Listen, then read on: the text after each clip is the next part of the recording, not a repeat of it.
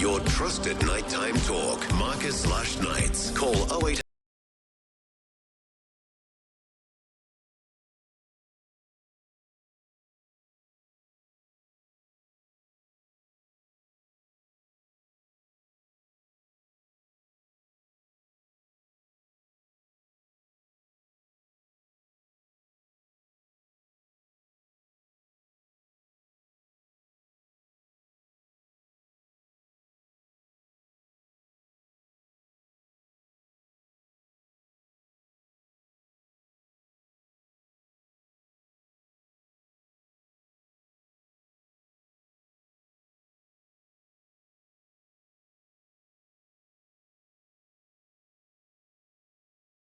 The last Thursday for July.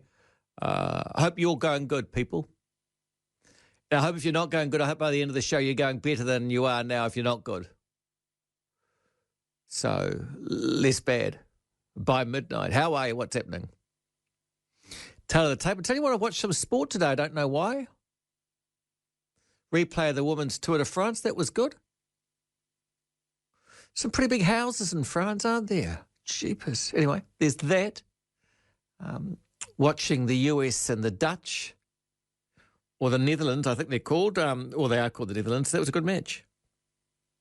Of course, Dennis Rodman's daughter there too, Trinity Rodman. She was pretty interesting too, a sporting dynasty there. So, yeah, that was pretty damn good. And even watched a bit of baseball with old Spencer Strider for the Braves. Gee, he's good. The vegan pitcher, jeepers. He's like straight from central casting. 99 miles per hour every time, just at the four corners of the box or the zone, anyway. So there is football on now. Portugal on Vietnam. They're the other two teams from the USA-Netherlands group, and Portugal 2 zip up from that. That's in Hamilton. Can't complain about the pitches. The pitches are exquisite. The cake looked fantastic for that US game today. Beautiful. Very different from Guns N' Roses last time I was there. I've even watched a bit of the poker. They're replaying the poker, the World Series of Poker. There's the guy who's playing poker with a KFC bucket on his head. That's quite good. I quite like that. He tried it once and it was his good luck charm. Why not? Never put a KFC bucket on my head. And as soon as I say that, I can't actually think of a time that I will. I've never attempted to eat a bucket of KFC. Anyway. So a number of things we will talk about tonight. Although there might be other stuff that you feel you need to talk about, that is okay too. I suggest topics, but they are not.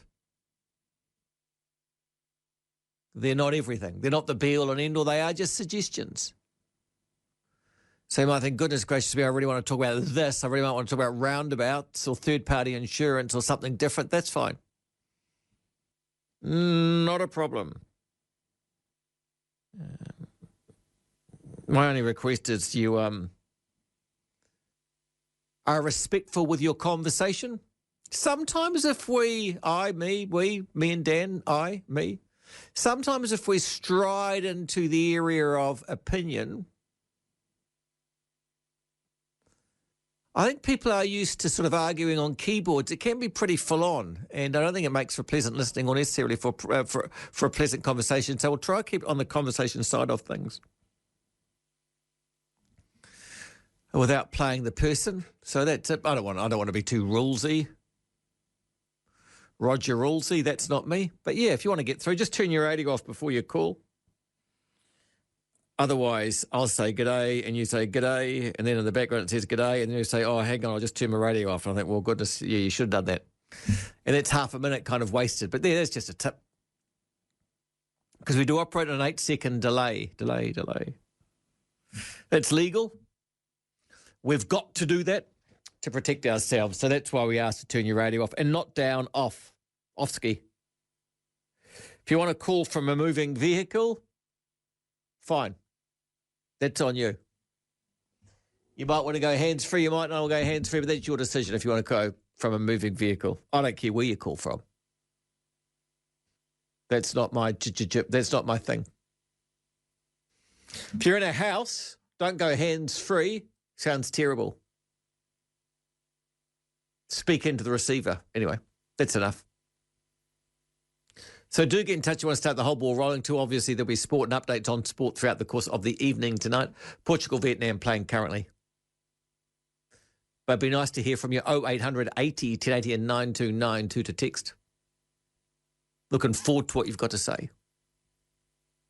And the Pentagon is denying claims by a former Air Force intelligence officer who says the US is concealing a long-standing program which retrieves and reverse engineers UFOs. Retired Major David Grush has testified before a House Oversight Committee on UAPs, or unidentified aerial phenomena, which is how the US refers to UFOs. So just getting back to the football now. Hang on, what are they doing? Are they out there? What are they doing with them? Oh, well, this guy, David Grush, believes that they have a program that actually retrieves UFOs, catches them, and then takes them to bits and uses the intelligence in their own sort of bits and pieces like stealth fighters and the like. And he's credible. Well, he's been involved in the Air Force, and he says that he was involved in this program, or certainly has knowledge of it, and he says they've actually got the remains of alien beings. So it's an interesting one, but the Pentagon utterly and completely denying it. So I'd be leading the bulletin with that, Tony. That's big. It's interesting. They walk amongst us. Okay. So for those that need to Google this unit, Grusch. Yeah, that's right. Yeah, David Grush. Yep. Okay. So, football. And the football, yeah. 29 to 9, 0800 80 1080. My name is Marcus. GST, Trade Me, and the aliens. Grush is the guy. You want to do a deep dive on this unit? It's all go on the internet. They're covering up its knowledge of the UFOs. Because you reckon old Trumpy would. They probably didn't tell Trump, because Trump's not a safe guy to tell information. But you think if there was UFOs, he'd be bragging about it down Mar-a-Lago. The UFOs, they got UFOs, I've seen them. There's UFOs. You mention him doing accordion hands like Trump does. We've got UFOs. Anyway, Brendan, Marcus, GST, good on you, welcome. Hey. Richard, it's Marcus, welcome. Good evening. I heard about the UFOs yesterday, I think it was, and the first person that came to mind was you. Oh, God, isn't that interesting? Yeah, why? Well, it is. Now, I tried. What did you want to say? Because you are beating around the bush a bit. Oh, okay. Yeah, well, 3 years ago, you'd mentioned the word drone, and people would look at me kind of funny. What are you talking about? And just in 3 years, most people are now accepting, they don't give you funny looks if you talk about aliens. And I don't know, time moves on. And even last night when I was looking around, there's a few drones in the sky, and everybody accepts that. But drones aren't aliens. No, not necessarily. So, yeah, and I guess aliens is kind of another step out there. And you think now that everyone's got a cell phone all the time, someone with a camera on it, you think someone would have taken a photo of one? Of an alien? Yeah, or a UFO. Don't they just look like you and me? We don't know. No one's got any photos. There's no evidence. Yeah, I suppose. But I don't know, the way some people behave. You talked about Donald before. Is he one? I mean... No, but I'm saying could Donald keep a secret if they're taking him to Roswell, right, and showed him cadavers, alien cadavers? Yeah. You think he would blab about it to some because he's a big noter, right? I've seen aliens. Yeah, I don't really follow politics, so I mean you can't miss Donald, but and he probably does talk a bit, but then maybe the boss alien came down and said you can't talk about that. But Donald's not going to respect the boss alien, is he? I don't know. Well, if anyone's going to not respect the boss alien, it's going to be Trump. Oh, I guess so. Yeah, he'll probably ask if you can make a television show out of him. Yeah, okay. I like the old listening for 8 hours. 16 to 9. GST Fruit and Veggies does that go. Also, Trade Me experiences and UFOs. Some discussion that some guys testified that the US government has got alien vehicles and they're seeing how they work. Because, I mean, for them to travel from galaxies far, far away, they'd need a different propulsion system than the ones we know about. I don't know what that is. I'd be kind of curious. Get in touch if you want to, 0800 80 1080. 929 to text. Steve Marcus, welcome, good evening. Yes, Marcus. Talking about this UFOs, vehicles that they've dismantled and trying to understand the technology, but then they come up with this gobbledygook description of alien as a non-human biological material. Well, it's a bit stupid, isn't it? What would you call them? Well, if they're aliens, apparently recently one of these machines crashed. There was two in it. One was dead and one was alive. Now, what we want to know is what's happened to this live one that they've captured. They won't give you an answer. But yeah, so did they say that? What would you call someone from another universe, a non-human biological material? It's a strange way of describing. Yeah, I don't know. I do believe that there must be other life somewhere in the universe. We can't be quite as unique as we think we are. Were you talking about GST on fruit and vegetables? Ages ago. Good on you, Steve. Go you. 10 from 9. 7 away from 9. Mitchell, it's Marcus. Greetings, good evening and welcome. Good evening, Marcus. I'm just ringing up on the topics of, was it trade me experiences and also the UFOs? Yes, great. With the UFOs, I find it interesting as well how all of a sudden it seems to be majority of the US that claims to have UFOs and all these sightings and capture things, and there's never anything else around the world. Yeah, and what's your theory on that? I believe, if I'm thinking about quick history, I think aliens in the US were a big thing in, I think it was 80s, 90s, and then it kind of slipped off a while, and then we had a couple movies, like, I think about the movies like Men in Black and stuff like that, and sometimes I think, maybe they're just slowly starting to introduce it to everybody so that if it ever does break out that, we do actually have other beings part of our galaxy or whatever it is, that is not such a fright to everybody because it's been slowly introduced through different, I guess, media sources in different ways so it becomes more acceptable. I guess the US have got the biggest kind of air force and military that would be out there spotting them. I don't know. I haven't really had a chance to crunch the data on this, but you're right. A while back, like in the 90s. How old are you, Mitchell? I'm 21. In the 90s, aliens were huge, right? And they had this TV show called Alien Autopsy. Someone had found this alien and they actually had a live autopsy. It was all a hoax, but it seemed as though there was a huge interest in aliens in the 90s, and I suppose on the back of those movies and stuff like that. So it does seem to come and go, doesn't it? Yeah, it does, especially me. I'm not obviously that old. I wasn't around in the 90s, but I made the 2000s. But it was a bit around, and as well as obviously comics became huge, and that's where a big thing like X-Men, we also have mutants, and it just almost seems like another part of the alien kind of genre. So you reckon they're trying to actually get people ready to think that before they reveal that they've got aliens?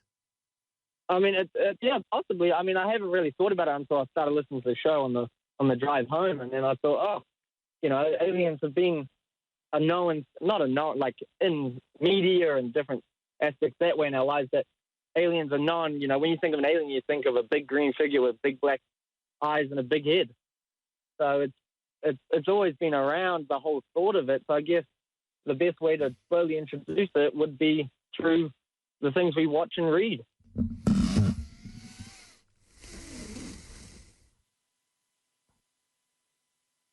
Yeah, I don't That's know. my take on it, at least. It says as the hearing unfolded, there were no new revelations about aliens, but there were startling allegations from witnesses and a general sense that a cover-up exists somewhere in the US government. So it's claims of a cover-up. Yeah. Oh, okay. Well, yeah, the whole lot just seems interesting to me, and hearing other people's opinions on it is actually quite interesting.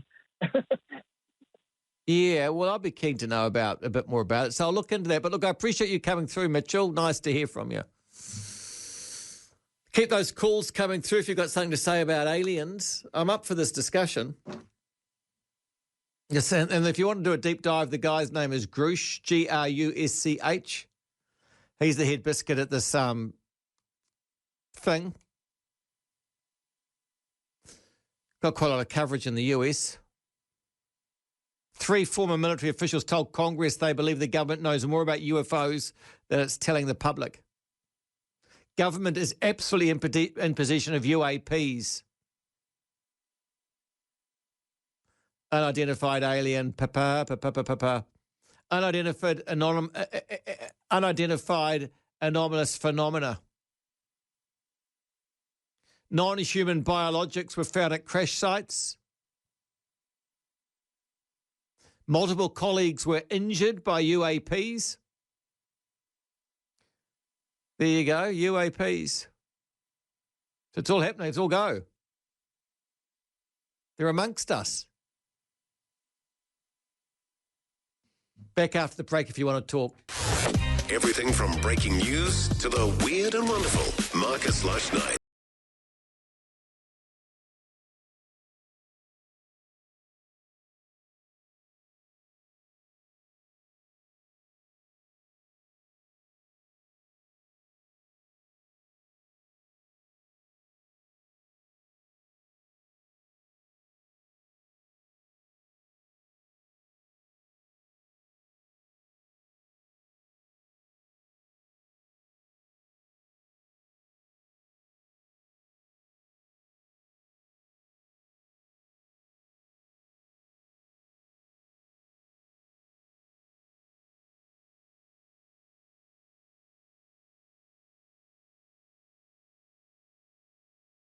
A UFO or a UAP and they give you a hard time, so people just go quiet about it. I can understand that.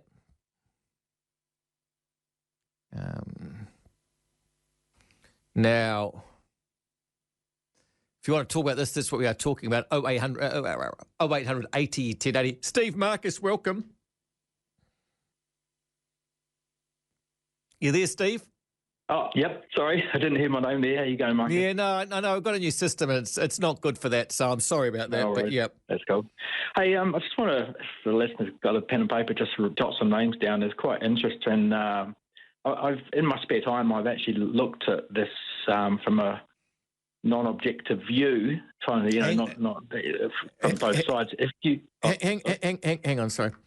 You've looked at it from a non-objective view. You've looked at it from both sides. What I mean is I've taken a neutral point of view from it. And what I've come across is if Ross Coulthart, Australian journalist, he's quite a well-respected multi-award-winning journalist. He has got into this phenomena of UAPs, and there's quite a few good YouTube documentaries which Ross has put online, and there's a Canadian physicist / filmmaker called Kurt Jaimungal, and he has talked with Ross. You can watch the podcast, which I also have. You can watch them as well. And they once you sort of listen to what they say, and some of them are quite lengthy, so it's sort of like an evening's view, because some of them will go for about 2.5 hours. But he's had all the well-known, or if you're in that area, people like Luis Elizondo, which is the whistleblower who used to work for the Pentagon. Now, he's got classified information that he can't reveal, but anything that's non-classified, he actually goes into quite depth of explaining. There's also the Ryan Graves, who is the Navy pilot, who come across quite a number of these unidentified flying objects that were actually tracking the naval ships, because what sparked it all off was the US Navy upgraded their radar system. And as soon as they did that, it was just phenomenal what they were picking up. And they were, some days, were literally reporting of hundreds of these objects that were picking up on the radar, and they were following the ship. And that's where David Fraser came into it, because he was one of the pilots that came face to face with what he describes as a tic-tac.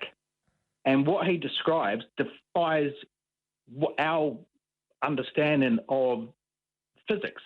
The way it moved, it went from space to air to water.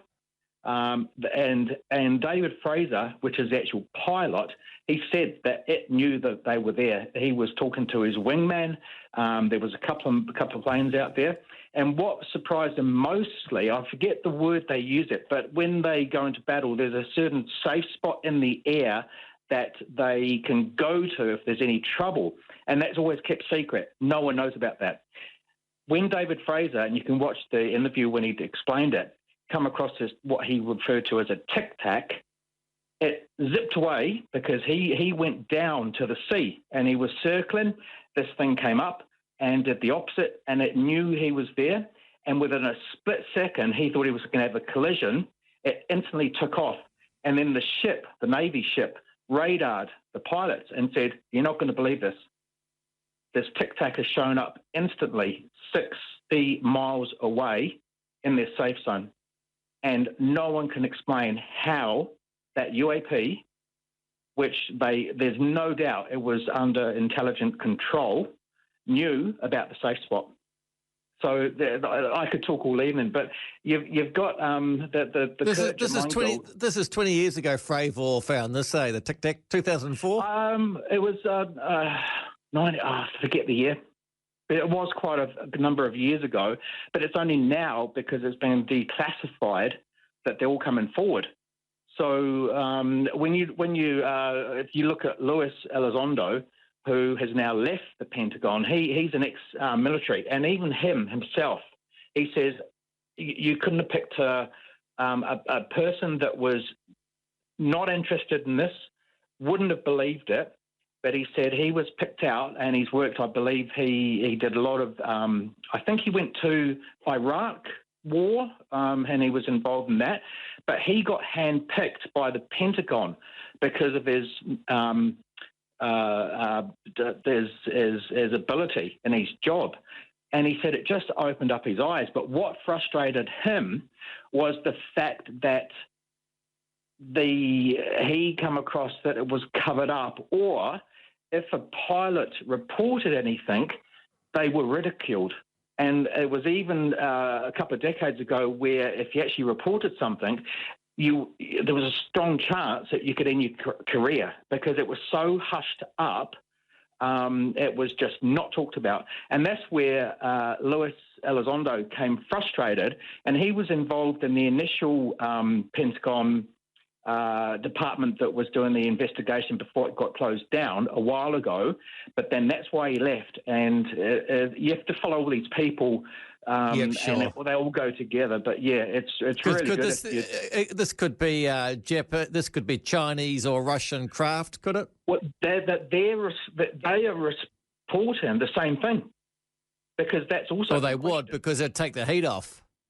Well, either way, but the thing that. What about software malfunction?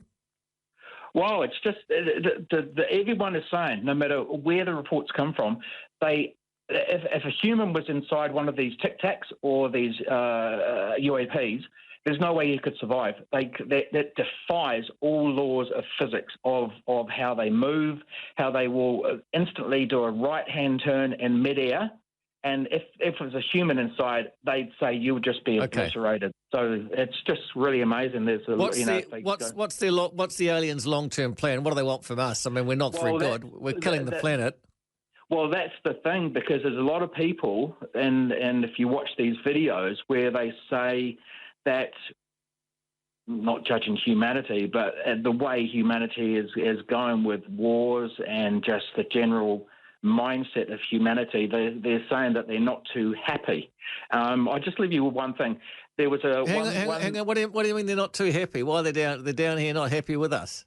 Well, when it really exploded was Hiroshima. Apparently, the nuclear, the nuclear way of producing energy, humans have taken it and used it in a negative way, as in the bomb. It wasn't supposed to be used in that way, and that's caught their attention because that's the theory. So there's numerous reports where they've actually turned off nuclear rockets in army bases, and there's one instance, I forget which country it is, I think it's Russia, where there was multiple people on this base that saw this UAP come down, bright lights, or everything was going, and it was one button away from firing. It activated every single process right up to one button, and the rocket would have been launched. So they actually turned it on, and there's numerous reports where they've turned it off. But everyone, the common denominator here is as soon as the Hiroshima happened in the 46, I think it was, 45, 46, that was when the increase in UAPs started happening. So there's a lot of interest in, just humanity not going in the direction it should be. And I've also watched a lot of videos where they say if something does happen where they push the button and all hell breaks breaks out on Earth, that's when you probably these beings, whoever they are, will actually step up, and everyone's going to say, well, they're real. So, but time will tell. We'll see. But I'll just read these names out just so everyone can just do your own research. It's Kurt Jermungle. He does a lot of good documentaries. Ross Coulthart, Australian journalist. You've got Ryan Graves and David Fraser, which is the Navy pilots. You've got Luis Elizondo, who has left the Pentagon, and a couple of documentaries or podcasts I've come across which are quite interesting too is the guy from Blink-182, Tom DeLonge.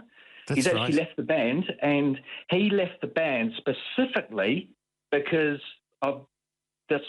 It just caught his attention so much. He said, I'm just going to give up Blink-182. And he does a lot of podcasts also with Ross and Kurt, where they have Tom talking between the two. So if you look at all these names together and they do podcasts between themselves, it's really interesting to take a step back and look at a big picture of what they're all saying collectively.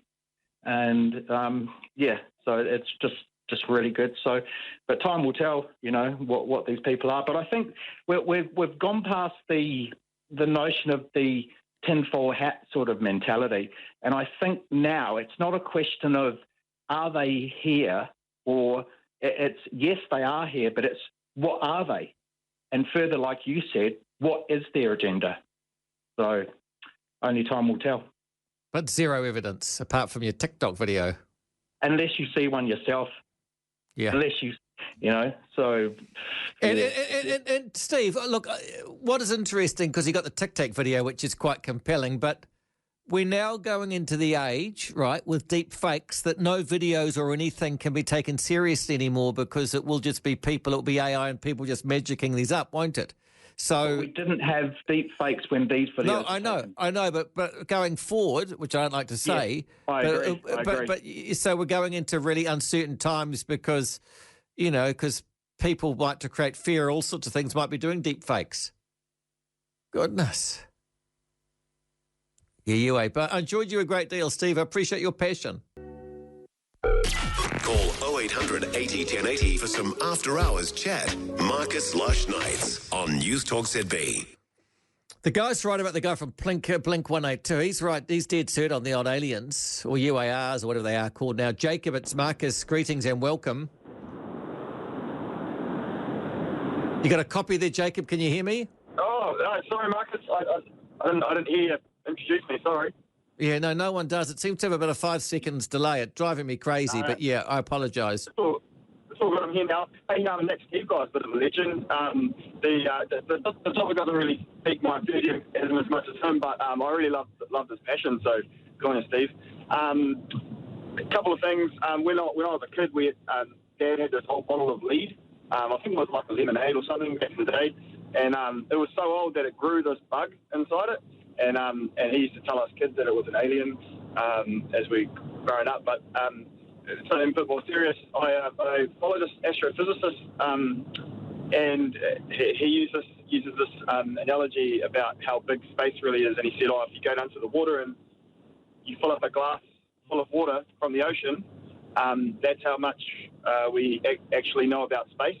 I thought that was quite a good analogy. So my theory is that if a glass of water from the ocean is comparable to our knowledge about space, then there's got to be something out there. But yeah, that's just my 2 cents, really. Good on you, Jacob.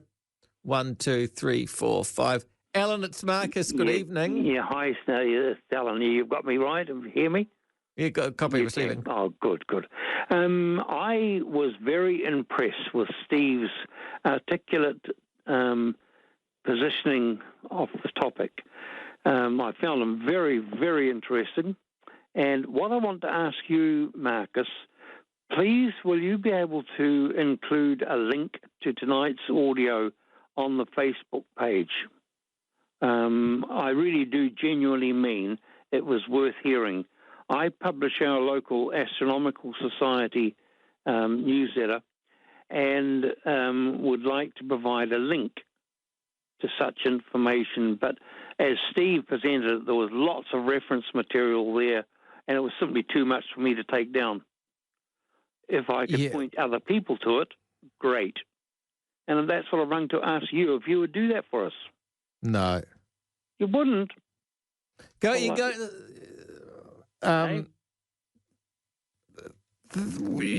can go back to have you got an internet? Yes, yep. And hear it on the replay. Yeah. Yeah, no, I can do that one okay, but as long as the file is actually there, he was so jolly good. Oh, one of the greats. Yeah, no, I really did like him. Marcus, there'll be lots of other people wanting to get on with such an interesting topic. No one. Oh, no one? Not yet. They'll come, though. They'll come. They're probably all getting snowed out with all that snow in the South Island and not getting near a phone, or the phone's not working. It's all frozen up, you know? What's your magazine?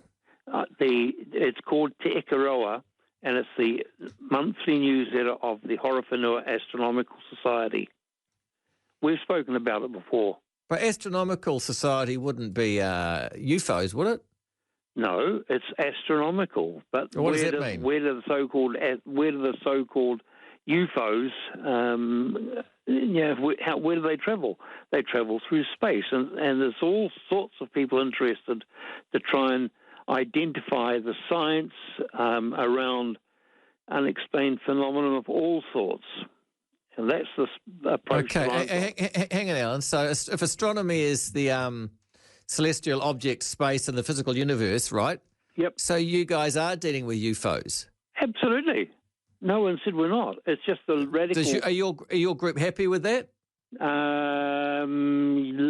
Always happy to have an open mind, as long as it's not hijacked by uninformed, unscientific opinion. Would you welcome Stephen to come and talk, because he's coming in hot? Where is he from? Levin. Steve, is he? Yeah. Yep. Good grief. Where are you from? I'm in Levin. There you go. Small world, eh? We want to paint it. Yeah. Considering we're talking about the whole planet, the whole universe with the billions of planets, and there you guys are in the same town. Well, absolutely, and that's in fact the science of it all. I'm really quite amazed at that. I don't know Steve. I didn't recognise his voice. He's well presented. And some of these callers now, they use voice distorters just to put people off the old chase. Right. Yeah, I understand. Steve, if Steve is listening, then Marcus, I will be well known, and I would really like him to email me Okay. so we can have a conversation. Brilliant. Did you watch the hearings today? Only little bits of it here and there. I didn't, I'm not absorbed.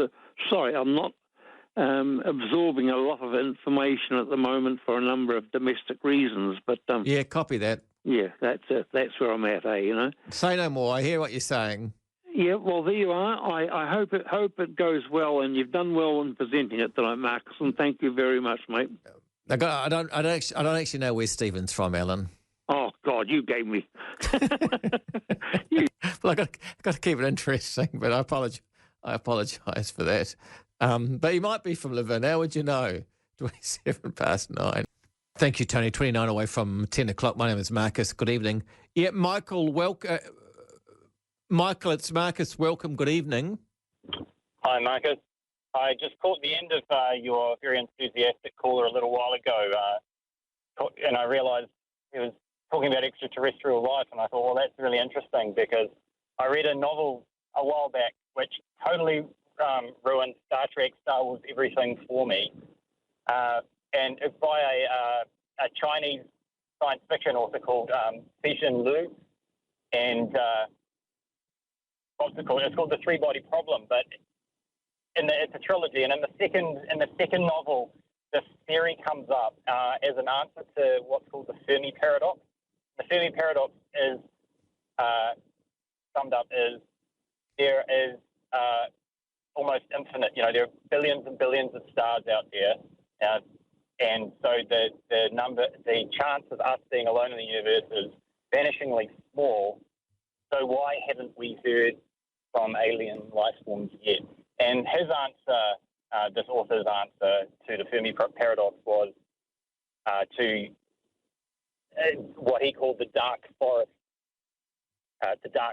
experiment. And it goes like this: all life desires to stay alive, and there's no way to know if other life forms can or will destroy you if given a chance, and therefore, lacking assurances, the safest option for any species is to annihilate other life forms before they have a chance to do the same.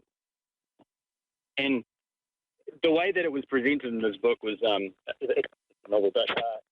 was really quite compelling to me. And like I said, it ruined sci-fi for me, all these ideas of Star Trek and things like that, because when you think about it, it does make sense. And that's one of the main themes of this entire series. Highly recommend it.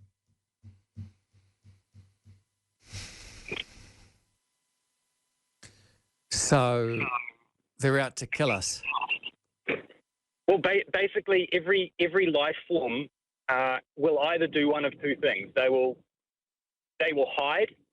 They will, and in the novel, other life forms that are out there, they make sure that no radio waves escape into space. They basically hide because they're either out to kill us or they don't want to hear about us. And if we make ourselves known to them, they'll destroy us. And also, too, if you look at the lifespan of a planet and how long it's around for, the percentage of that time of that planet's life or intelligent life is on it is probably very, very small as well. Yeah. And that would indicate that it'd be hard to find other life forms. But appreciate your call, Michael. 27 away from some great texts coming through. Let's keep going with this. The old tic tacs. I mean, if they're here, they're only going to be here because to learn from our technology. But if they're here, they've got better technology than us anyway, haven't they?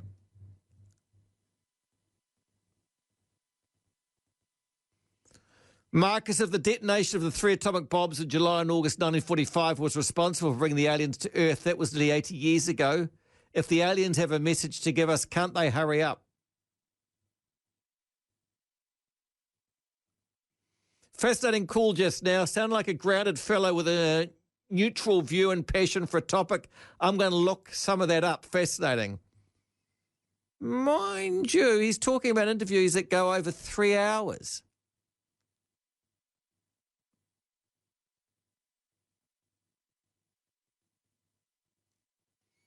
Get in touch if you want to. My name is Marcus. Welcome. Sounds like this Congress hearing is secretly publicity for Oppenheimer. 26 to 10. Without limits. Call 0800 80 1080 and talk with Marcus. Marcus Lush Nights on Newstalk ZB. Australia, Nigeria, Brisbane, 10 o'clock tonight. That's the promise. 0800 80 1080. 9292 to text. It's UFOs. Terry, it's Marcus. Good evening. Good evening, Terry. Hi, Terry. G'day. I did a trip down to the Chathams several years ago, and one thing that intrigued me was they have a grove of trees there which are carved with figures that replicate the what people have characterised as aliens, and it kind of blew me away. But the figures are large eyes, a peaked sort of head, and skinny legs and skinny arms. I know that the Maoris also characterised things that they saw or imagined, and I think that's part of the tiki and some of the other characters that are in the Maori carvings. Just as a matter of interest, that's my input. Thank you. Bye. So what are you saying? Well, I'm saying how did the Morioris imagine or picture those people? They must have seen something or seen those people, images, and they've carved them into tree trunks. Okay, aren't they representation of human figures? No, that's what I mean. They are the characters as presented by others over the past century, replicating the aliens: large eyes, peaked heads, skinny arms, and skinny legs. If you Google it on Chatham's carvings, you'll. But no one says that. No one says they're aliens. No, well, it's just something that hit me that as people are talking tonight, it just brought a brain flashback of those carvings. But yeah, just Google that and have a look. Thanks, Terry. Understand. Appreciate it. Good evening, John. It's Marcus. Welcome. Hey, Marcus. How's it going? Good, John. So I'm calling tonight because I wanted to talk about. Sorry. That's all right. I want to talk about an alien. Sorry, it's a bit nervous. I saw an alien sighting a few months back. Sure. I was travelling from Auckland down to Pocono, and as I was going down, have you been to Pocono, Marcus, before? Yes. There's one road in and one road out, and it was about, I think I want to say 7 p.m. Did you agree with that, Jonathan? It was about 7 p.m. we were driving in. Yeah, and it was just this big streak of light that came across the sky, and I couldn't really explain it with anything. And I was just wondering if you had any thoughts on that, Marcus. No, but you will have, or Jonathan might have. Jonathan, did you see this light? Because we were quite excited, and we parked. John, I'll tell you what you got going for you. You got a good voice and you got a good manner, right? You're coming through clear, and you got a good phone line. So tick, tick, tick, triple tick for you and Jonathan, right? Well, my name's John. Sorry, Jonathan. In the car. Yeah, I know. We've got John and John. Who's driving? Jonathan. Well, I can hand you over to Jonathan. Jonathan, take the phone. No, I don't want to speak to. I'm happy to speak. I don't want to speak to Jonathan.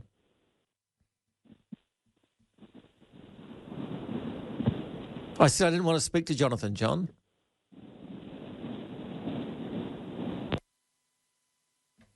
You chicken. Burk, burk, burk, burk, burk. Came in strong, didn't have the confidence. Don't mind the occasional prank call or someone calling from some sort of other radio station's challenge, but you've got to have the courage of your conviction.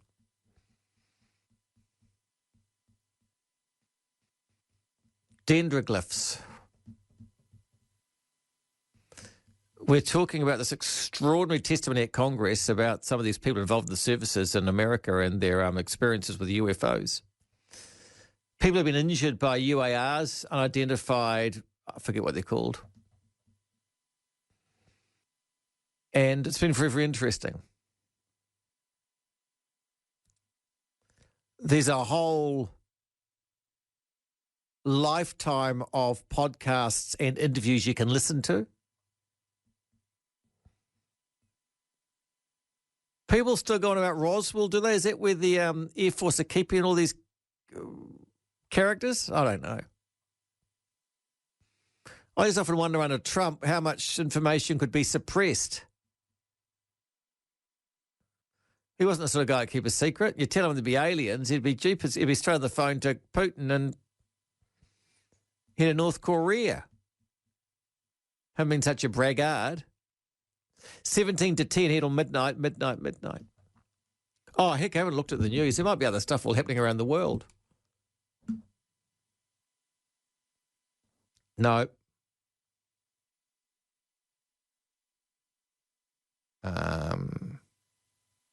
Not that I can see.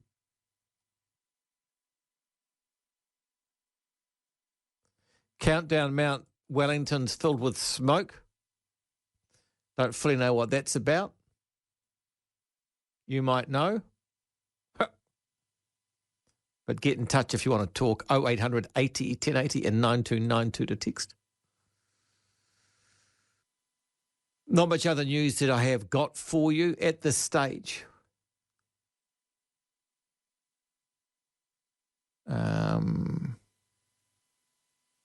No. Nothing much. We are talking aliens or whatever the flesh knew. What's the word? UARs or something?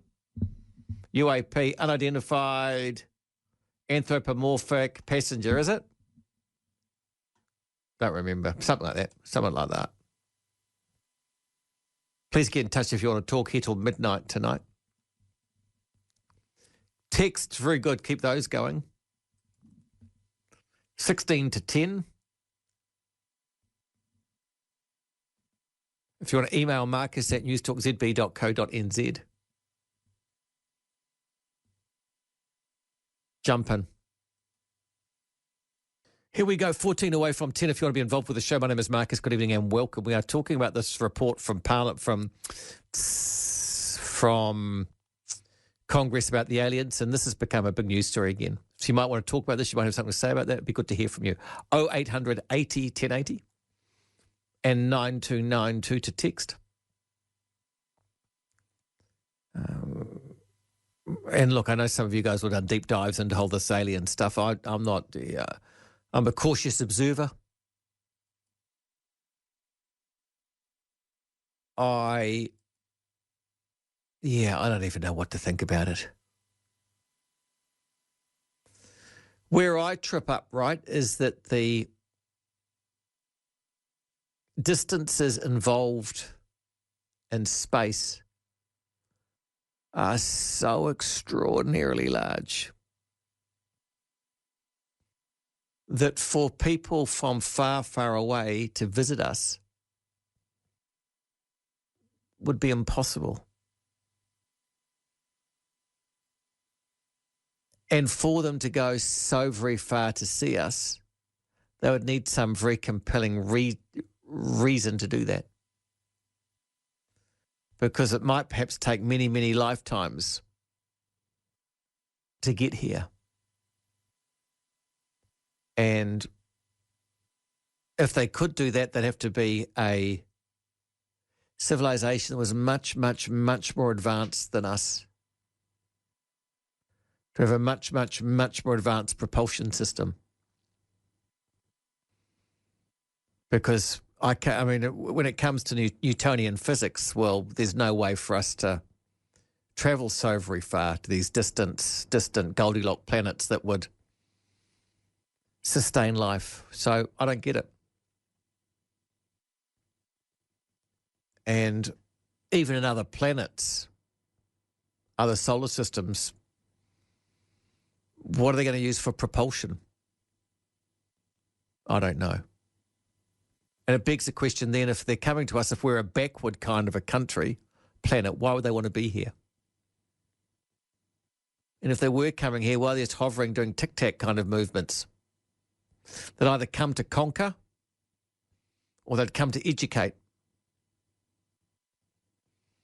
They don't just come hover around and look. Why would they? I mean, you could observe everything in a very short time and then just leave, couldn't you? At least no one's mentioned the pyramid. That's a blessing. 10 from Ted if you want to talk.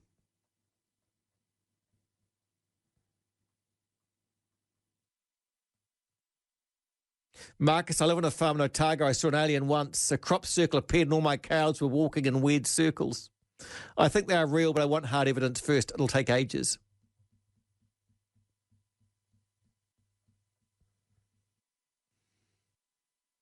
If you want to mention this, I'm up for it. But why would they be here?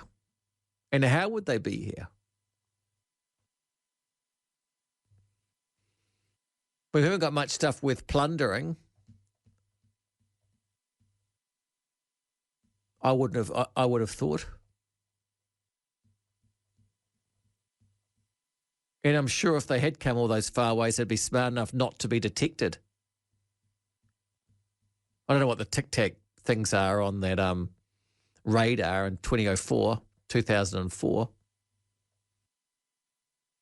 I'm not frightened of any of this stuff. It doesn't cause me concern or worry.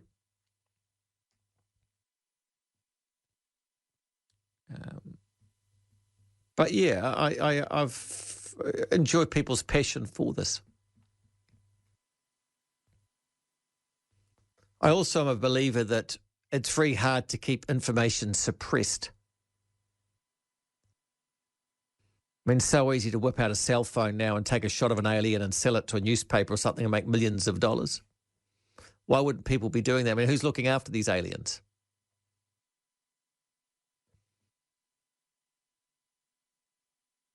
Matilda's about to come on.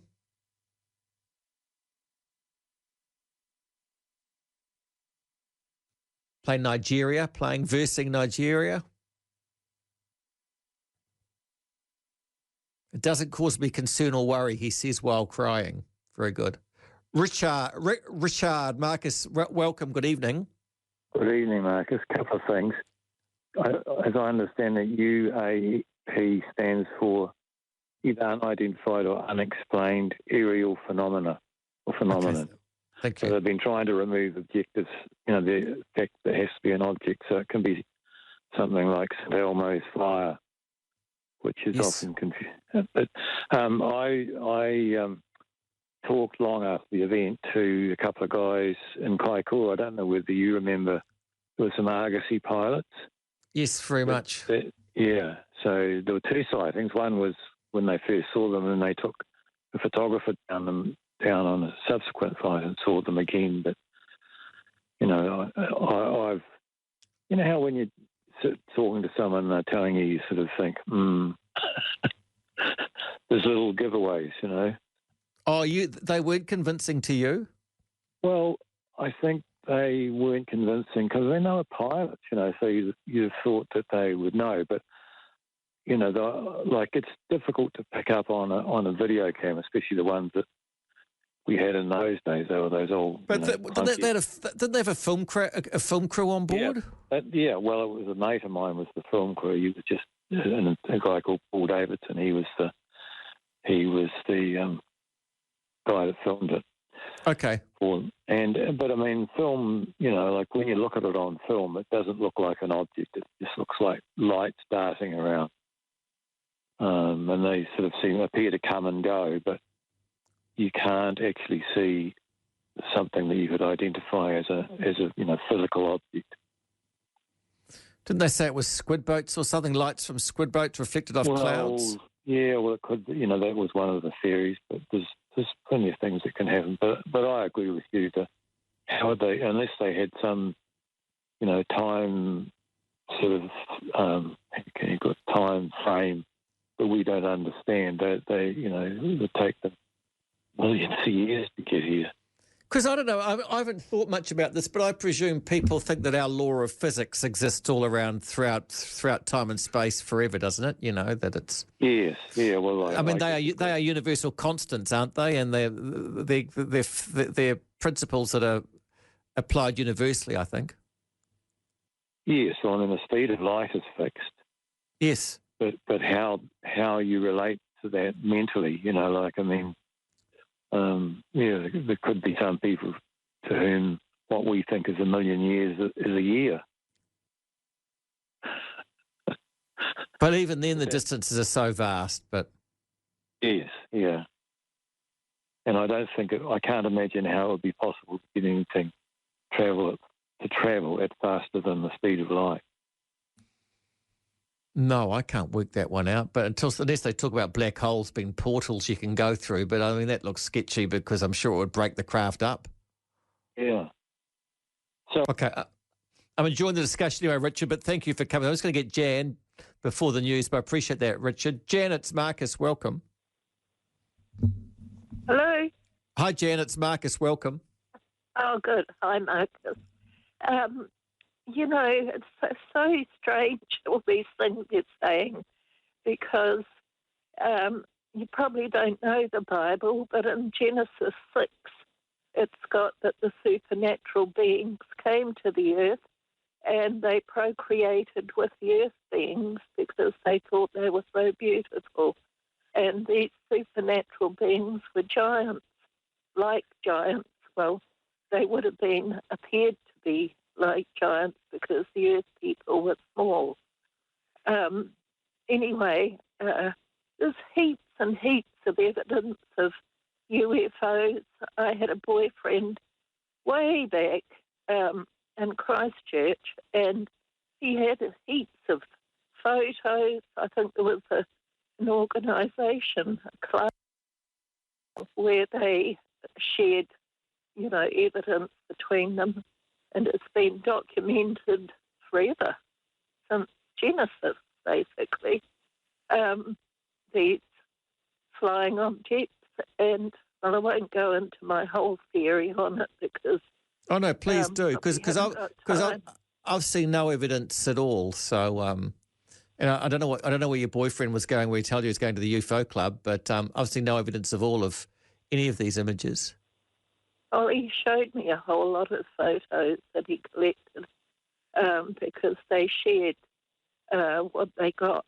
And to me, it was just obvious that it was true.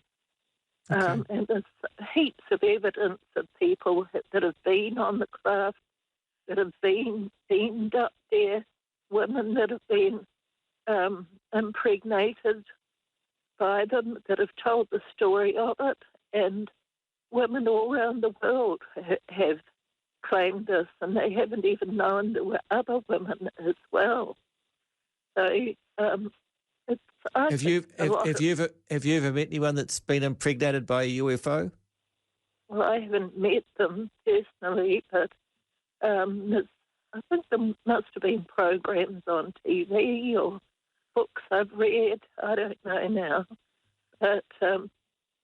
Throughout time, people have seen them, and why do our tiny little minds seem to think we're the beginning and the end of life? It's just... Jen, respectfully, if I were you, I wouldn't make judgments on the size of other people's minds. I don't think that's fair.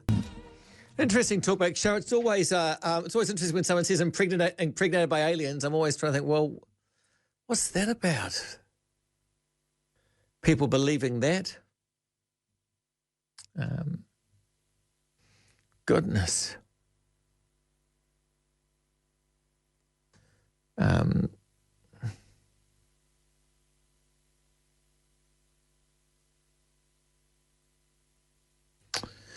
Marcus, when those mysterious lights reported by the Air New Zealand pilots near Kaikoura all those years ago, someone I know and her dad in Britain saw the same lights at the night about the same time.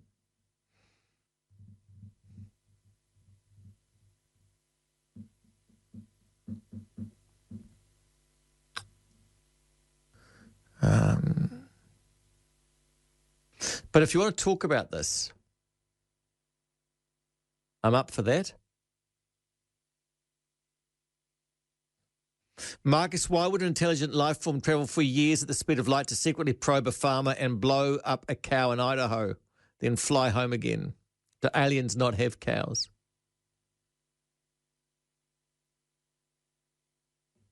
Marcus, why are humans so arrogant and naive that we make ourselves out to be this greatly advanced species, all being and all powerful, when we've accomplished absolutely nothing except greed and destruction? I don't think that's the discussion today. I'm sure people think that there are other life forms, but not close enough to make themselves apparent on our planet or for any reason they'd want to come here.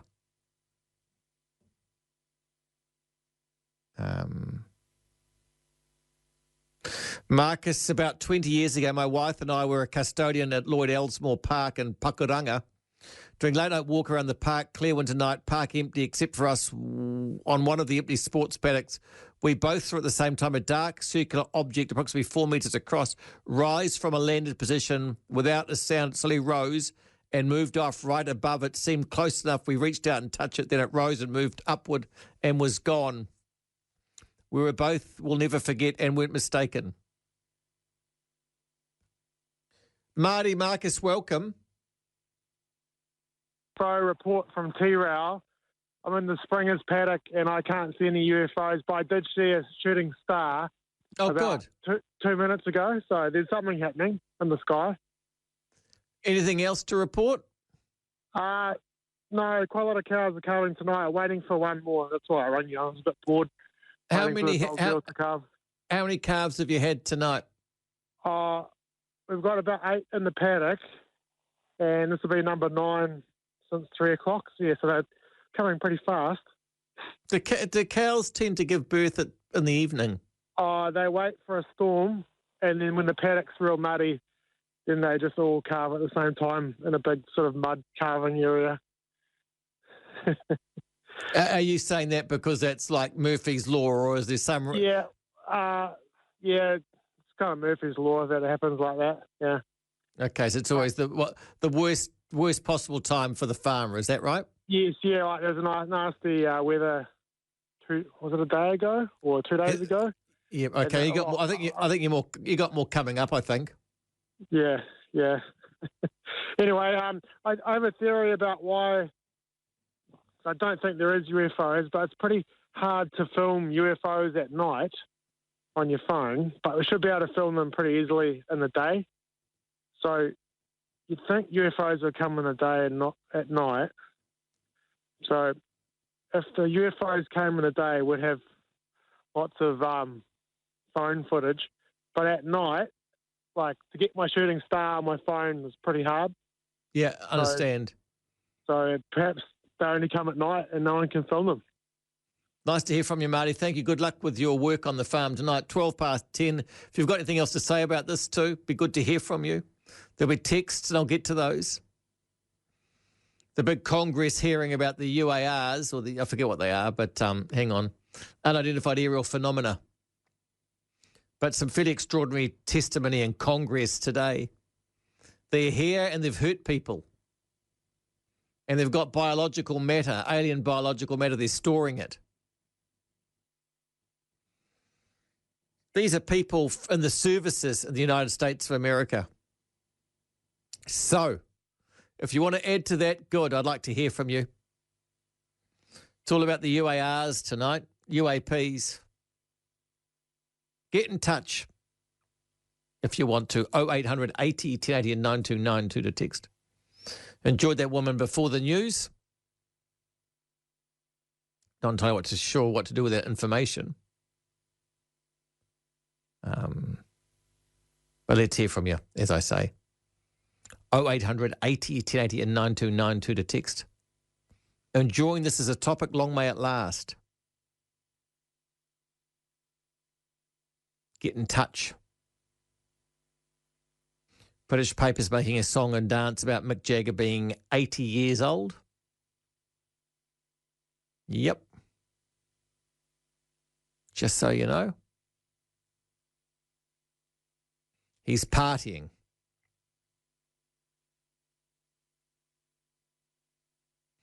2022, Britain's hottest year ever. A moment of climate history and a sign of things to come, scientists warn. 40 degrees for the first time ever in Lincolnshire.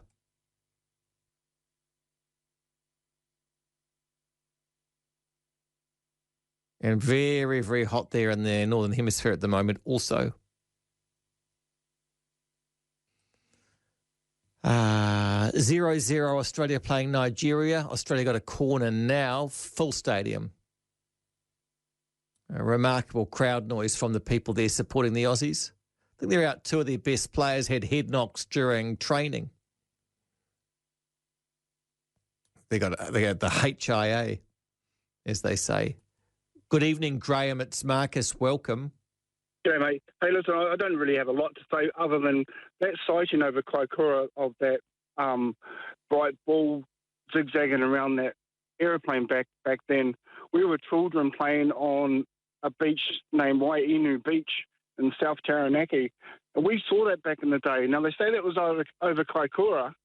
We were on a little beach, well, a great beach actually, in South Taranaki, and we witnessed that. Yeah, but this is in the 70s, Graham, right? Yep. But there'd be squid boat. Weren't there plenty of squid boats out in the horizon in those days? This was in the daytime. Oh, wow. Here we go. This was the daytime. We were playing on the beach in the daytime. Children, primary school kids. During the summer, I can't remember what year. I can't remember what year or month it was, but we witnessed it. There was a few of us, and we for some reason we made a vow never to say anything to anyone. But it ended up on the news, and I ended up telling someone I was doing babysitting for. But no, we saw it clear as day. But again, we were on a beach in South Taranaki. Graham, you saw what? This bright ball just buzzing around this aeroplane. Now, back in the day, I had no idea where Kaikoura was. So to say that it was... Hang on, you saw a bright ball buzzing around an aeroplane? Yep. So you saw an aeroplane? Yep. Like I said, we were just kids, and we saw it buzzing around. But the interesting thing to me is we're in South Taranaki watching this. Now, anyone out there who's listening to this, if they can put anything into that, how could we have seen it from a little beach in South Taranaki, which we clearly did, and clear as day, daytime. It's interesting that you've immediately associated this with the Kaikoura sighting as well, and that was at night time. So you've obviously seen something. You've obviously seen something different. It was around the same time, though, and that's the interesting thing. Why would I have seen it? I don't understand why we would have seen the Kaikoura one. So that was at night time, was it? Because this was clearly daytime. Yeah, and it's also probably 300 or 400 kilometres away. So yeah, that's right. On the other coast, yeah. So that means there was another sighting. So we sighted this then, but that was around the same time. Yeah. So that's interesting. But you saw a bright light around a plane, right? Yep, buzzing around a plane, yep. In what direction? Like going around the plane? Just, how do you explain it? Just, it just, moved from one side to the other, stop, then just like be hovering, and then move to another side. I actually don't even remember it taking off or disappearing. That's all we saw. Okay. But we saw it clear as day. What did you think it was? Don't know. I guess the only thing you can say is it's a UFO, but other than that, who knows? Who knows? And when they talk about propulsion and we have to have this advanced, they'd have to have some sort of advanced propulsion and all that. We don't know what we don't know, do we? No, but I don't know how advanced propulsion could be. Well, it's you're still going to move a mass through a long distance, don't you? Yeah, you do. But how? Exactly. So yeah, who knows? I'm just saying that telling you my case, Marcus, what we saw. Appreciate it, Graham. Thank you. Has the UFO sighting in Blenheim in 59 been brought up? Don't know. I know the Kaikoura one was big news there for a while because they had footage. There was a camera crew on it. But you want to talk about this? We're up for it. And you're more than welcome to come through. No score, Australia, Nigeria.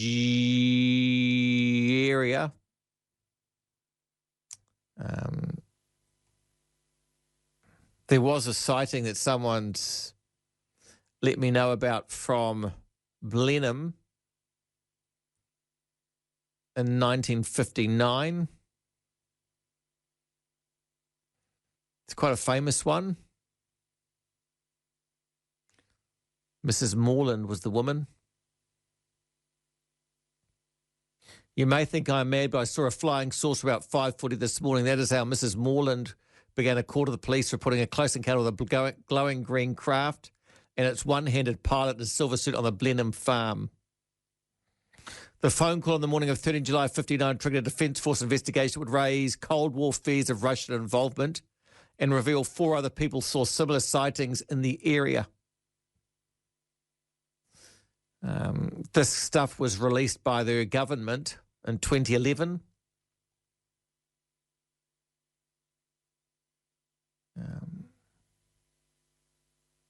She was preparing to bring the cows in when she saw a green light above the clouds.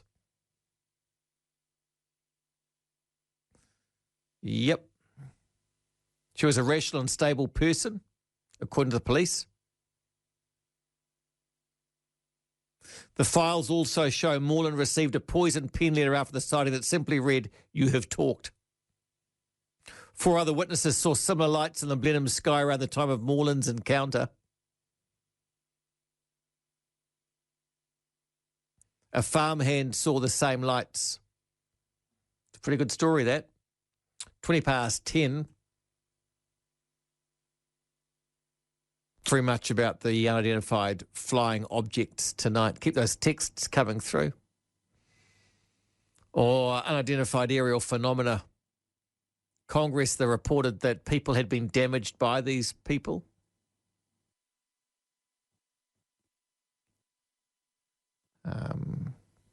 Marcus, they're amongst us, they're here. They use an organic matter that fuels their craft for propulsion and an anti-gravity matter that Area 51 in Roswell have a crashed craft with 3 aliens they've kept alive. Aboriginal drawings thousands of years ago of UFO drawings, saucer light with aliens and domes on their heads, Gary. Unfortunately, most of the sightings reflect sort of the cartoonist versions of aliens and spacecraft from the 1950s, which I don't think probably is the way they're going to look. And why are they here? Why would you bother? Is it like interplanetary tourism? Well, it's not going to be much of a holiday you're going to hide. That's what I'm curious about. Why are they here? Where would they be? Why are they doing? None of that sounded good. Why are they here? What are they doing? Why aren't they showing themselves? Reflect, please, and get in touch. If you've got emails, Marcus at newstalkzb.co.nz.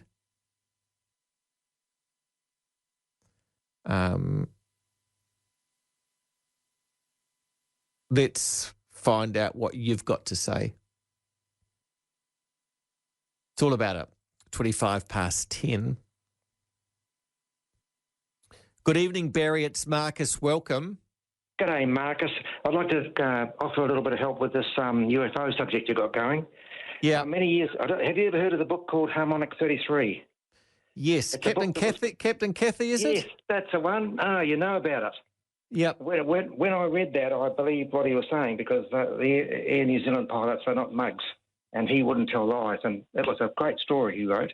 Yeah, but I think as we know now that anyone is prone to going down the rabbit hole, aren't they?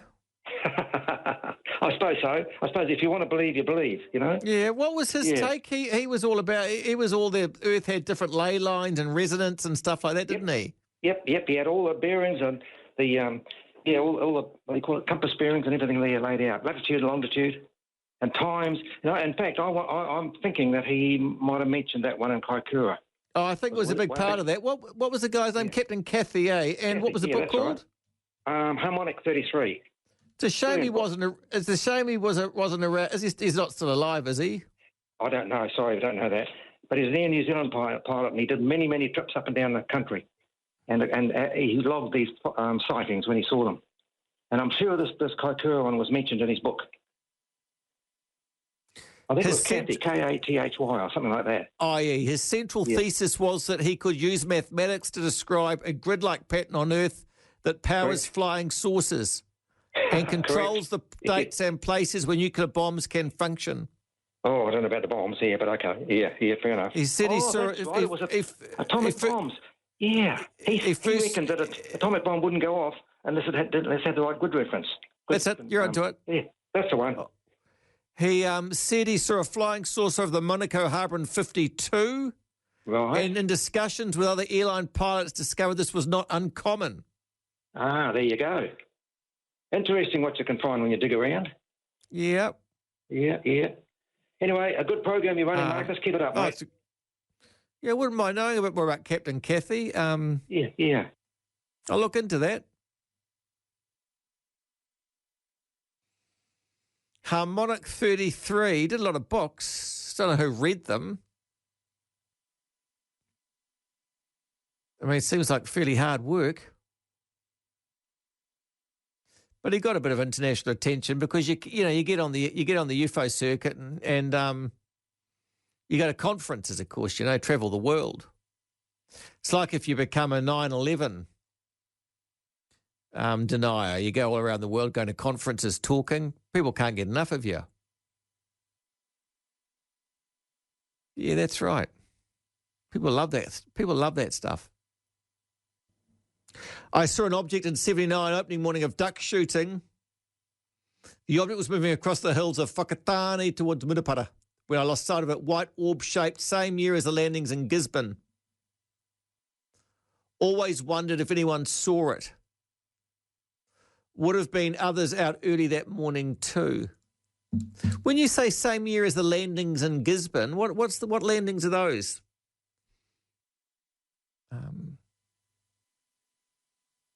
Marcus, perhaps UAPs have ability to jump segue, as do the ships in Battlestar Galactica. Best sci-fi series, hands down.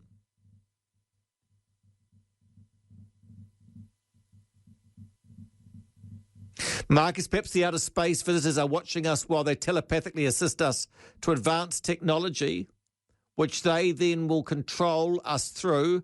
Apparently we are delicious to eat.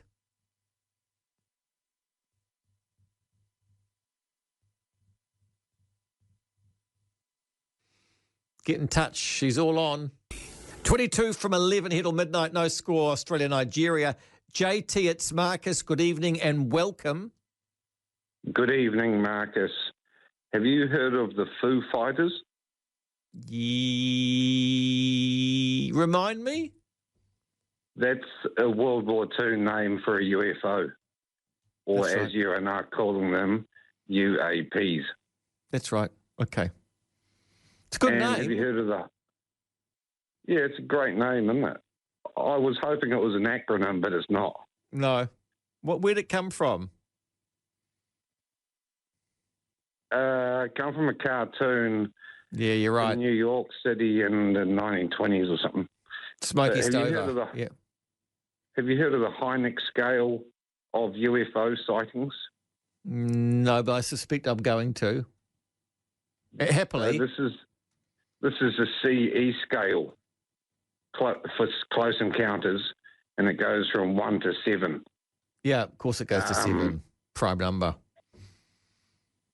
Yeah, so number 1 is you see a UFO and it's more than 150 metres away.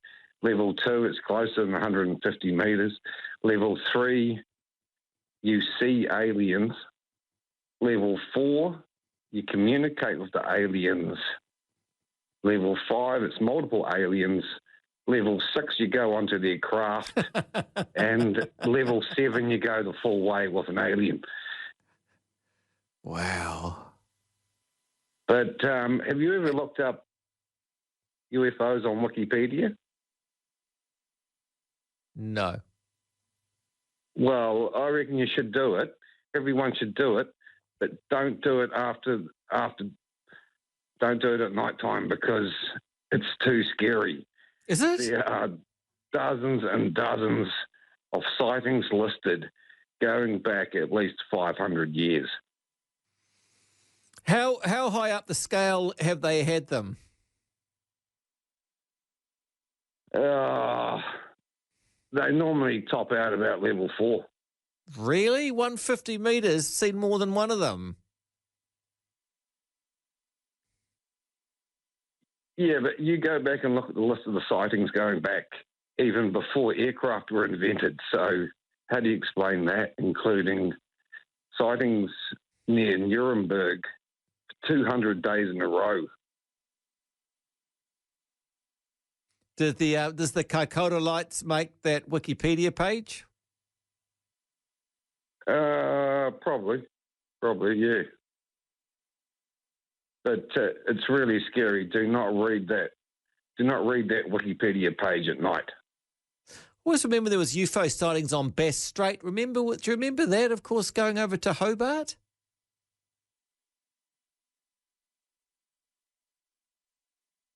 It was quite a famous one. It's like he's at a payphone. He runs out of charge, old JT.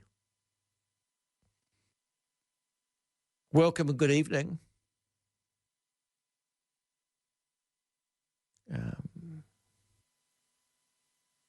0800 80 1080. Brian, it's Marcus. Welcome. Yeah, good day, Marcus. How's it going tonight? Interesting discussion. Thanks, Brian. I'm a skeptic, but it's interesting. I need to recount with what you're talking about, something that happened to me many years ago. And it was, let me set the scene where years ago I was a flight engineer, a crew member on 747 aircraft. In New Zealand, we were operating from Auckland direct to Los Angeles one night and clear Pacific night and flying along there and look out past the first officer's window and I see this sort of a reddy orange light. It was quite a distance away, probably a 0 on the scale, but an interesting thing anyway. And we were probably at about 39,000 feet at the time. And I look out past the wingtip, as I say, and in the distance was an orangey, reddy light past the wingtip. I said to the other guys, I said, look at it, what do you make of that? And it was about the same level as what we were at, but it was travelling a hell of a lot quicker than what we were. So the three of us were up there and we watched it for probably about 5 or 10 minutes or so until it disappeared. Wow, that's a long time. That's a long time. Yeah, so we were sort of talking among ourselves as you do. What the hell do you reckon that was? We didn't have a clue. Never seen anything like that before. All of us were experienced. We'd done a lot of night flying, a lot of day flying as well. So none of us had ever experienced anything like that. So we just couldn't explain it. Well, that evening after we landed in Los Angeles, I happened to be hearing the news on CNN, as one does, and the space shuttle had landed at Edwards Air Force Base about an hour after that time when we saw this sunny glow in the sky, and we figured that it was probably the space shuttle entering the Earth's atmosphere, and we figured it was probably at that time about over South America. We would have been probably somewhere over Tahiti, as I said, and it was the burn-up as it entered the atmosphere that we figured was what we saw. So there you go. There's a bit of a UFO which kind of had an explanation. And for all purposes, it looked like it was closer to you than that indicated. Is that right? There was some sort of optics going on there for it to appear closer. Is that right? Absolutely, yeah. You can imagine the Earth with the curvature of the Earth, and as I say, we're at about 39,000 feet, if I recall. They would have been a hell of a lot higher, but at a lot further would have been coming through the through the stratosphere probably and break, as the friction heated up the outside of the shuttle. But from the perspectives that we were at between each other, it looked as though we were both at the same flight level. Really appreciate the story, Brian. Thank you. You take from that what you will. I guess that often things that, take some research to explain them. Pam, it's Marcus. Good evening. Hello. Hi. Hi. My name is Pam, and I was brought up on a farm in Catacat. And I remember running across the paddock from the cottage to the main house, and I heard this swishing noise, and it was about 9 o'clock at night. And I turned round, and I saw this thing swish, swish right over the kaimais, and I've never forgotten it. Tell me what it looked like. Pardon? Tell me what it looked like. It was just like a flying saucer, but I'd never turned around if it wasn't for the swishing of it. Swish, swish, swish, and it disappeared over the kaimais. And what year are we talking, Pam? Oh, in the 50s. 56, 57. And no logical explanation? No. And I went home to my father and I said, I saw something that went over the kaimais and it was like a flying saucer. And he just looked at me as I was mad. and that was the end of it. No explanation to this day, Pam. Thank you very much for that. 14 away from 11. Catch you soon. Looking forward to what you've got to say. 0800 80 1080. Yeah, Trent, it's Marcus. Welcome.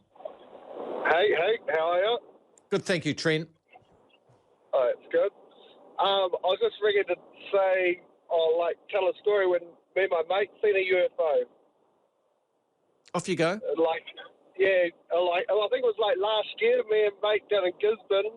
He was a shepherd down there. One morning, got up early to go for a hunt, and it was like a frosty, still morning. Yeah, and then I yelled to my mate and said, "Come look at this," and he come out, and there was no noise, no nothing, and it was probably I would have said only 300 metres off the ground, and it just went across the sky, and it would have been, I would have said, within a K of us, and it just no noise, and it just went across. It was going, it wasn't going fast, but it was going, moving. Wouldn't be as fast as a plane anyway, or a chopper, and just went over the hill, and that was it, gone. It looked metallic? It was like a big, glowing, orangey sort of light, and constant light, big, I don't know how big it would be, but yeah, it was just a constant light, and it, no noise, no nothing. And obviously nothing logical could explain it? Nah, and it was it's probably an hour before daylight in the morning, and it was a really still morning, so you would have thought if it was, say, a chopper or a plane, you would have heard it, but there was no noise of any sort, And you were really remote. You're in the back blocks from Gisborne, were you? Yeah. On the back of a station in there. Yeah. Wow. So, okay. Yeah. And I was my mate was a bit of a skeptic, and I'm like, well, what is that? And he couldn't explain it either, and he admits that he's seen it, and he doesn't know what it is. Really appreciate you coming through, Trent, with that. By the way, Nigeria have just scored. It was a pretty good goal too. It was a good build-up, and they're ecstatic. So it's it will be half-time now, but that was an extraordinary goal.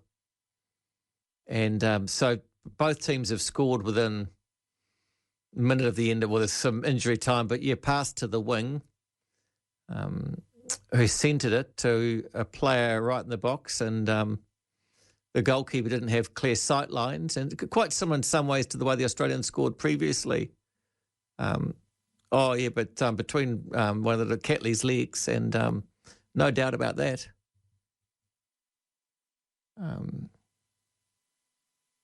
Absolute masterclass. Wayne, it's Marcus. Welcome. Hello, Marcus. It's Wayne here. Hi, Wayne. Hi. There is something I'd like to talk about, and if they really are out there, the UFO, the aliens, then surely they would have tapped into the internet long since. For the last 20 years, they would have tapped into the internet, and therefore they would have, they'd be aware of everything we're aware of, everything you're aware of, everything, Wikipedia, all the news channels, etc. They could actually fill themselves in about everything we're on about. So they'd have no need to come here. That's the point you're saying, isn't it?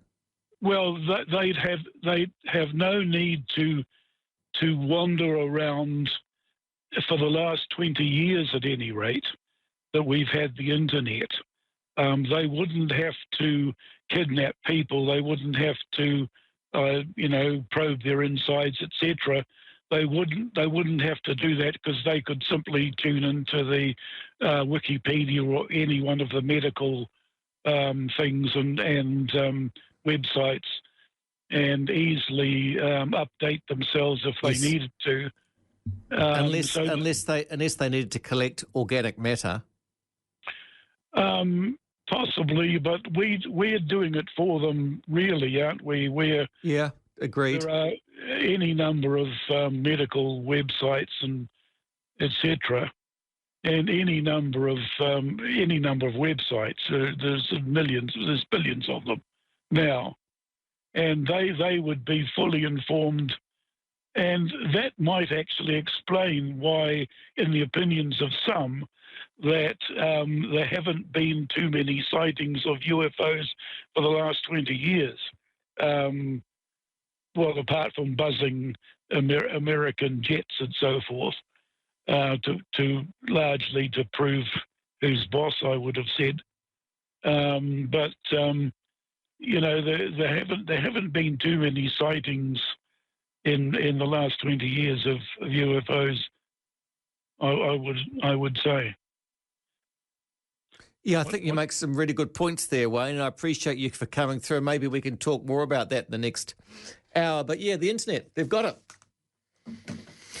They're onto it, unless they wanted organic matter, and maybe why would they want organic matter? To diversify their own gene pool or something like that. But maybe they have the technology to actually reverse engineer that from samples. So look, we're in for an interesting final hour if you want to talk. Appreciate that, Wayne. By the way, halftime, Australia-Nigeria, no 1 score all. It's a level pegging. Great. And both goals in the 45th minute.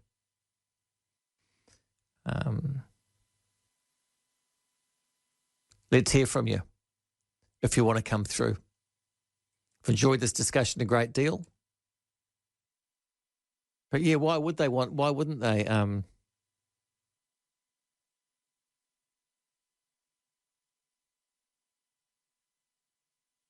Get in touch if you want to. We'll talk more for the next hour. It'd be nice to hear from you. 0800 80 1080 and 9292 to text.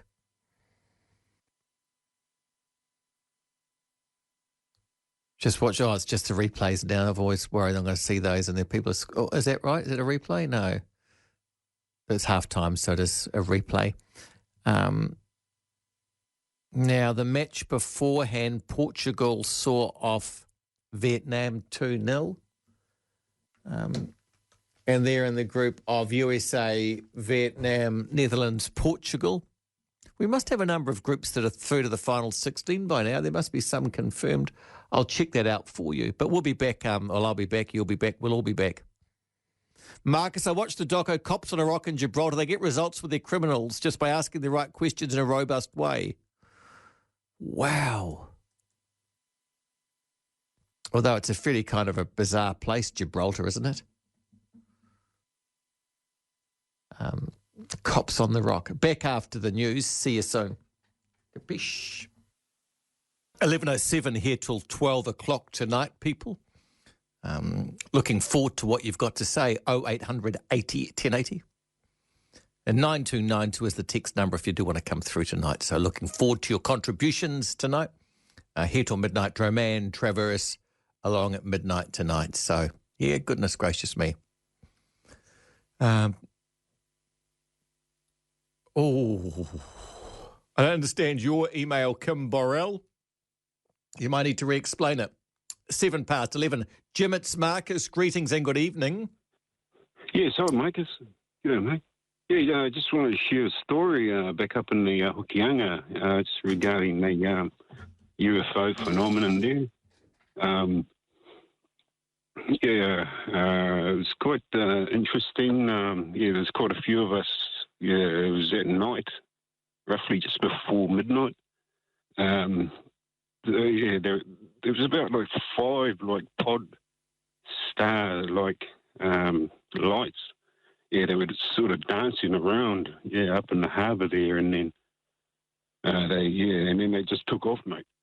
Yeah, they just took off, and sort of left dumbfounded, and which led to me discovering the book that the previous caller was talking about. Oh, the Captain Cathy book. Yep. Yeah, that was a really interesting book. It was a really interesting book. He's quite clever. He was really clever in his writings, and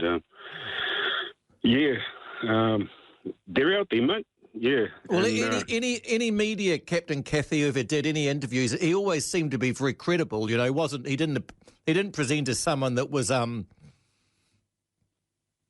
that was insane. He was a captain in New Zealand and stuff like that. I have no doubt that what he wrote was quite convincing.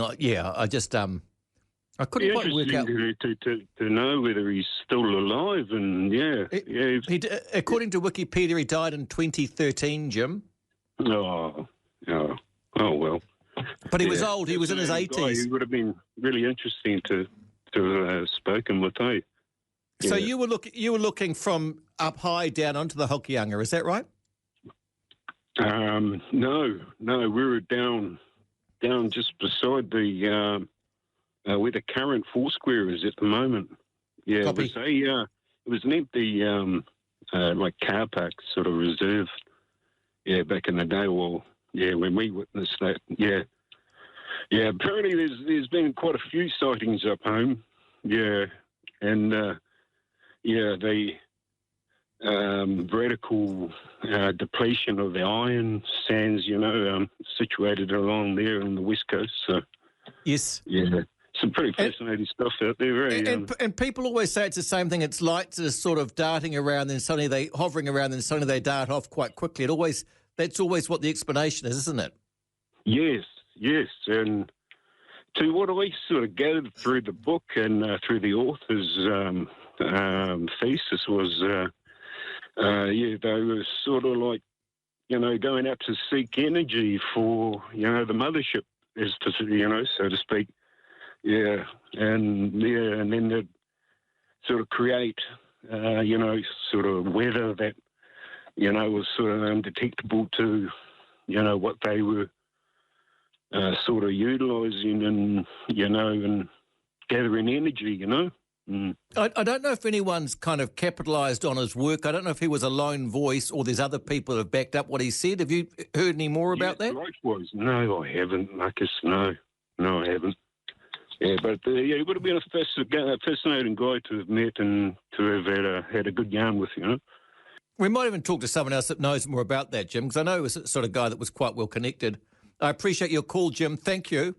1-1 in the football. Second half is now progressing. The number is 0800 80 1080. Good callers. Enjoying the people that we're talking to tonight. If you want to talk and mention about this, give us a call. Here till midnight tonight. The number is 0800 80 1080. Catch you soon. 14 past 11. Kaiser, it's Marcus. Greetings and good evening. Have I got something to contribute? Oh, good on you, Kaiser. Thanks for coming through. Yeah, well, am I on the air? Yes. Fuzzy. Okay. Well, yeah, I was looking at camera formats, and you know how you imagine like a missile camera, and it's got like the squares on the side? Yes. I was looking at that once. It's kind of like a UAP. And the buzzy thing, though, that happened was the colours on the side that tell you the longitude and latitude, they changed colour. Wow. Yeah. So where were you, Kaiser? I was in Manurewa at the time. This was just around the blood moon eclipse. Yeah. This was a couple of years ago. And you But, had a camera. You go. It was a very trippy experience. I did some research into it, and those camera formats are basically a UFO themselves. Tell me more about that. It's hard to explain. Okay. Yeah, no, fair enough. I'll look into that, guys. I appreciate it. Sue Blue, it's Marcus. Good evening. Good evening, Marcus. How are you? Good, thank you, Sue Blue. Yeah, I've been enjoying other nights and tonight. Look, it's quite exciting, especially what's happened on the news. And I had a remarkable experience, and it sort of changed my life. And it did stop me going out at night because I was a bit scared after that. But my first encounter was during the day. I think other times I saw what did that person say, that space station? I saw that once or twice in the sky, and that looked different because you could it sort of looked, like a space station. But this particular morning I was doing an early morning paper run, and I was dropping this newspaper off, and I was with my son, and at the time we were doing it together, and I was trying to think what year it was. I think it was about 2017, 18, somewhere around there. And we saw it was a brightly lit morning, and it wasn't, I don't know if it was that cold, but up in the sky, the sun was it was quite a glow sort of to the right-hand side. And I was down a long road in the Manawatu and Woodville, and I was looking up. And so I saw it as I was driving because we were starting to slow down to drop the newspaper off. So I was in Burgoyne Street, and I looked up and I said to my son, look at that. So in the end, we just stopped the car because I just, wow, look at that. And it was this object, and it looked like a sort of silvery ship thing, and it was shooting along, but it wasn't going that fast. And then we kept watching it, and it got closer to the sun, and then it just shot up into the air and disappeared, and we went, wow. And no one was hardly around because it was about 7 o'clock after 7 in the morning. Anyway, so that I remembered that, and that was like, okay, whatever. But my frightening one, and the one that changed my life, it makes you reassess your life and religion and just everything. And I was so scared. I don't know how I didn't drive off the road, or anyway, my son had to go to the school ball at the Tarawera College in the Manawatu and Paihere Tour. And I was coming back, I'd picked him up, and I'd been talked at the phone, we're going to go, your son's going to the ball, and the other son didn't want to go. So I only had one son in the car, and we're driving along. We just passed, where the Tui factory is, Marcus? Yep. You got the Tui factory, you come along across the bridge where the water is, and you go up, you've got the golf club on your right, and you go up the hill, and there's this very long straight. Now, I quickly saw a documentary with exactly the same road just about a year ago, and I thought, now maybe they're getting energy off the power. So the road has got a straight road with trees on your right, which were a bit lower then, and there's farmyards, with cows and everything either side of the road, but it's flat, this part of the road. But on the left-hand side, you have some power lines, that connect the farms and everything, and a railway line, okay? So we're travelling along, and it's pitch black because it's about 10:30 at night on the 19th of April, 2019, and it was the night of Meghan Markle and Harry's wedding. And I'd taken wow, it. yes. I remember that well. and I really it was quite a magical night. I really wanted to get back home. I mean, I was a bit obsessed with them at the time, and I was just like, I nearly said, I can't go pick them up, because then I realised I could tape it, you see. So I was taping it, but I wanted to watch it, live, and I was like obsessed about it. And I was scared to go out. I went, I don't want to go. I don't want to. Anyway, we were driving along, and it would just look like a normal night. You've got the mountains on your left. You're going to be going over a river further down the road, because there's a bridge. A curve goes round into a curve. Anyway, we're going along. We just turned up the hill. We just come up the hill. There's the straight. And I said to my son, what's that? And all we could see were these red flashing lights, black, red flashing lights. And that was strange. Then it went into a V with like 6 or 9 lights either side. And it kept getting faster, really fast, and it didn't look like a plane. And then I blinked, and it was right beside me. And I was travelling like about just under 100 miles an hour. And I started screaming at my son, "What's that, Alex? What's that? What's that?" And I think we had the radio on, so I'm not sure if they could hear us. But what it was this thing, Marcus, that was as big, I'm shaking, as a couple of football fields, and it was black. And I always thought that a UFO would have all this white light coming out of it, like, how you've got expectations about stuff. And it was so big, it was just...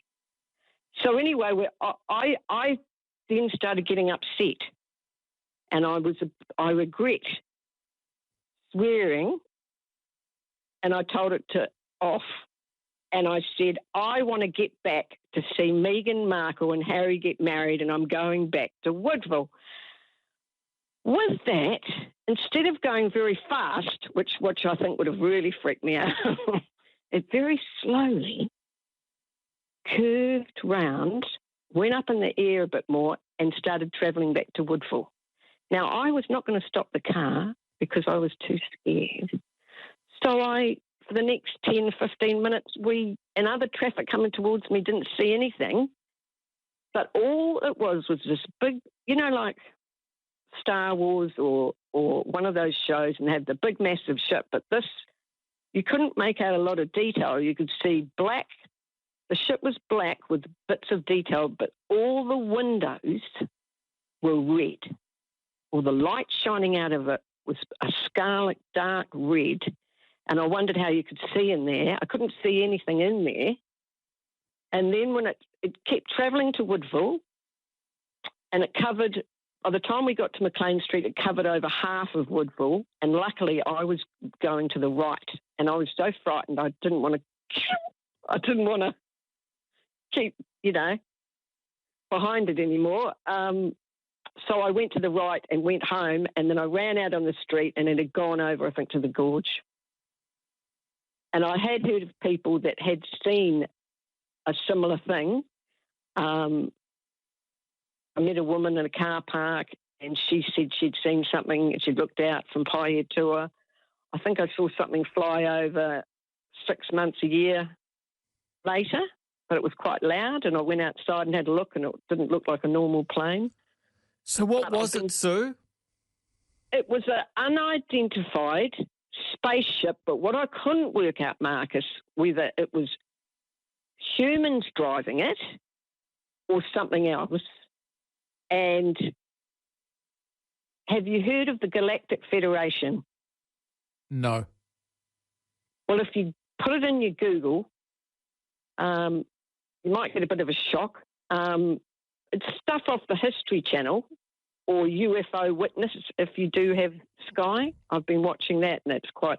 They talk about they could be using different dimensions. They could be using portals. They could be friendly, or they could be lying and they're not.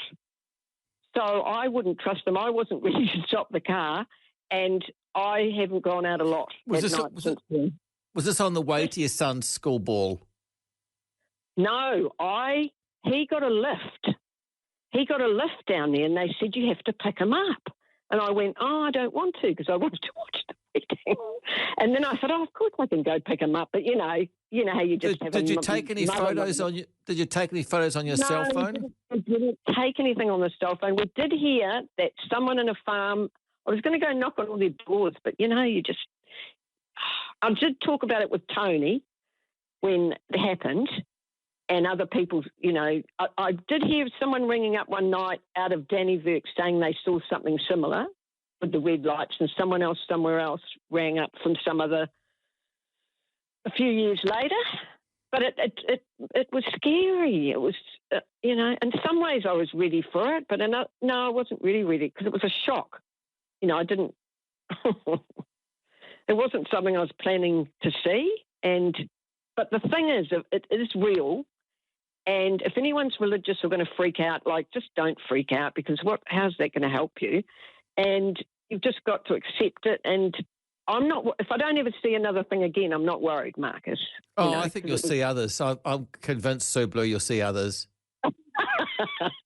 But look, you'll be travelling along one night, Marcus, and you'll see the same thing. And when you do, I want you to come on the radio and tell us, okay?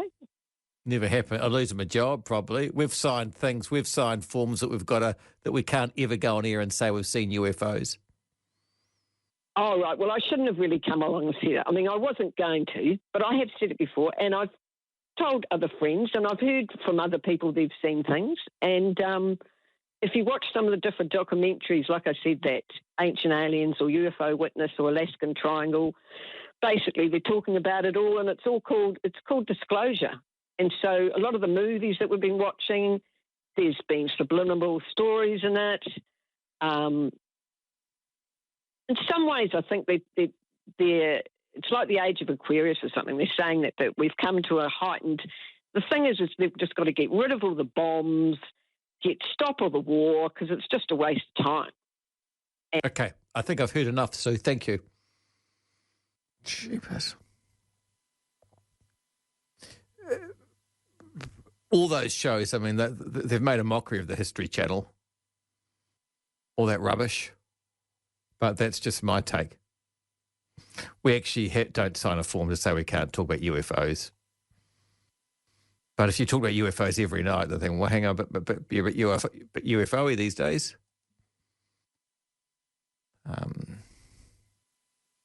Let's hear from you if you want to talk. Here till midnight, 0800 80 1080, 26 past 11. I was just listening to that previous call about, so I remember when I was, I think it must have been when the Kaikoura kind of lights were flashing around the place. Yes. And I was in Hamilton, and I remember, I think I was about 15, and there was like this weird light, and I was out the back on my parents' balcony, and it just got bigger and bigger and bigger, and it turned into like an actual pudding plate. And it was really, really weird because it was like kind of orangey. And I thought, oh, what's that? So I was very scared, and I ran over to my neighbour's house. But yeah, I kind of understand what she was saying. Like it was like, yeah, something odd happened. Was it quiet?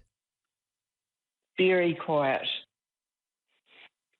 Yeah, and it came up the whole valley, and it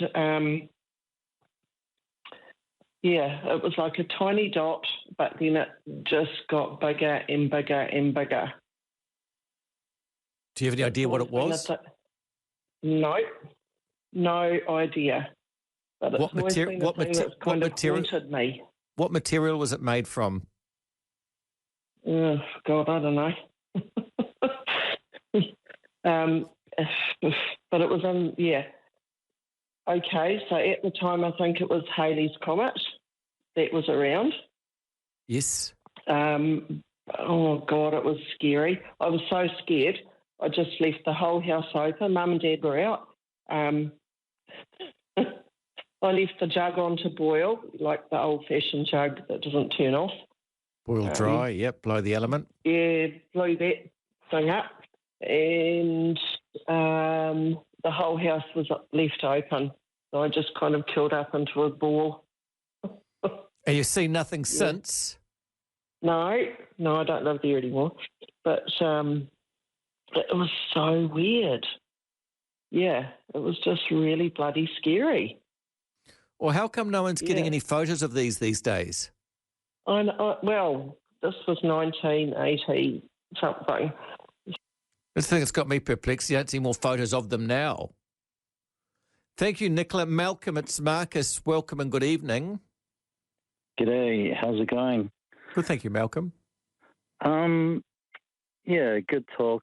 And I just wanted to share, you had a lot of foundational questions earlier on about an hour ago, and I just felt like I could say something to each one of those. But I just started as a teenager enjoying the show The X-Files, and I became a Christian before that. And then I was at church maybe about 20 years ago, and I heard someone mention a Christian teacher who talked about the topic of UFOs, and then that really got my eyeballs going. Like, how does the X-Files content have something that's connected to the Bible? And then I just, as you do, research a bit, and I just found, like a lady said previously, a lot of it is connected to the verse in Genesis chapter 6, where in the days of Noah, the sons of God lay with the daughters of men, and it is a real crazy. It's a crazy topic, but Malcolm, the tone of your voice and stuff is kind of putting me to sleep. Okay. What are you saying? Well, I just think that through the lens of the Bible, you can answer all things in life, including the. If you chose to. Yeah, of course. I don't sound dismissive, but the woman that rang up talking about the Bible before, she was saying that a large number of people have been impregnated by aliens. Well, to me that's a stretch. Yeah, it's all a stretch, because none of it is like a human related to human forms. It's all another type of biology. So it is all like. Hang on. Are you of the opinion, as part of your interpretation of the Bible, that aliens are impregnating humans? Well, and where are the offspring? Well, there's heaps. You can Google it. There's what? I Google anything, but I'm not going to. But have you met half aliens? No, I've had my own paranormal. I've had 2 paranormal experiences, but I don't believe they were alien related. But there's heaps of people that share testimonies that they've encountered. Like about 2 weeks ago, a viral video of a lady screaming at something in the back of a plane in America that was related to something that was suggested to be someone who had reptilian eyes, a shapeshifter. Yeah, this sounds mental, what you're saying, Malcolm. It is totally mental. And if someone was half alien, that it would show up in their DNA. Mm-hmm. There's been cases of that implant. Well, hang on. Are you saying there's cases of someone that's got alien DNA? Yep. Where? Well, there's all sorts. There's where's a scientific journal with someone that's got alien DNA? You just got to research. I'm just sharing from my 20 years now of just poking at the topic. It's a crazy rabbit hole. But you're poking at the topic's been a total waste of time. Well, I've just found things. You've asked me a lot of questions, and each question you had, I had an answer to, just from my experience. So no, but you haven't got any answers, because there's no proof that anyone's been impregnated by an alien. And you say this stuff, and it's just, you don't know how crazy you're sounding. I know. But then you just say, oh, well, in this soft voice, oh, well, it's proven. There's people and there's someone on a plane with alien eyes. You're not in a good space, Markham. I'm okay. It's wild. That's why I really hesitate to share it. But just a lot of okay. I don't want to. What were your two paranormal experiences? When I was 5 in Wellington in a house at night, I had the door open to the hallway, and I was in the room by myself, and I was just the lights were all out, and a tall white figure walked past my bedroom, and I instantly froze, just completely white and glowing, and male in appearance. I couldn't make out any eyes or anything. It was just a white figure, a body, like a human form. And then it walked back towards me, and it stood still, and I felt like it could sense that I noticed it. And I was freaking out, and I just pretended that I was looking at my teddy bear near the door. And I'm not sure how that ended, but that lasted probably only like less than a minute. And then about a year later, we moved to a farmhouse up in Pauatanui in Paikakariki, and beautiful place. Late at night, I was asleep, and then I was upstairs near the attic, and I had my eyes closed, lying on my side, and I felt this. I heard a flute playing, coming through the door into my room, and then I felt this body straddle me, and that was warm, and I wanted to open my eyes and see it, maybe because I had seen something a year before. And just as I was about to open my eyes, I felt the warm body hop off of me, and this flute sound just drift out my door. And by the time my eyes were open, I couldn't see anything. And that was it. Okay. Just been quite the call, Malcolm. Yeah, it is. And I just want to say it's probably going to be the new normal. Hang on, what's going to be the new normal? Impregnating aliens? Well, this whole alien stuff.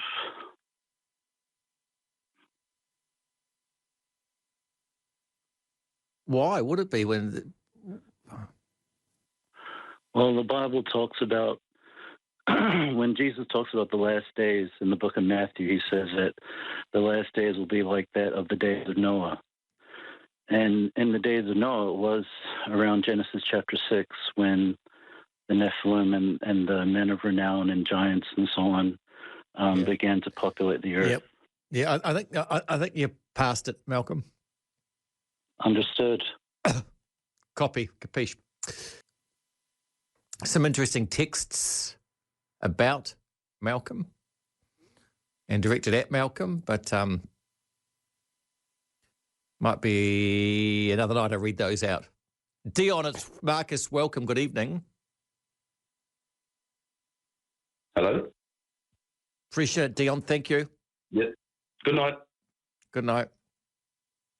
Karen, it's Marcus. Welcome. Hello. Hi, Karen. It's Marcus. Welcome. Yeah, hi. Yeah, no, you were talking about spacecraft and that. Well, I was looking at it from a different. Hang on, Karen. Just slow down so I can hear what you're saying. Start Can you hear again. me? Yeah.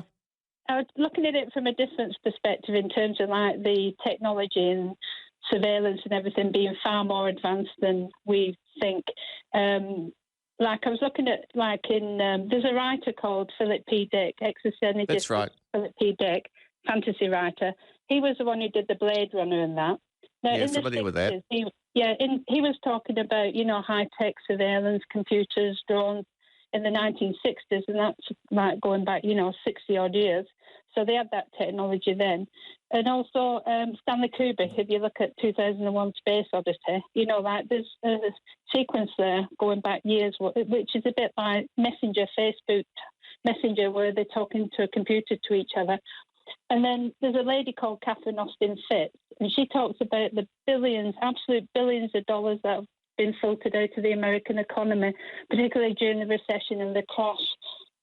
That went to all the military, hardware technology. And I think a lot of it's just the technology is so far advanced that we couldn't even imagine it. Thank you. 14 to 12. Pardon? It's gone black. I don't need it, do I? Have we got any more ads before the news? Where will I bumped it? I haven't anyway. It's orange. It might be an alien that bumped it. It's interesting discussing UFOs. 'Cause I thought we could have a good discussion there about why people would be, how would the physics about how the crafts were traveling and stuff like that. But when we got onto the Bible, it just becomes crazy. It's not even an interesting discussion, I don't think. It's gone red, it's gone green. I've pushed it. I'm fine about it, but I just will probably need it for tomorrow. So it's still what? Oh, I can't be bothered shaking around the back of it tonight, though. Yeah, Mike, thanks for hanging on there. It's Marcus. Good evening. Good evening, Marcus. Now, about the 21st of October 1978, a plane went down in Australia on Bass Strait. That's right. I mentioned Bass Strait, didn't I? That was fascinating. Yep, okay. Yep. Yeah, and now the Australian F-111s, the Australian Air Force were tracking the UFOs. They said he's flying his plane upside down and all this sort of stuff. But the Australian F-111 started tracking these UFOs. Now, 4 or 5 days later, one of the Australian F-111s were tracking these UFOs over New Zealand, North Island, New Zealand, and one of these planes crashed into the Hauraki Gulf. Right? One of the Australian F-111s. And the Navy came over and they dived down to get it, and one of the Australian divers drowned in the recovery of it. I worked in the Air Force. I worked in the Royal New Zealand Air Force those days. And we sent a barge out. Are you still there? Copy. Oh, yeah. We sent a barge out and recovered the plane, and I worked in classified registry. It was sort of a provost marshal job. But as security, we went on the barge with them and recovered the plane. Some of the Aussie Navy boys were talking about, well, their mate drowned because we were chasing bloody UFOs. Now, there was a connection between, as I say, the one over Bass Strait and the F-111 crashing a couple of days later in the Hauraki Gulf. And then so that was public when it went down in the Hauraki Gulf, right? It was known. Oh, yeah, definitely public. They covered it up and they said it was here on a submarine reconnaissance operation. Well, with the New Zealand Air Force or something. Well, we used Orions for submarine reconnaissance, and the F-111s were a strike aircraft, so it's sort of out of its class for doing the area. And a few days later, I'm just seeing the report off Waiheke Island. I don't remember that the aircraft was in New Zealand participating in exercise Long X-78 whilst flying in the Auckland area. Wheel well, high temperature warning light activated, and the air brake wheel well cover was open in order. Yeah, okay. Yeah, and a few days later, I think it was the next year, in New Zealand was spotting UFOs over Kaikoura. And the government said an Air Force plane down there. I think it might have been a few days after that, or it might have been a year later. Did you work on the recovery of that? When the barge came in, it was at Hobsonville, down the Hobsonville hangars. And when the barge came in, I was standing down there, and we sort of lifted the barge up with its stuff and we pulled it into a shed. And we had to cover everything with WD-40, whatever it was, which is a lubricant sort of to stop things from rusting, which is mainly aluminium anyway. So what did I sort of wrecked what you wanted to say because it's not something that I was familiar with, but what was the people had said that they were there chasing UFOs? Is that right? The people, some of the Navy guys on the boat, that come in with it, had said basically, well, we're chasing. The plane went down and we're chasing because we're chasing UFOs, and one of our Navy boys drowned in the recovery of it. So more or less said that'll be covered up and go down the books as being an accident, but as a result of Operation Tracking UFOs. Yeah, I had no recollection. That's 1978. Yep. It drops off right down the northeastern end of Waiheke, just off, I think they call it Gannett Rock. Okay. Down by Manawar Bay, down that way. Yep. And it was just what was the aircraft like? It had its speed, did it? had it. Sorry. What, was the aircraft completely mangled? Oh, it was sort of mangled. There's a bits broken off and bits and pieces broken off the fuselage and were separate. And they reckon it was the fuel injector and fuel injector was the result of it going down. But we never saw it. There's about one big the barge had this sort of main area of the plane on it, and then there's about a dozen other bits and pieces that had come off it and put on. I mean, part of one of the wings was the aileron broken off. And did they return it to Australia? I don't know. I never. It was. I knew what happened to it after that. It was based in the hangars. There's these big hangars in Hodgsonville, and it was based. They pulled it in there, and then the operation was they had these big 44-gallon drums of WD-40, and they sprayed everything with that. That's the sort of as far as I go. Are you Air Force, Mike? Oh, I used to be. Yeah. I understood. It's been a long time since I've read about the Bass Strait thing, but I had understood that they decided that the pilot got disorientated and was flying upside down. He'd lost his horizon or something, which is quite common. Is that right? He said all his instruments were going haywire, but it was over the course of about 20 minutes. He saw them off one side of the plane, and then he saw them off the other side of the plane, and then they never tested him, but he's about a 20-year-old, Frederick, part German guy, I think, Australian, Frederick something, and he said to them, of course, I never recovered the plane or anything, and it disappeared. But, so it was quite a long time. And the radar at a couple of different airports had spotted these blips on the radar screen as well. Okay. I appreciate you, Mike. Sorry, Harmony, I haven't got time for you. I didn't want to keep you there and not have you on, but I appreciate we're just at the end of time. There's 90 minutes is gone in the football, and 3 minutes of the 11 minutes of extra time is also gone. So there's 8 minutes left. Nigeria 3, Australia 1. It's been Nigeria's played very, very well. The goalkeeper seems very, very composed. It's been quite the performance. The Australian coach looks crestfallen. To not put too fine a point on it. One hell of a match. I shall return tomorrow night, people, for the free-for-all that's Friday. Roman's along next. Go Nigeria.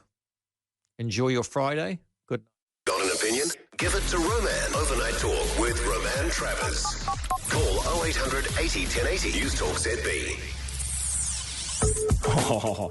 Oh, go Nigeria. I'm feeling very Nigerian. I can feel it coursing through my veins like the Congo. Is that Nigeria? No, it's not. Kia ora, New Zealand. No mai, haere mai. Welcome along. It's so good to be here. Listening at the bung. Newstalk ZB.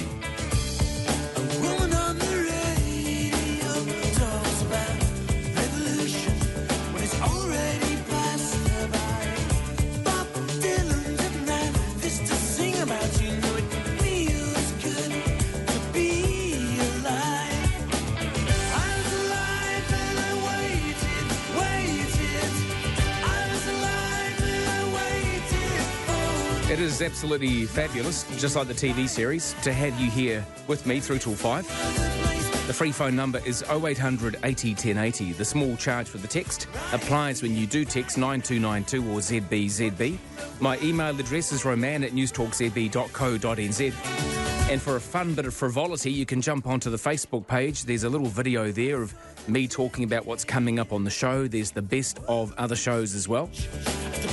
The best of In My Day, callers galore, and just a whole lot of, rip-snorting tomfoolery. The Facebook page is Roman Travers on Newstalk ZB.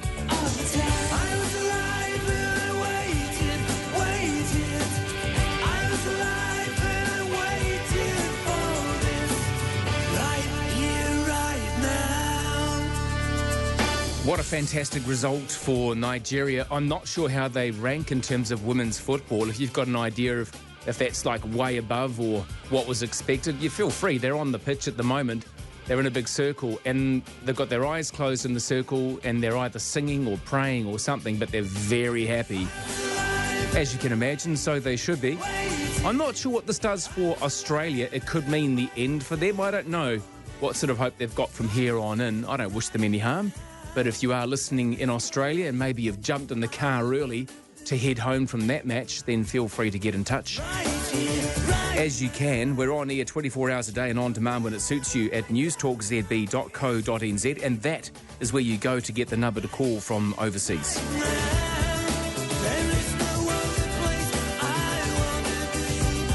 It's a very big day in world history today, and I feel deeply honoured to be the one to mention it first.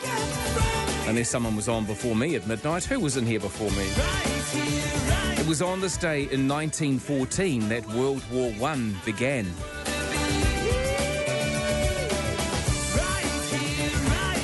Of course, they used the assassination of the Austrian Archduke Francis Ferdinand as a pretext for this. 12:10, the rest, as they say, is history and certainly not to be forgotten or trivialised. And for anybody with anti-war sentiments, I don't think I've ever met anyone that is pro-war, but this was the war to end all wars. It was just, you know, a war instigated and promulgated by the very aristocracy of a place we didn't even really know about. So there was the assassination of the Austrian Archduke Francis Ferdinand was the pretext to present Serbia with an unacceptable ultimatum. The Austria-Hungary declared war on the Slavic country on this day, 1914, and then everyone else jumped in over time and it sparked World War I. That instantly, when I say that, for you will spark memories. It could be distant relatives. Undoubtedly, they will be relatively distant, and I don't mean that as a pun. They will be relatively distant to many people, but they will still be people that you think of respectfully and highly, people that you never got to meet, perhaps. Relatives that went with that promise of an adventure. They were going overseas to deal to the Hun, as they said back in those days, and they were going to come home. It was going to be a rollicking adventure. And as you know, everything else that we could talk about is well documented in history. But your thoughts on this very momentous day, 1914, on this day, the 28th of July, when World War I began. Now, I don't really know where to go with this whole alien thing because I just find it extraordinary. I find it extraordinary from several points of view, primarily because I know aliens are real. Yeah, I haven't actually met any, but I've seen enough things happening in the sky to know that ain't no satellite, and that certainly is not a shooting star, and, you know, the list is long and ubiquitous. And now we've got US officials, basically, the information's out there, like Mouldy and Scoldy used to say, Scolder and Mulder, you know, on that program, the X-Files, they would say the truth is out there, and I'm telling you, it is. And I'm warmly encouraging, I don't care where you come from. You could come from Mars, Venus, or Uranus. I don't care. Give me a call. I want to hear your points of view on all of this. And if you are an alien and you've got some sort of voice change machine, you can call as well. 0800 80 1080 9292 is the text. Declassified government documents show officials were struggling to debunk TV footage right here in New Zealand. 1978, the Kaikoura lights or the UFO sightings, depends on which side of the fence you want to describe them as. They were UFOs, undoubtedly UFOs by definition. The fact that they were landing and taking off alongside Air New Zealand planes and being filmed from the cockpit is all a bit weird, isn't it? That's the closest link we have. I, for one, with a group of about 15 others, saw alien activity in the Sahara Desert. And I've told this story before. I'm more than happy to tell it, and I can see it in my mind's eye as clear as it was 30 years ago. It was it was kind of frightening and exciting because initially you're thinking, hello, this is what this is weird. Can anyone else see this? Yes, we can. And we all stood there watching this thing flying and changing colour at speed. I'm talking really quick changes. Boom, boom, boom, boom, boom, boom, all through all the colours. Do, do, do, do, do. And it was coming in quite close. And when I say quite close, it was miles away, but it was much closer than anything else in the sky. And the following day, when we were speaking to people who ran this trip that we were on, the 4-month overland trip, they said, oh, it'll be atmospheric conditions. It's like, oh, yeah, really? Atmospheric conditions. Okay. I've never seen it before. Never seen it before. Do that. If you were sitting there listening going, oh, I'd love to tell my story, but I'm, I don't know, should I? Oh, I don't know. You can. And I'm very happy for that to be the case when you call 0800 80 1080 and 9292 to text. And also your memories about World War I, possibly quite emphatically linked to relatives and the stories that you were told. That started this day in 1914. Let's be hearing from you. 0800 80 1080 and 9292 on the text, 12:15. Oh, yeah, sorry. 0800 80 1080 is the number. I'm just reading through some of the stuff and I'm going, wow. Former military officials made a series of mystifying claims about unidentified aerial phenomena. Phenomena. Boop, boop, boop, under the oath of the oath at Wednesday's congressional hearing. These are people you might have heard last night talking to Marcus. I heard driving in.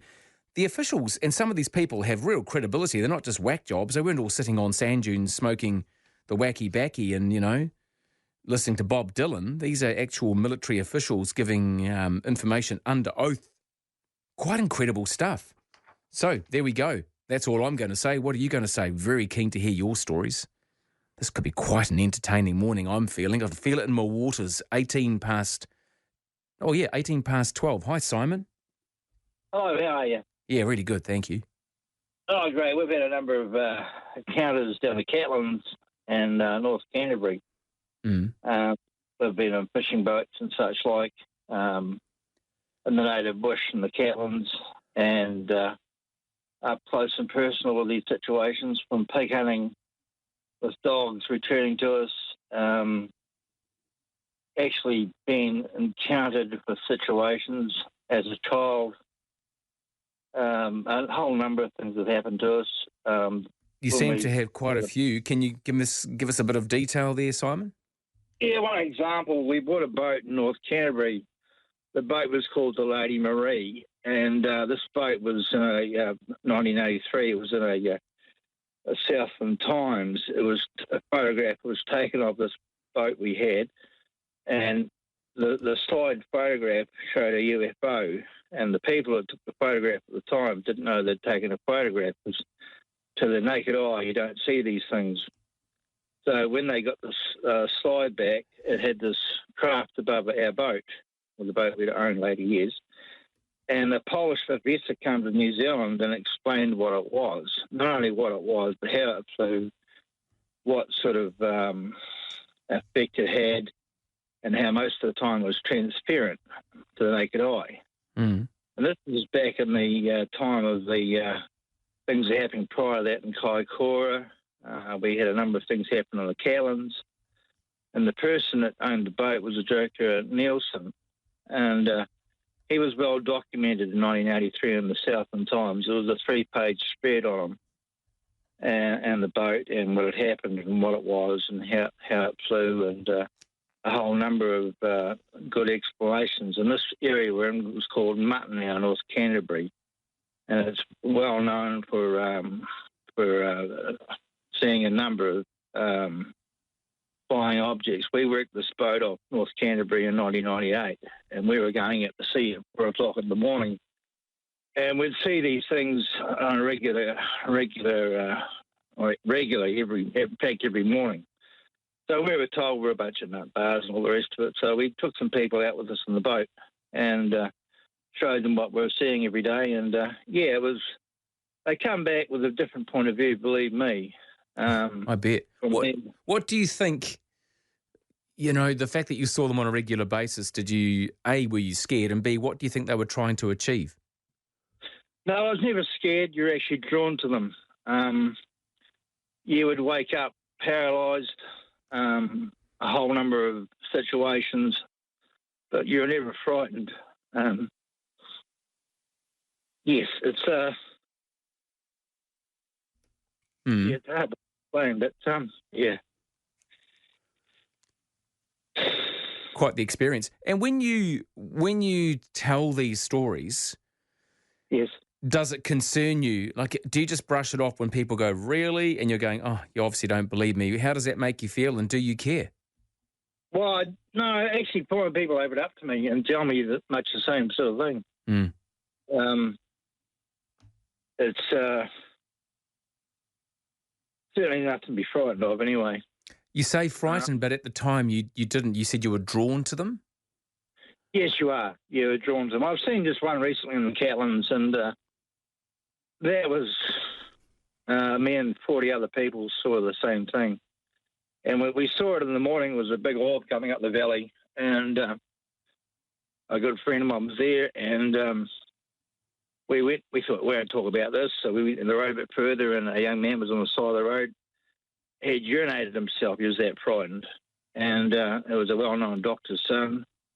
And then it was reported to Pomona Airport in Dunedin. There was something like 40 of us had seen this machine or whatever it was. It stampeded cattle and sheep and terrified. We had another friend that had seen the same thing, and he had a high-caliber rifle. He lined it up and was too scared to pull the trigger. And, yeah, just absolutely terrifying. At the same time, you're drawn to it. And over the years, what you saw, did it change, or was it always the same shape and colour? And it changes. We're up in Wakefield, Nelson. Generally, they're on about a 35-degree angle, flying at high speed. You'd only see them for a millisecond, and then they'd hover, and then you'd see them for quite some period of time. I could drop names, but I won't on the radio. But no, I'm fascinated. Yeah, it's just incredible. Like, we are not alone, believe me. Yeah, no, I love that story, Simon, and I'm not doubting you for a second. I'm genuinely not.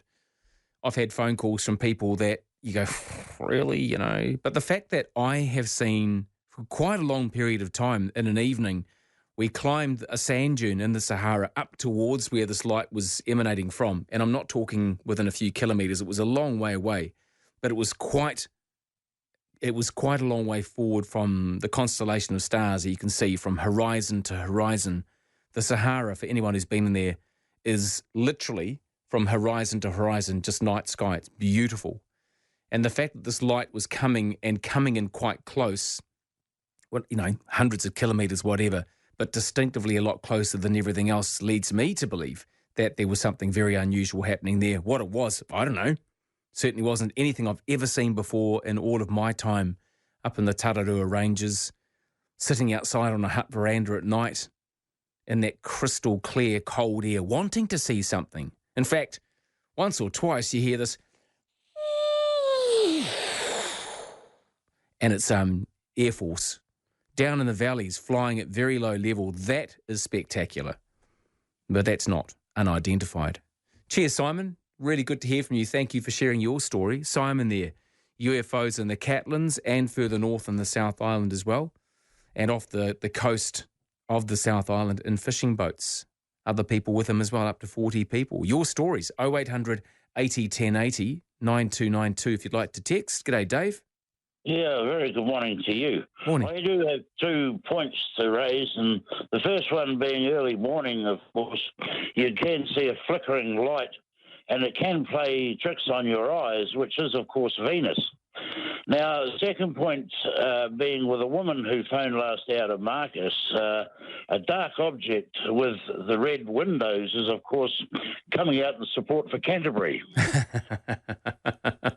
That'll be it. Good morning. Yeah, good on you, Dave. Thank you. Nice to hear from you. 0800 80 1080 9292 to text. There's a man coming up next who I've chatted to over the years many times, and I know that he's got some great stories. I've been gripped with them before with regards to this very topic. Harmony will join us next, 25 past 12. 27 past 12. If you've just joined me, I want you to know that you're more than welcome to go completely off the deep end. Whack job, whackery, When people haven't believed you, I will give you the time of day. I will give you the time of the day anytime you ask me. I'm actually not wearing a watch, but I will give you the time of the day to share your story with those unusual experiences, whether they've been at the back of the farm, up in the bush, out on a boat, wherever you've been and you've seen something that's just unexplained. You can tell the story and paint the picture.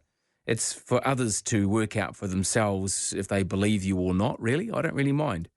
I, for one, have had that experience myself, so I'm fully on board with it. I'd love to think there's a bunch of really nice aliens up there who want to help us clean up all the plastic bags in the ocean. That'd be brilliant. And on this day back in 1914, World War I began. I have also got an update on my 2 months ago purchase in Sweden that went missing. I'll tell you all about that as well. 12:28. Now, Harmony, I didn't want to put any pressure on you, but I've really, really sold it, haven't I? You better have a cracking story. Oh, hang on. Now that I've done that, I've actually got you on the wrong. I've just got to change this.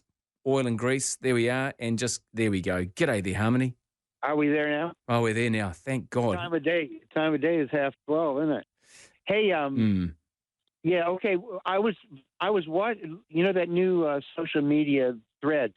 Yeah. You know the Meta. I was on Threads and I was watching the hearing from the U.S. Congress about this about an hour ago, and that's why I turned onto the radio, and all of a sudden that's what the talk was about. So I thought, well, why not? Absolutely, and, why not? And I want to say that the sighting that I had, and we may have discussed this in the past, but this was on the 14th of June in 1978. And I was on the beach. Well, actually, I was on a cliff overlooking the beach in Davenport, California, which is sort of between Santa Cruz and San Francisco. I love the story. I have heard it, but I'm going to keep quiet. You go. And it was about 10:30 at night, I think. I don't think there was a moon. Where there was some lights from down the coast, from the sort of there's what do you say, beach town down the coast that you could see a little bit of light from that. Anyway, this was coming from the direction of Hawaii. Now we were probably 100 feet off the ocean where we were on this cliff, and looking out over the ocean, I reckon we can see. I think the horizon at sea level is around 23 to 25 miles or something like that.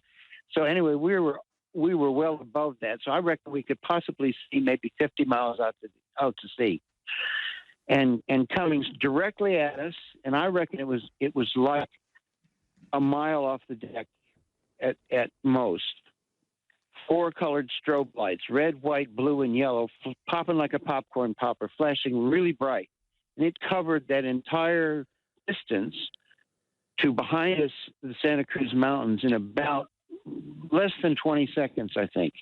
Would have covered, 50 miles in a matter of a few seconds. And it came quite close to us, absolutely dead silent. Nothing, not a sonic boom, not a whisper. And the message I got from this is that there was some kind of technology. Now, this is 45 years ago. That this, whatever this craft was, it had an energy source that we haven't discovered yet. And it gave me a feeling of exhilaration more than anything. It wasn't fear. It was like watching a Christmas tree fly across the sky, and it really wanted to be seen. Yeah. So, now tell me, Harmony, when you, just before you go on, in years to come, or even the next day, when you sat with those same people and told your stories, was anyone saying, no, that's not what I saw? Did you all describe exactly the same thing? I was with my girlfriend at the time. We were the only two there. Okay. So, and one of us said, "What's that?" And the other one said, "I don't know." And that was the total conversation at this thing, and we were just dumbfounded, awestruck, watching this thing. Okay, so I went to Canada about a month later, and I'm listening to the CBC radio in Vancouver, and I hear a report that 7 people in Ludington, Michigan, this is like 2,500 miles away from where we were, saw the same thing. I saw it come across Lake Michigan, including sheriff's deputies and Coast Guard reported this thing. So, it verified to me that what I had seen, other people had seen it as well. Now, this is 1978. This is about 6 months before the Kaikoura sightings. Mm. And what that fellow was talking to Marcus was saying, about the plane that crashed. That was in October. Okay, this was June. So anyway, a couple of years ago, I went online just to do a little research, and I Googled UFO sightings 1978, and I came up with this website called NICAP, NICAP, and this is the 1978 UFO chronology. So I started in June, started looking, and about 25th of July, a whole bunch of sightings started being reported, and you can find it to this day, including the one I was talking about, the Coast Guard and the sheriff's people and so forth. And it went on for about a week. These things were seen in Wisconsin, Michigan, and around that area, described almost exactly the same thing that I had seen. So there you go. That's my story. And if anybody wants to verify it, just Google UFO sightings 1978, and you scroll down to July 25th and read, the 10 entries from there, and we're not alone. Yeah, no, I love that story. My story. It is. It's a great story too, Harmony. Thank you so much for sharing that too. 0800 80 1080 9292 is the text. I'm the same as Harmony in the sense that I saw a different type of flashing light, and it wasn't coming in really, really close, but it was a whole lot closer than stars and planets, and there were 15 of us watching it. In fact, someone mentioned before, it was Simon who mentioned being drawn to it. Rather than crawl into our tents and hide in our sleeping bags, we were walking up this giant sand dune to try and get closer to it, which is kind of counterintuitive. If it was a space kind of 1999 type movie or TV series, you'd be running away and there'd be laser bolts trying to shoot you down. Nothing like that happened, of course. I don't know what it was, but it was definitely very, very entertaining and very, very unusual. Did you see the lights in 1978 off the Wellington coast and off the Kaikoura coast? That wasn't just a fleeting glimpse. That went on and on and on for so long that a documentary crew came out and filmed it. Inconclusive. These things were moving at pretty high speed and coming in beside the planes as they landed, which that can't be lights of a fishing boat, can it? Honestly. 25 to 1, 0800 80 1080. Susanna, I'll be with you next. Newstalk ZB. 24 to 1, couple of things on the stove top simmering away. We've got the UFO stories, and it's not because I want to get all wacky with it, but, well, I do. I quite like wacky stories. Stories are great. You get round a campfire, you start telling a story, you watch people shut up and listen. A good storyteller is brilliant, and Harmony is one of the best. So, the congressional hearings into official documented UFO sightings from people of note. Former military officials made a series of mystifying claims about unidentified aerial phenomena under oath. Yep, they sure did. That was yesterday. 3 former military officials told Congress on Wednesday that they believe the government knows much more about UFOs than it's telling the public. Maybe that's true. Your thoughts on that?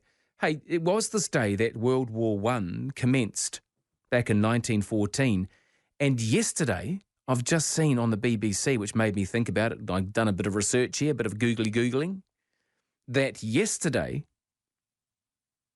saw the end of the Korean War, the 27th of July 1953. How bizarre is that? The 27th of July, the Korean War ends. The 28th of July, World War I begins. Of course, decades and decades between them. 0800 80 1080 is the number to call. Susanna, hello. Oh, hello. Hello, Susanna. You're talking about World War One. Yes. I had a book published by Otago University Press about my family in England in the First World War. And I've never rung you before, but I felt this was the opportunity. Well, do you know what, Susanna? There's a special prize for you just for calling. And that's it. You can get this book out of any library, public library in New Zealand. It's called Annie's War, a New Zealand woman and her family in England, 1916 to 19. The Diaries of Annie Montgomery. And I edited all, as she wrote a A4 page in a diary through 4 years of that war. The whole family went.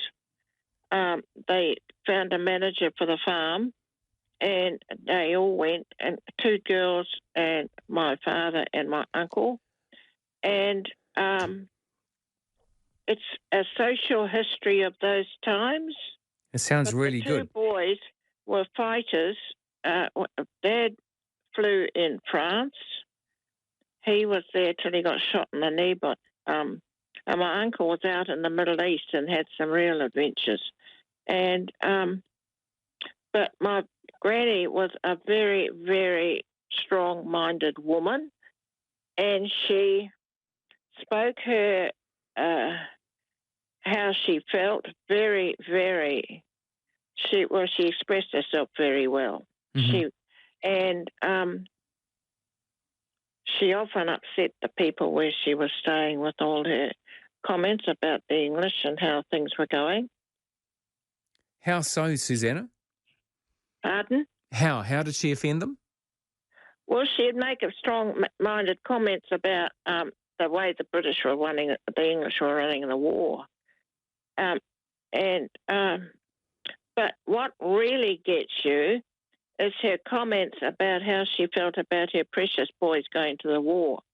How all the mothers of the empire should stand up and speak their mind.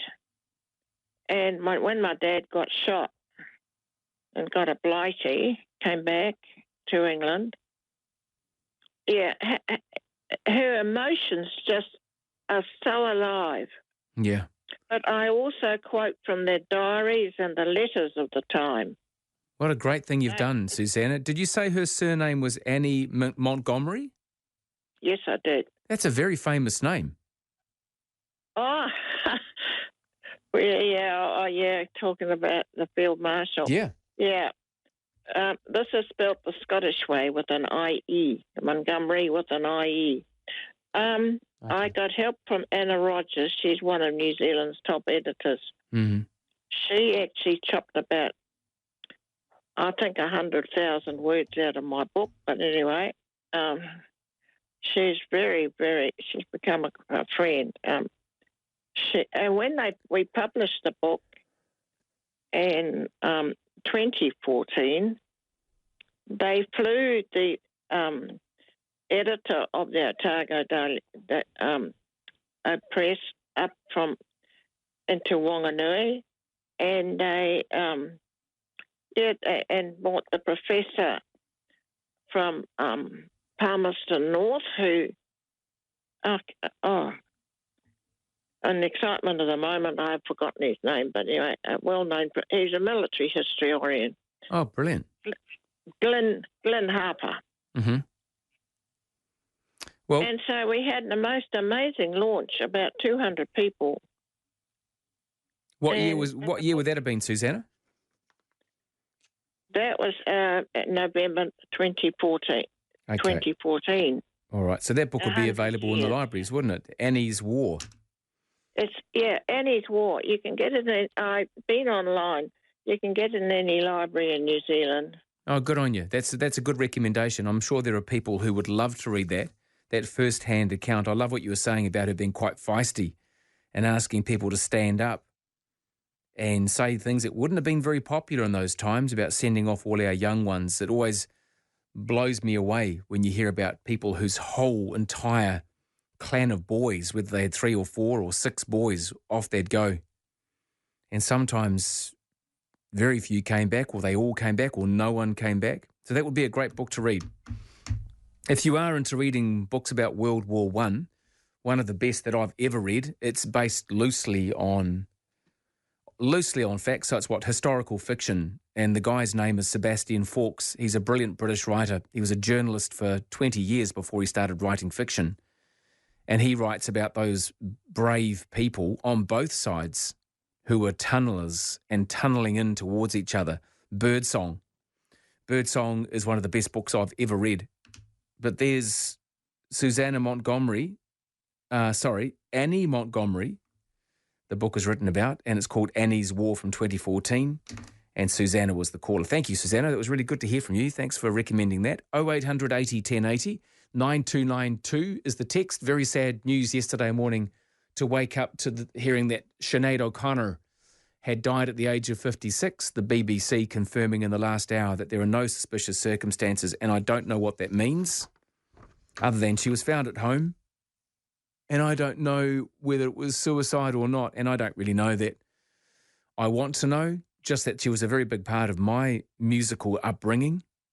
I can still remember the very first night I ever saw her was on Radio with Pictures with Karen Hay, and she said, here's a brand new artist out of Ireland, and the album is The Lion and the Cobra.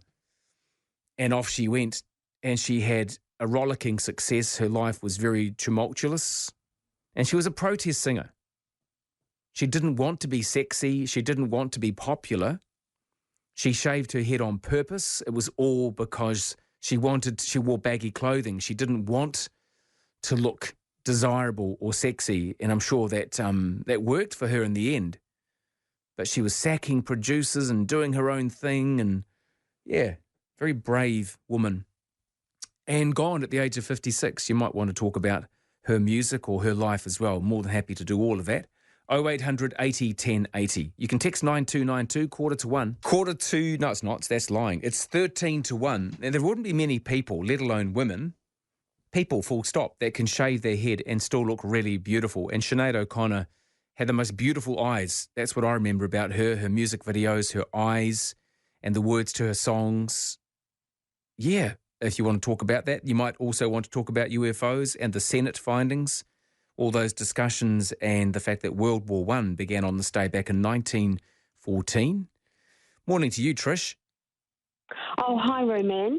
Fairly recently, I was asked to look at a book called The Dark Fleet by Len Kasten. He also wrote. He was the author of Alien World Order as well. And in his, I'm just wondering if some of the viewers out there have also, listeners out there have also read it. Apparently, America and Russia have had a base on Mars since 1964, is one of the things in the book. I'm loving that. When the Germans knew that, but when America came into the war, the Germans knew they weren't going to win. So they started taking, via submarines, about 600 scientists down to a base they had under the ice at Antarctica, where there was also reptilians who were working with them. Really? Reptilians? Yes, apparently they were. When America went into Germany, they were astonished with all the technology they had. Huh. And Himmler actually said that they had help from the other side. Apparently the Germans went to the moon in 1942 in HANU-B1. What a book. And again, which was a vehicle that they had, made, probably with help from these reptilians. Can you tell me the name of the book, Trish? Yes, it's called Dark Fleet. Dark Fleet. Ooh. Okay. By Len Kasten. And then they went to the moon again in 1945 in another vehicle called HANU-B2. Okay. How does he know this? What evidence did he have to support it in the book? Or was it all a bit kind of, hello, you're a bit sketchy? I think he's had people, tell him stuff. Yes, so I'm just wondering if some of your listeners out there have also read it and they might want to ring in. Oh, they probably will, Trish. Undoubtedly. Dark Fleet by Len Kasten. I want to know more about the reptilians. Did they look like Donald Trump? Were they that inadequate with the intelligence side of things? Things like that. 0800 80 1080. Oh, this is going to be great. 0800 80 1080. Dark Fleet, reptilians. Why is it that when people want to tell alien stories, often they have to make them look like an alien? Do you know what I mean? Like we don't even know they look any different to us. Who's not to say that people running various countries, Putin, Trump, Biden, They could all be aliens. I don't know. They don't really sound that intelligent, do they? Intelligent life elsewhere? Well, that's debatable. 0800 80 1080. I'm looking forward to hearing your stories. G'day there, John. How are you, Romy? Yeah, good, John. Hey, I love this topic. This is just brilliant. It brings out all the conspiracists. Yes. But also brings out people that have their own accounts that they believe what they have seen. Yeah. Namely yourself, you know. Exactly.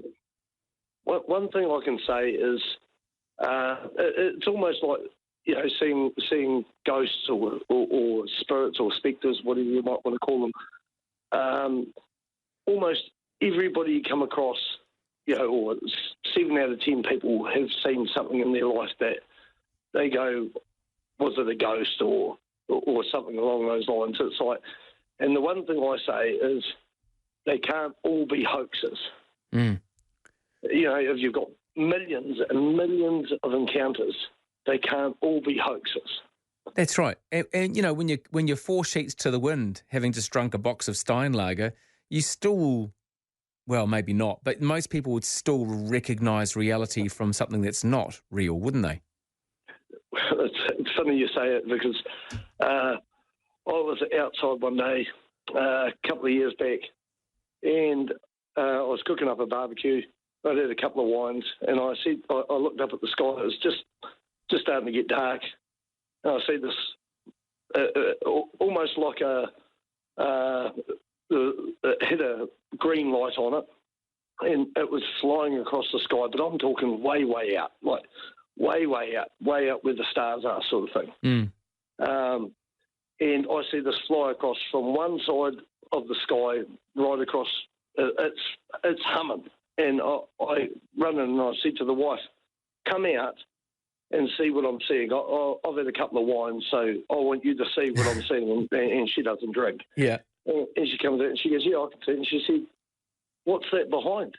And behind it was something travelling at the same speed. And I'm talking this thing from one side of the sky to the other side of the sky out of view would have taken probably 30 seconds. And I'm thinking, well, nothing travels that fast out that you know. Yeah. Maybe a satellite, I don't know, but this is way, way out. And whatever it was chasing the other thing or following it, and the other one had a red light on it. Oh, so it was a UFO policeman. Yeah. It's Boz Hogg. Roscoe Pico train. But whatever it was, she's seen it too, and I said, "What the hell was that?" And this is one thing I'd seen, and other than that, I came home one time from doing a gig, and I'm with my bass player, and we carpooled, and I hopped out of the car and look at the sky, and I said, "What the hell is that?" And suddenly we see something way, way out, and it drops down, and I'm talking drops down like a star, but it drops down, if it's way out, it's dropping down, you know, hundreds of miles, and this thing drops down. And he goes, "Well, it's probably a satellite." And I said, "Well, do satellites drop down or do they go lateral, you know?" I said, "I don't know, but whatever that is, I've never seen nothing do that ever out in space." Mm. So these are my 2 encounters. Whether people go, "Oh, you're a nutter," or whatever. Doesn't matter. It doesn't matter, John, because I tell you what doesn't matter. And even if you're just the best storyteller in the world, which anything is possible because I'm just asking people to tell their stories. I firmly believe in what you're saying because I have seen something that I can't explain. And as you said, lots of people have. And that's hard to dismiss, isn't it? Yeah, and I believe what you said. I'm like, you're a radio announcer. I mean, you're not going to pull a bit of BS out on the radio and risk your career with being told you're a nutter. It's like you don't care. You're like, I'm just giving you my account. Yeah. Mm. And the one thing I see is so many people out there, and I think that's the main thing that people were so afraid to say for years and years. Now people are saying, and it's like, yeah, well, a lot of people don't believe you. Yeah, look, it's a good point you make, actually, and I've been called a nutter for just talking about the news, let alone UFOs. So, Yeah, it's an interesting point and valid as well. And I go back to the point that I don't know what I was watching. The 15 of us in a group, we couldn't describe anything more than literally what we were watching. Large, when I say large, if you think about a soccer ball size in relation to stars. So it was a long way off, but it was much closer than the stars. And it was this doom, doom, doom, doom, doom. That's how quickly, to what Harmony was saying, I thought his description was beautiful, like popping corn. Boom, boom, boom, boom, boom. Just like that. And it wasn't like radiating light. There weren't laser beams shooting out with, funny people going nanu, nanu. There was nothing like that. It was just this incredibly moving in and out away from us, this light. And rather than running, because there's nowhere to run, you're in the Sahara Desert, there was no fear. No one that I can remember quite clearly, no one was scared, because I think you're quite drawn to something that isn't frightening. It's different. And so you're kind of captivated going, oh, wow, look at that. What's that? It was up there for, 20, 25 minutes. I think in the end, we just went back round to sitting around the fire and then looking back over our shoulder and going, oh, yeah, it's still there, coming and going. Atmospheric. Really? You would have had people say things to you like, oh, that would have been just, the Air Force trialling a new... Really? Really? Is that what it was? I don't know. The Senate have had some pretty upstanding people stand up yesterday and talk about what they've seen and claim that the government there knows a whole lot more than they're letting on. What do you reckon, Joe? Yep, yeah, hi. That's fascinating. And I like that point he made quite simply is that everyone can't be wrong and it all can't be just a whole bunch of pranks. Mm. And what I was talking about is the song, the woman, that beautiful face, who even without her hair, she was just delightful. She Sinead O'Connor. Sinead, yes. Mm. And she went out with Peter Gabriel for a short time. Did she? Yes. Well, I mean, I don't know. I'm not exactly young, but I like my music, definitely. Mm. And Prince played one of her songs. Prince, who's now passed on as well. And yeah, I think it was the other way around. She actually did a copy of Nothing Compares to You, but she did it in such a heart-rendering, soul-gripping way. Her version was a whole lot better, wasn't it? Yeah, Joe, very good memories there of Sinead O'Connor. Newstalk ZB, good morning. Call 0800 80 1080 and have your say. Overnight Talk with Roman Travers on Newstalk ZB.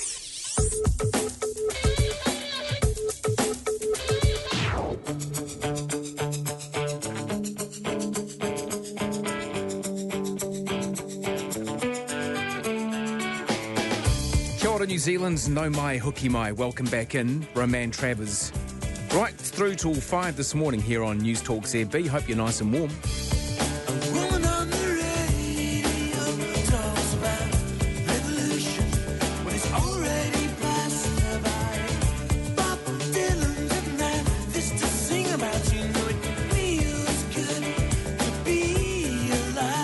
Oh, it really is good to be here.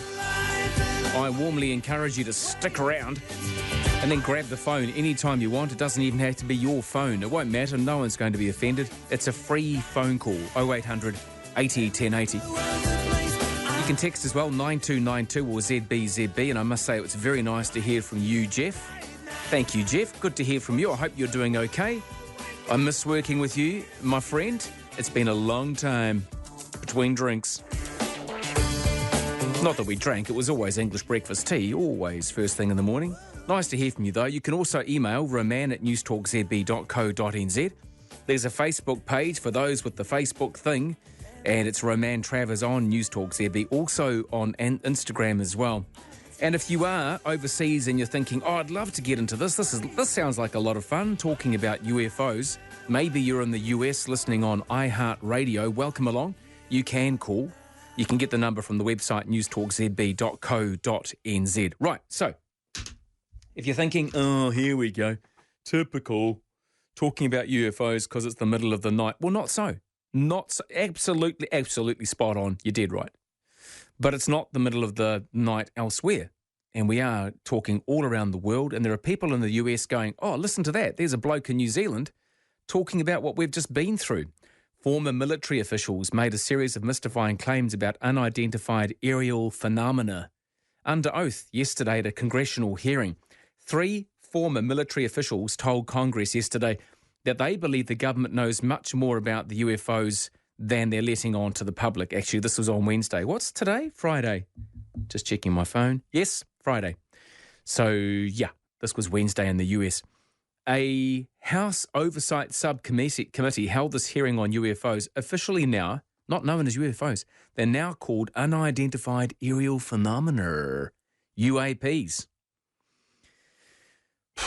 Why did they change the terminology? Anyway, they heard mystifying testimony about unexplained object sightings and government possession of non-human biological matter. Lawmakers on the committee, baffled by some of the testimony, repeatedly noted that UAP sightings are an issue of bipartisan concern and raise national security questions. Separately, some accused the federal government of endeavouring to conceal key UFO-related information from the public, though they did not provide evidence to support those allegations. Isn't that what Roswell is all about? Or have I just watched too many episodes of Mouldy and Scully, the X-Files? The sheer numbers of reports, whistleblowers and stories of unidentified anonymous phenomena should raise real questions and warrant investigation and oversight, and that's why we are here today, said one of the top Democrats there on the subcommittee. So, here are the 5 key findings of everything we're just talking about, right? The government is absolutely in possession of UAPs. Non-human biologics were found at a crash site. Officials must establish a safe and transparent reporting process. Stigma associated with sightings silences possible witnesses. Not here, they don't. Holy moly, the phones are going mental. UFOs spotted accelerating to supersonic speeds has been documented well.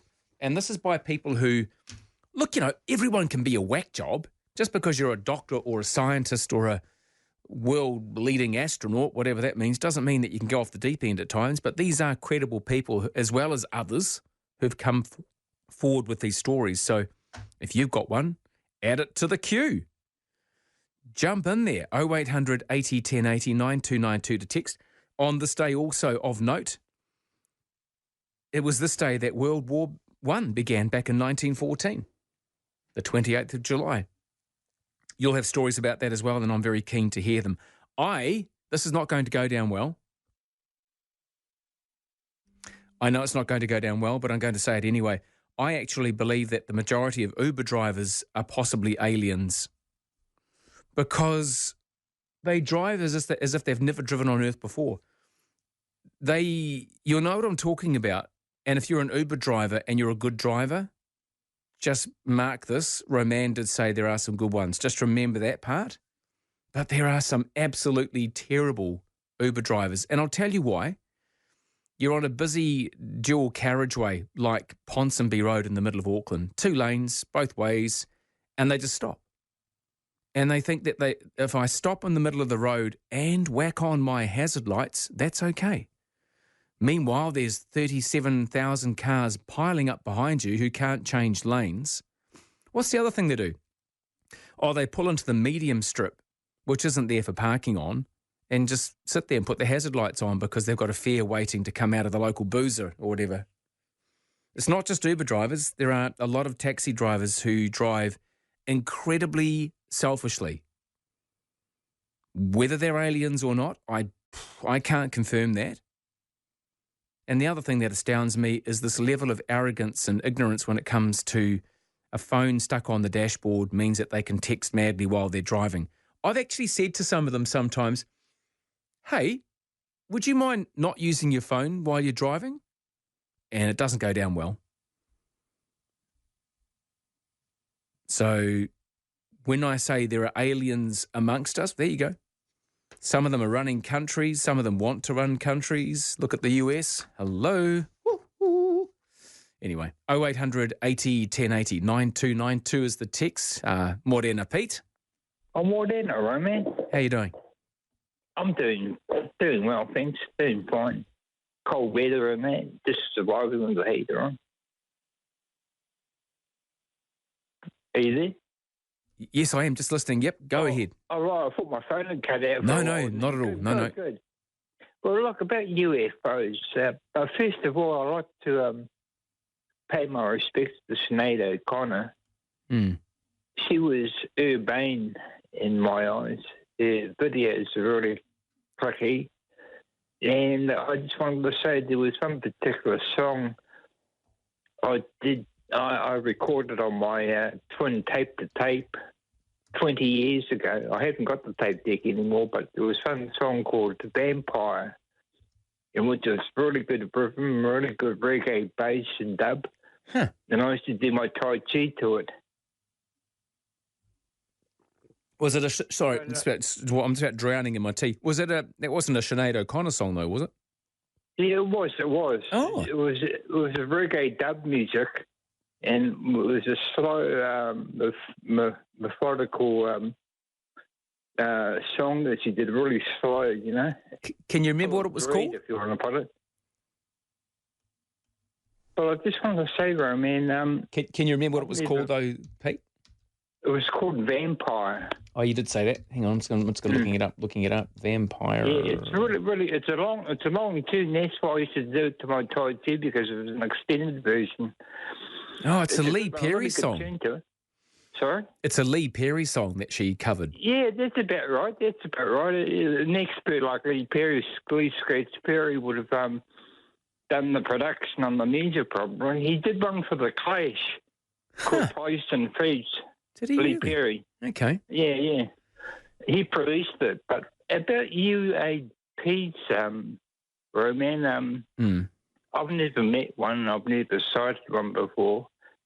I do think they do exist. And I think it was former US President Jimmy Carter claimed he had seen a UFO one time. Mm. Back in the late 1970s, early 80s, he claimed he had seen a UFO. I think it was around Arizona or something. Now, let me ask you about that. You say you've never seen one, but you believe in them. Why? Well, what's given me my intelligence and information and update is through two movies from Hollywood. Good stories, good special effects, and the first one was one called Alien with Sigourney Weaver. Oh. Really credible movie about alien life. Oh, yeah. Ooh. And the second movie was a movie with Arnold Schwarzenegger. A good story, a good line of actors, good location, and it was a film called Predator 1, the first one. Okay. And that's why we can't be, you know how big the galaxies are. There's thousands of galaxies they claim now. I know, right? They say it's just like, you pick up a grain of sand in the Sahara Desert. That's what we are in terms of what's out there. But the truth is out there, Pete, and I know that you're a believer, which is good. I like having a couple of believers, even if there's no story of what I've seen. I like that you believe. I don't. The weird thing is, here's the weird thing. Are you ready? That sounds like Winston Peters. Here's the weird thing. The thing is, you preface that and everyone gasps and grabs their pens, ready to write things down. Here's the thing. For centuries, we've pointed to the Bible, for example, and we've said, that's the truth, the whole truth and nothing but the truth, and I'll strike you down in my bid to be a crusader. In fact, I'll whack your head off if you don't believe in what I'm saying because I've got the one truth. And yet, when people say, I'm pretty sure there's aliens, don't be stupid.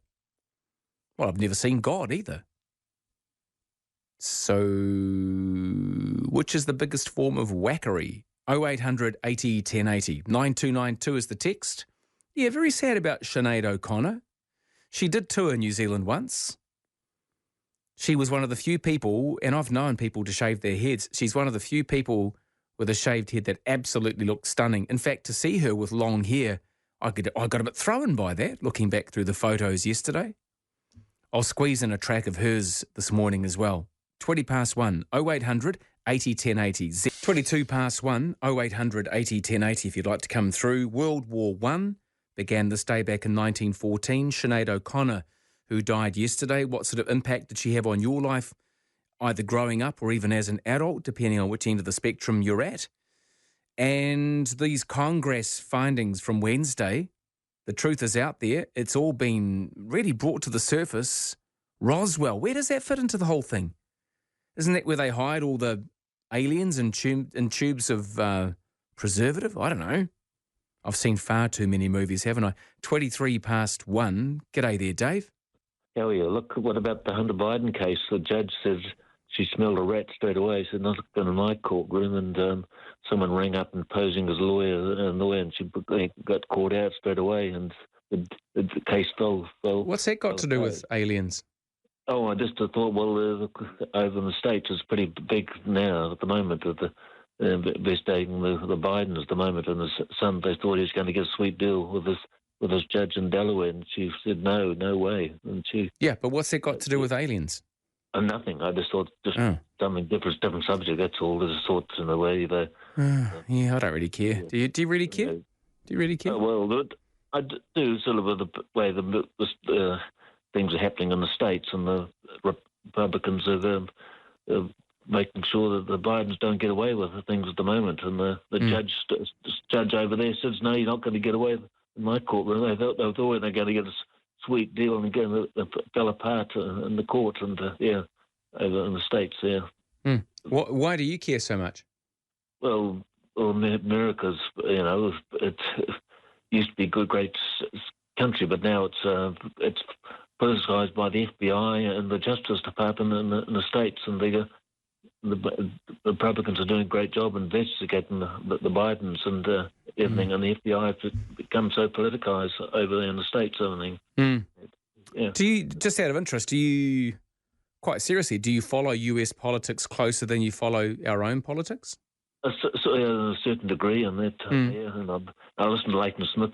I have Leighton Smith podcast every week, and he has some good guests on that. And look, the Americans are in a bad way at the moment, and you can't get spending money, and the FBI wanted a new building, so the Republicans hold the purse at the moment, and they just had a guts full of the way the Bidens have gotten away and all that money they've been getting. It can't explain. And what about the strife that Trump's in? You seem to be enamoured by Biden's son, but what about the actual guy who could be president? Dave, can I just finish what I'm trying to say? It feels like we're competing. So, what about the guy who is possibly going to run again? God help us all. Do you have any concerns about his woeful ability to tell the truth? No, it was too. You can't have two justices, one for the other and one for the other. Oh, I didn't think we'd get a straight answer. No, I think no is the answer. You don't care, but gee, if that's the two best people that can run a country that size, that's a real concern, isn't it? That's like, woo-hoo. I don't have a cuckoo, actually. I wish I had a cuckoo to play. No, that's not a cuckoo. No, anyway, 0800 80 1080 9292 is the text. Beryl, how are you? I'm fine. I hope you're not going to jump down my throat for my opinion. I've jumped down no one's throat. I never do that, Beryl. I know, but he was allowed to have an opinion. But I'm going to be the devil's advocate, dare I say.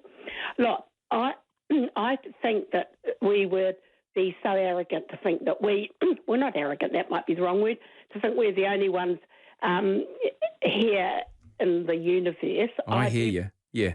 I do believe that we are, but this is where I'm going to be the devil's advocate.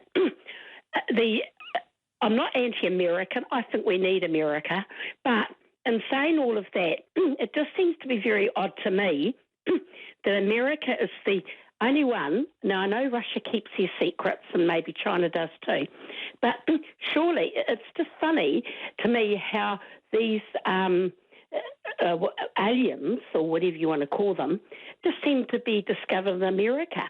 Why is it, Roman, that other countries aren't discovering these aliens? Now, I'm not, as I said, I'm not saying I don't believe. I believe that we are not the only ones out there. and others have yet to be discovered. But it just seems to be odd. America's got a great imagination. Oh, but we have, though. We had that case in the late 1970s with the Kaikoura sightings that went on for weeks and weeks and weeks. Incredible. That's true. Yeah. That's true. But it's just that I'm just surprised that the majority seem to end up in America. But, you know, yes, I remember the Kaikoura things, yes. But I'm just wondering, look, maybe America is holding back. But it's all happening in America.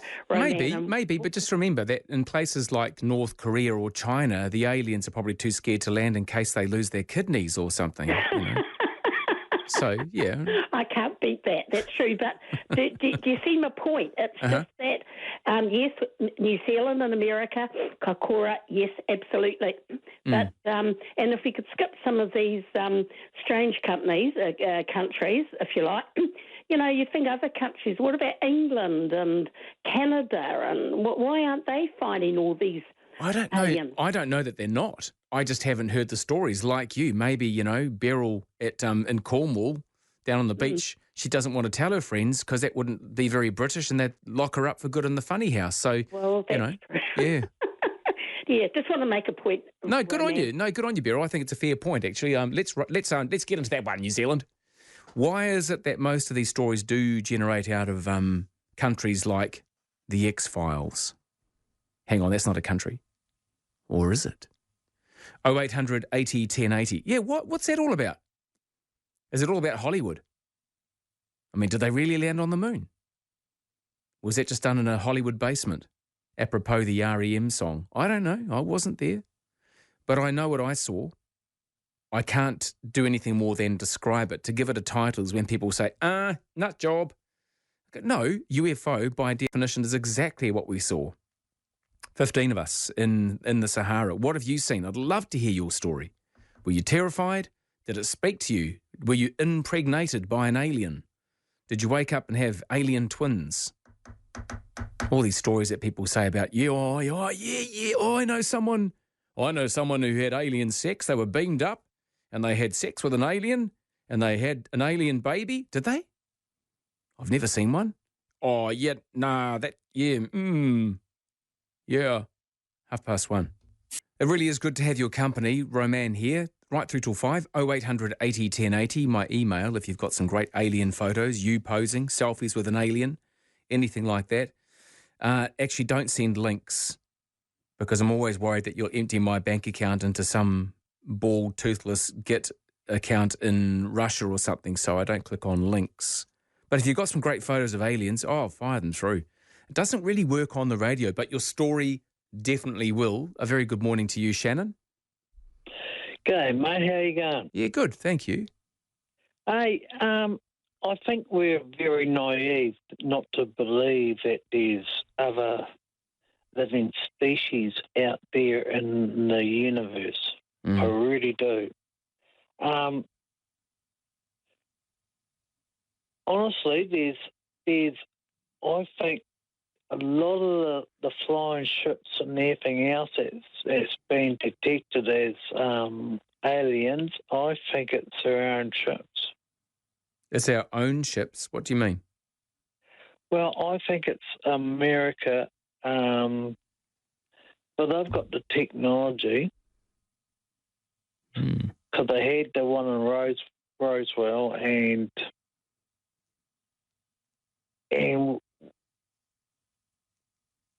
that's my opinion, is that they are flying around and we're seeing a lot of that and it's getting blamed on UFOs. Yeah, well, you know, that's your theory is as good as anyone else's, Shannon. I don't know that they'd be the world leaders when it comes to technology. I think in terms of technological advance, other of these sort of these megalomaniac people that are hell-bent on having the shortest haircuts in the world and goose-stepping around and displaying all their military power, they're the ones who'll have the technology. I hope that sometimes what we're seeing going, wow, look at that. I hope it's not like a missile test from North Korea or something.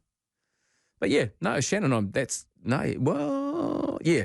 I actually agree with you, and not about the US side of things necessarily, but it's almost an arrogance. And sometimes, look, it's not just people who point at the Bible and say, well, there's the one truth. Really? That's just a really good story with no pictures. And yet people really attach themselves to it and will, they'll be hell-bent on pulling your teeth out and knocking you to the floor for disparaging their story. So, yeah, if you've got a story, if you've got an experience to share, I'm very happy to hear that. 0800 80 1080 9292 is the text. Barry, I'll be with 24 to 2. G'day, Barry. Oh, how you going? Yeah, good. I got 3 little things to tell you. Mm-hmm. When they talk about World War One, if it wasn't for World War One, my family wouldn't actually be here because my grandfather, who was in the British Army, he got, believe it or not, got shot in the side of the face. Ooh. The bullet somehow did a right angle turn, and you could see the scar in his thing, and went up through up past his ear and through the side of his head. So, because when you get those sorts of wounds, you bleed like a stuffed pig. So, for some reason, this is probably from Turkey, I suppose they're at, they actually transported a lot of the wounded British soldiers out here to New Zealand because of the better weather, so they could heal better. Mm. So he came to be here, and then I don't remember now whether he went back to England and then came back again as an immigrant, and then got his girlfriend, his fiancée, and they came and lived here. So, gee, what a hell of a wound to have that happen anywhere near your brain. Well, he was very fortunate in many ways, wasn't he? How did he survive? That's all I could do. Well, I'm pleased he did, actually. Yeah. Just the infection rates, too, without penicillin. Yeah. Ooh. Yeah. Now, about 1962, when I was probably about 18, I suppose, somewhere. Yeah, probably about 18. I was going from Upper Hutt to Hawke's Bay at about 2 o'clock in the morning in my trusty prefect. And when I was going along through the Wairarapa, on the right-hand side, on that band of ranges or hills or whatever it is, Tararuas. On the seaside of the... Oh, that's the Mangarakis up through the east coast, yep. Yeah, there was a red light going along the top of those hills. And this is probably 2 o'clock in the morning, and I sort of thought, oh, that's a bit strange. Well, it can't be an aeroplane because aeroplanes aren't allowed to fly at that hour of the night. And it couldn't be a helicopter because I don't think we had any helicopters in 1962. If we did, there were very few far between. So I actually stopped and watched it. I watched it for about 5 minutes, and then all of a sudden it just, phew, and it was gone. Oh, wow. And it was just, and it wasn't very high above the top of the ranges either. Were you scared or just curious? I think I've thought about it quite a lot. And when you started talking about those things tonight, I thought, I wonder, maybe that I did see a UFO and just didn't register, Yeah. Well, you definitely saw a UFO because you didn't know what it was, but whether it was being flown by a bunch of aliens or the US Air Force, who knows? No, that's true. Yeah. You gone? Sorry. I was going to say, you were saying about a taxi driver doing something on his phone. Oh, man. Well, I used to have a taxi many years ago, and we had radio telephones, and we talked on them all the time because that's how we got our work. We didn't stop on the side of the road and have chat to the operator in the office. We did it while we were driving. And you become very proficient at it, and you can take just as much. You got your mind on the road, you've got your mind on your radio, and you also got to talk to your passenger. So you get pretty good at it. So, but having the telephone on the dashboard and doing it from there, that's probably a bit risky.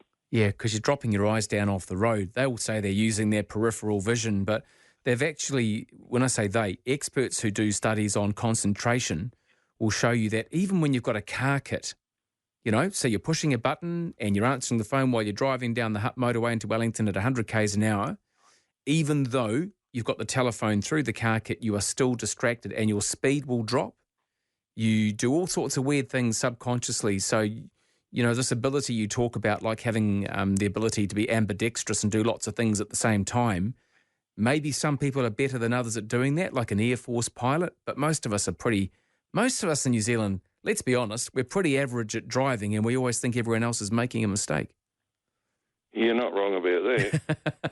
I think that they should put some of these people in the middle of the bloody freeway in America between Los Angeles and Santa Clarita. Yeah. And see how they get on. Yeah, look, I just see the weirdest, and I've been sitting on this for a long time. Some people in the newsroom said to me a couple of weeks ago, you might want to do a whole topic on taxis that just stop in the middle of the road and put their hazard lights on. I mean, actually, they do. And I know. Uber drivers, you can see them in the Prius-type cars, and they just put the hazard lights on and sit there. And if you just go, toot, toot, like, I need to get round you, they don't care because they've got a fare coming out and they want the money, so they're not going to move. And they're not. We're a bit more politer than that, actually. Yeah, You're probably coming from an era where there were, plenty more taxi stands and places to park, and you didn't have to. Well, I don't. Up a hut. Yeah. Okay. But we were very, very governed by the transport department, and if you did something wrong, and you got a letter from them, that's what you didn't really want. Yeah, I can imagine. And you had to go to Wellington and have a talk to them. Yep. Because I had to go a couple of times. Yeah. Well, your very career depends on having that license to drive a taxi, and I just wonder now if it's a whole lot different being an Uber driver, and I don't know. So if you're an Uber driver at the moment going, oh, my God, someone else giving a stick. As I said, and I did preface this by saying not all taxi drivers or Uber drivers, whatever you want to call them, are shocking, but it's the same with courier drivers, taxi drivers, small truck drivers. I know you've got limited parking ability, and if you're offloading the contents of a truck, that's a bit different. I think most people are pretty forgiving. They can see what you're trying to do. There aren't the loading zones or people have parked on your loading zone.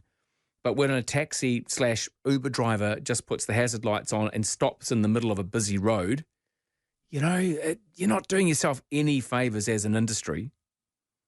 It just makes people get angry, to be honest, in a world that's trying to be more patient all the time, and people are just on tenterhooks, aren't they? There's always something to make you go, whoo, like a firecracker. 0800 80 1080 is the number. Thanks, Barry. Very nice to hear from you. You can text 9292 as well. G'day, Simon. Hi, how you going? Yeah, good, thanks. We had a situation happen in the Melbourne Sounds, or not Melbourne Sounds, Cape Campbell, above Kaikoura. We were in a fishing boat, that boat Lady Maria was telling you about. And we had 7 above us, these 7 ships, and we were in a big sea. We were flying 100 knots. It was impossible weather. We were going to run the boat up on the beach, a whole number of things, but we couldn't get to it.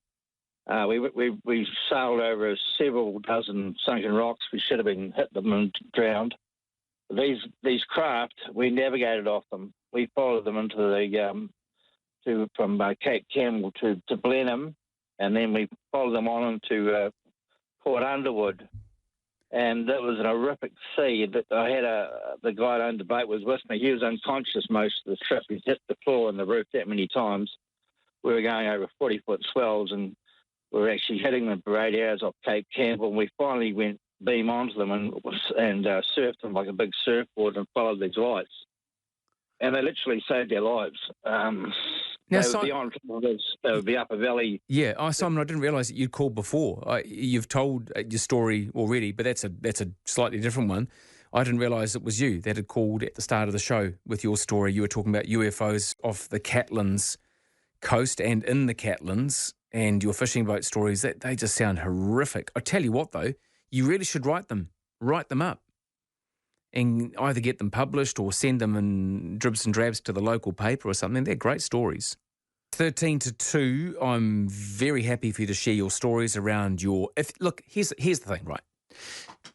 So maybe you've sat there for years and years going, I can never tell the story because no one's going to believe me. I can tell you, you've got an ally in me. I am more than happy to listen because I've told my story and I don't care if people believe me or not. Why would I care if you believe me or not? I know what I saw. In fact, I've got no idea what I saw, but I know what I saw. So if you saw something that you weren't sure what you saw and you'd like to see it and see justice done to your story, this is the place to do it. 0800 80 1080. Now, I don't know whether I should use your name or not, but you want to be identified as an alien. Is that correct? Yes. Okay. Thank you very much. You're welcome. And I would like you to ask me questions. Yes. Okay. Oh, I get you. Well, thank you for calling. I don't know how you've managed to master the English language so well, but let's start with why are you visiting Earth? Because we're interested in your species. Oh, really? We're pretty boring. What? You guys must be really boring if you find us interesting. No. So, for example, so we've come all the way from Andromeda to see the development of your species, and we plant different races around the world to see what would happen. And so far, no good. Yeah, You're still in conflict with each other. All right. Are you going to eliminate us or impregnate us? What's the plan? Maybe the plan, like originally, might have been for meat harvesting, but it's no good these days with the crops you're eating. So therefore, that's no good. Now you're just a play toy. Wow. Okay. All right. So you've seen the world quite literally. Who makes the best coffee? My human body lives in New South Wales, but I must say the people in Melbourne. Oh yeah. No, brilliant. Yeah. So yeah, I'm not, I can't keep this up. So do you have any fear of the possibility that there is some other form of life out there that may well want to use us at some point? I'll revert back to being a human now. Oh, right. No, like that was just a bit of a laugh. So I would love to see us interact with alien life. If we're alive, clearly there has to be others. I mean, we're not one place in the world, in the universe, where there's the only place for life. But I would like to think that if we become more intelligent as Earth and a species, we can interact with extraterrestrial life in a positive fashion. Well, we might need them. Truth be known, we actually might need to escape this planet. Probably not in my lifetime, thank God. I don't want to go and live somewhere like Uranus. No, I mean, I think the Senate hearing that they just did in America, let's be honest, there's been rumours for years, and, I've heard old quotes, when there's smoke, there's fire.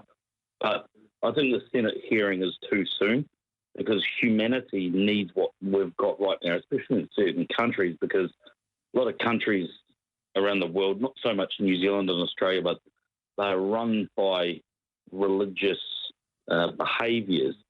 And if we were to interact with things from, space, it would throw their culture into a complete disarray. And I think it's too soon for us, to be honest, as a species, to be bringing this type of stuff up in the Senate in America, because it'll quash a lot of religious people's beliefs.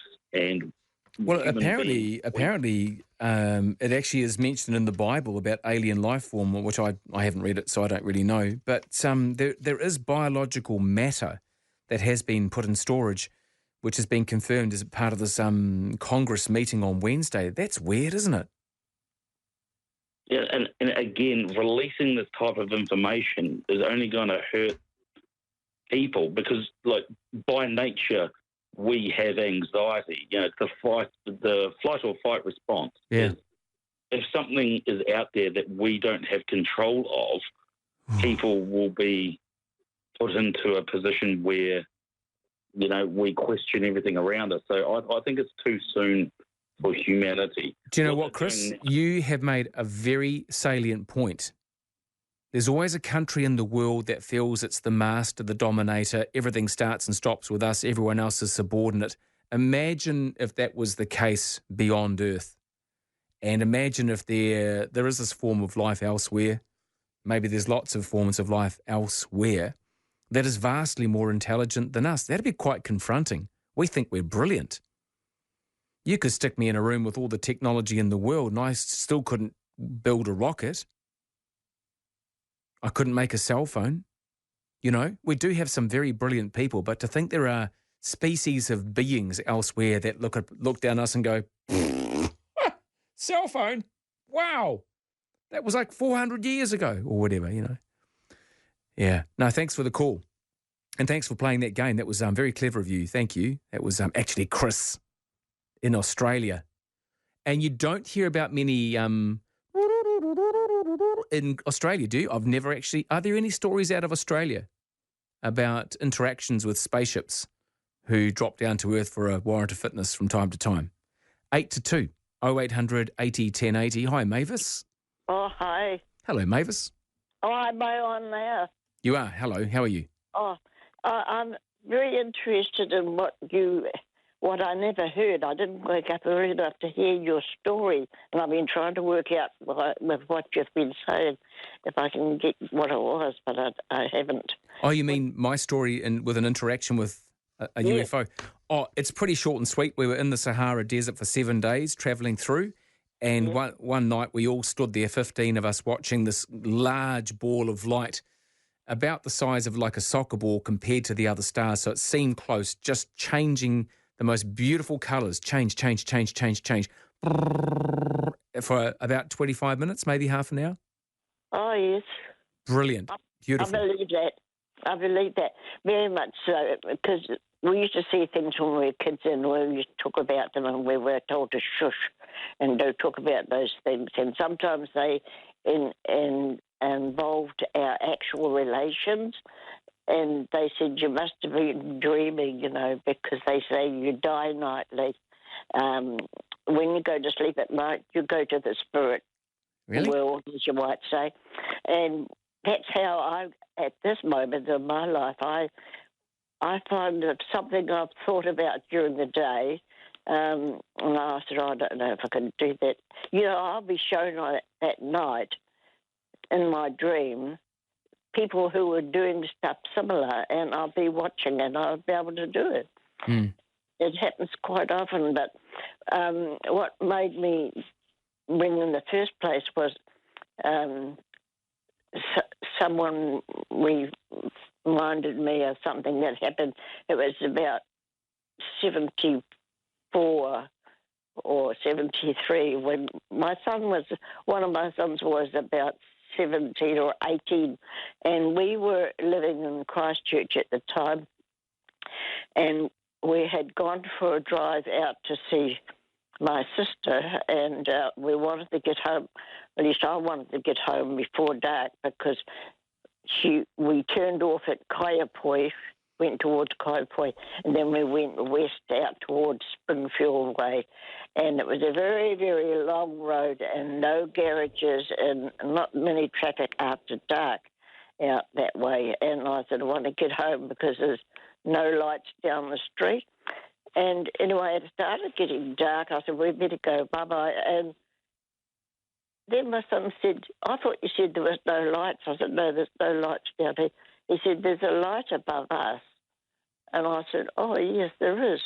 I can't see any pole. And then the lights kept moving on our right in front of us all the way down this long street, which took a good half hour. And it went away from us just after we got back onto the highway by Kaiapoi. And it was quite a homing sort of warmness in it. And it was just like if you look at an ordinary light up on the ceiling here and then close your eyes and see the glow still, it was like that. Right. And you weren't scared? No fear? No way. It was a blessing to us because it looked like they were street lights. They were about the height of a lamppost. Yeah. You know? And I thought, they're definitely not. I said, look behind us. He said, there's a wee bit of light, but not much. And I said, can you see your post? No. I said, well, I know there's no posts down here. There's no lights down the street. We've been here before. Has it ever happened since then, Mavis? Not in that place, no. But I'm in Tauranga now. When I first came up here, I lived over towards Beretta Way.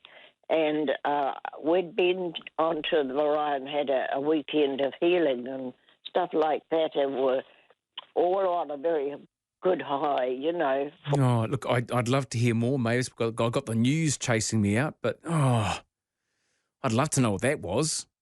Any ideas, anyone? 0800 80 1080. Oh, the truth is out there.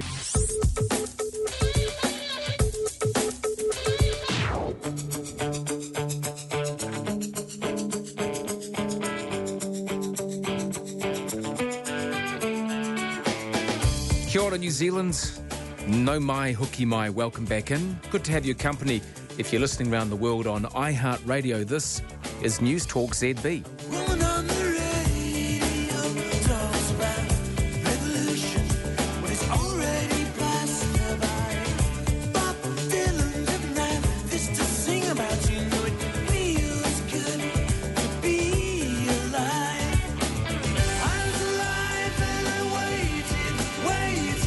The free phone number, when you're ready to call, it's there for you every single minute of every single day.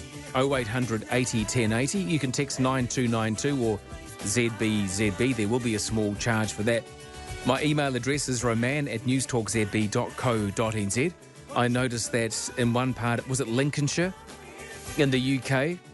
40 degrees, first time ever in recorded history of temperatures there that they've got to 40 degrees. The world is warming up big time. And those horrible fires in Greece, I feel for the people having to deal with all of that. In the meantime, you can get involved here. If you are calling from overseas, jump onto the website newstalkzb.co.nz and you can grab the number to call from there under the Contact tab. And there's a Facebook page, Roman Travers, on Newstalk ZB as well. So government officials here in New Zealand, they couldn't explain the Kaikoura flights, the UFO sightings that went on and on for quite some time in 1979. In a report submitted to the United Nations in January of 79, the Department of Scientific and Industrial Research, DSIR, classified the objects as UFOs still until identified. But they said the prospect of extraterrestrial intervention being proved is regarded as extremely remote. The document is one of a large group of declassified documents regarding unidentified flying objects at Archives New Zealand, which came from New Zealand's post at the UN between 1977 and 1982. In the briefing, DSIR debunks one film of the famous event, but has trouble in doing the same with TV1's footage. You might recall that footage when you were watching the telly back in the day. There's a film by a bloke called Crockett. Crockett, Davy Crockett, King of the Wild Frontier. Different Crockett, but Crockett's film is now considered unmeritorious because of visual discrepancies produced by filming through the window of the aeroplane. In fact, DSIR duplicated his results by shining a torch onto the plane's window. They seem to go to a lot of trouble to prove that it didn't actually happen when pilots and people on the ground could see what was happening. It's been described as all sorts of stuff from fishing boat lights shining off clouds to whatever. But in the US, as you heard on Wednesday, the Congress there hearing about all these, not complaints so much, but people making, I guess it's allegations that the government is suppressing information, and they have confirmed 5 key things from that outcome of the Congress meeting. The government is absolutely in possession of UAPs. What does that stand for again? Unidentified aerial phenomena. That non-human biologics were found at a crash site, that officials must establish a safe and transparent reporting process, stigma associated with sightings silences possible witnesses. There are probably a lot of people who don't want to speak out. And they do have documented footage of a UFO spotted accelerating at supersonic speeds. So that's the findings. You might have read more about that in your time in the last couple of days. Do let me know what you think. 0800 80 1080. And keep those war stories going too. Your connection to World War I, which began on this day back in 1914. Yeah, looking forward to hearing what you have to say. G'day there, Tim. Yeah, good morning, Roman. Morning. Way back at the time of the Kaikoura sightings, I was just young, and we just started out as a contracting business, agricultural contracting business. Anyway, one night we had a fire in the district, and we had no fire brigade or anything, so we went out and we put this fire out, and we arrived home at about 2 o'clock in the morning, and I said to my wife, I'm not going to go back to bed. I'm going out on the crawler and carry on disking. So away I went, and it was over a ridge of hills into a valley. And there were no houses in that valley at that time. And anyway, I started disking and going backwards and forwards across the face. And then I noticed this bright red light. Now, the valley, the total length of the valley wouldn't be any more than 5 miles. And it was this bright red light. It was like a tail light. And I thought I couldn't see because it was dark, and you couldn't see where the just exactly where it was. But this bright red tail light, and I had really no idea, but it would probably be about 2 miles away. But a tail light, you'd never see it 2 miles, so it had to be a brighter red light than that. Anyway, I carried on, and then just on daylight, I got to a stage where I could just see the outline of the hills. With the sky on the horizon. Mm. And then this light moved, and it went up in the air, and it was like somebody was climbing up. It was like a shooter out, with a vehicle. But then the light went above the horizon, and I could see it clearly in the in the sky. And then it just disappeared. And I went home and I told my wife, but I've never ever told anybody else about it. Huh. What did she say to you? Pardon? What did she say when you told her? Oh, she just, she believed me, but it was there for hours, and I've never, ever forgotten it. Can you describe the shape and the colour again? Pardon? Can you describe the shape and the colour of it again? No, it was too dark for that. All it was a light. Hmm. But it was on the ground. It had to be on the ground because and it was a valley that was sloped, and and I was like, it was quite sort of something I've never ever forgotten. No, why didn't you go closer to it?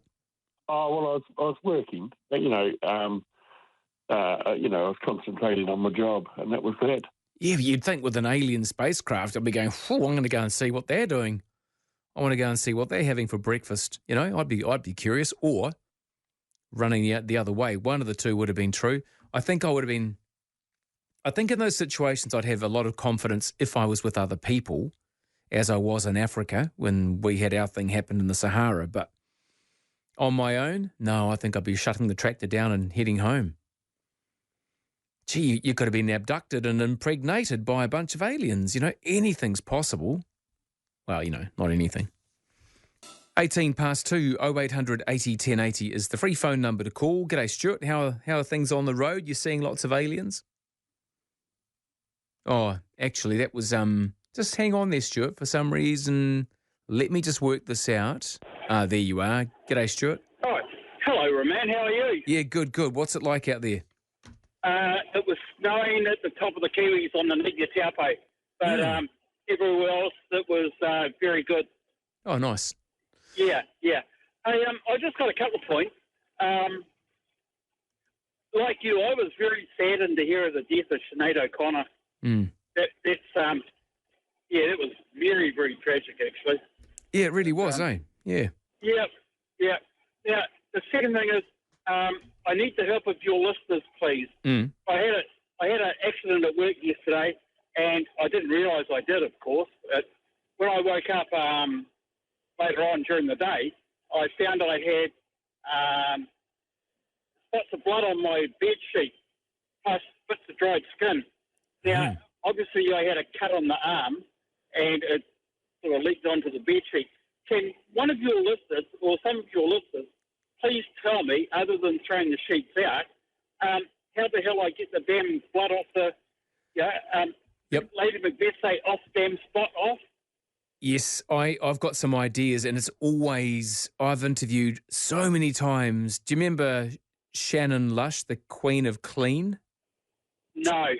She's an Australian who's written so many books, and she was on radio here with us in New Zealand year after year after year. She would take calls. She would always say, the very first thing you do will define what happens in the future. So often with blood, I think if you just soak it out with cold water, but other people will have better ideas. Don't use any chemicals, first of all. I might have that wrong, but if you get time and you're not listening to the radio and you don't hear the answers, that will undoubtedly come through. Just remember to Google Shannon Lush, the Queen of Clean. Shannon Lush. Shannon Lush. She's just incredible. She just knows chemicals and things that will work that aren't chemicals, and just when soap and water will work and how long to soak things for. She's brilliant. Yeah. I did try and Google it yesterday, but one entry would lead on to another entry, and I was sort of like chasing my tail, and I thought, no, bugger it. Yep. I'll talk to the learned people if they... and people will know. What colour are they, white sheets? More or less, yeah. It's sort of like a light green colour. Oh, it doesn't really matter what colour they are, and it'll be what they're made of. So she would kick off by saying, what are the sheets made of? What have you done so far? And she'd get these answers, then she'd go, do this, this, and this, and this, and 3 cups of that, and blah, blah, blah. And just incredible. Yeah. I know what I did. I swore at it, but that didn't seem to help. No, swearing. No, I do that with my computer, and it never works either. Yeah. No, keep listening, Stuart. Thank you very much indeed for your time, man. You enjoy the rest of your day. Yeah, thank you. So if I got that right, people with stains, it's cold water, right? And especially with blood. I don't know about beetroot juice and things like that, which is like a permanent dye, but blood, it's always the first way you attack something that's going to determine whether you're successful or not. Let me know. 0800 80 1080. Actually, Stuart, the other thing too, it could be alien blood. You may well have been impregnated in your sleep. Anything is possible. I'm not doubting anyone tonight. Well, that's not true, but 21 past 2. Hi there, Jason. How are you doing? How are you, Jason? Jason, can you hear me? I can hear you. Oh, sorry, buddy. That's all right. Yeah, I just wanted to tell you my story, what happened to me one night. Okay. I'm like a delivery driver, and I drive between Masterton and Woodville. Mm-hmm. Now, the first year of lockdown, which was 2021,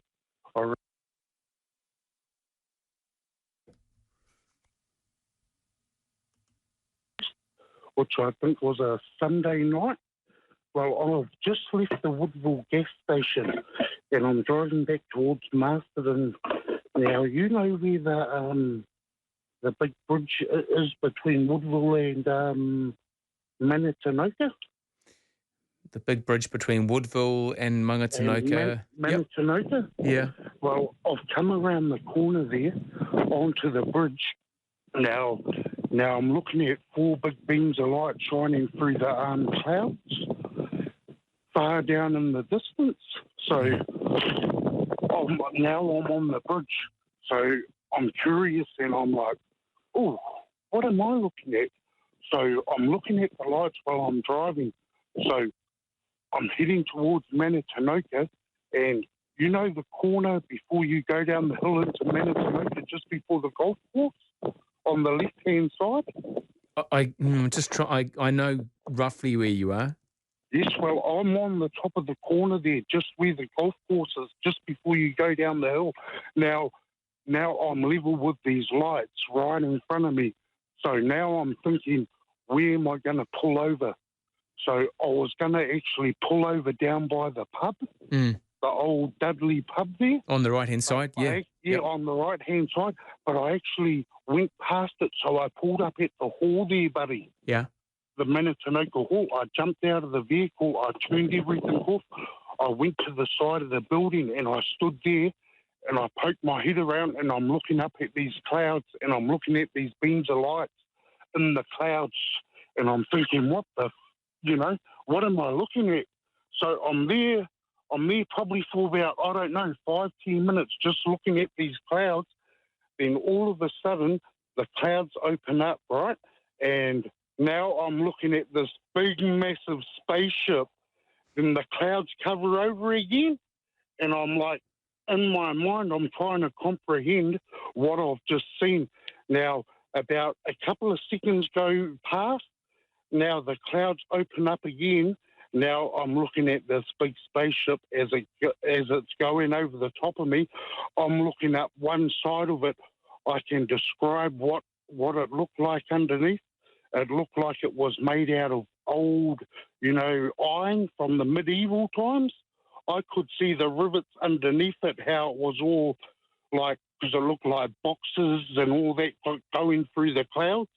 Like, imagine if you laid skyscrapers all on their sides as they're going through the clouds.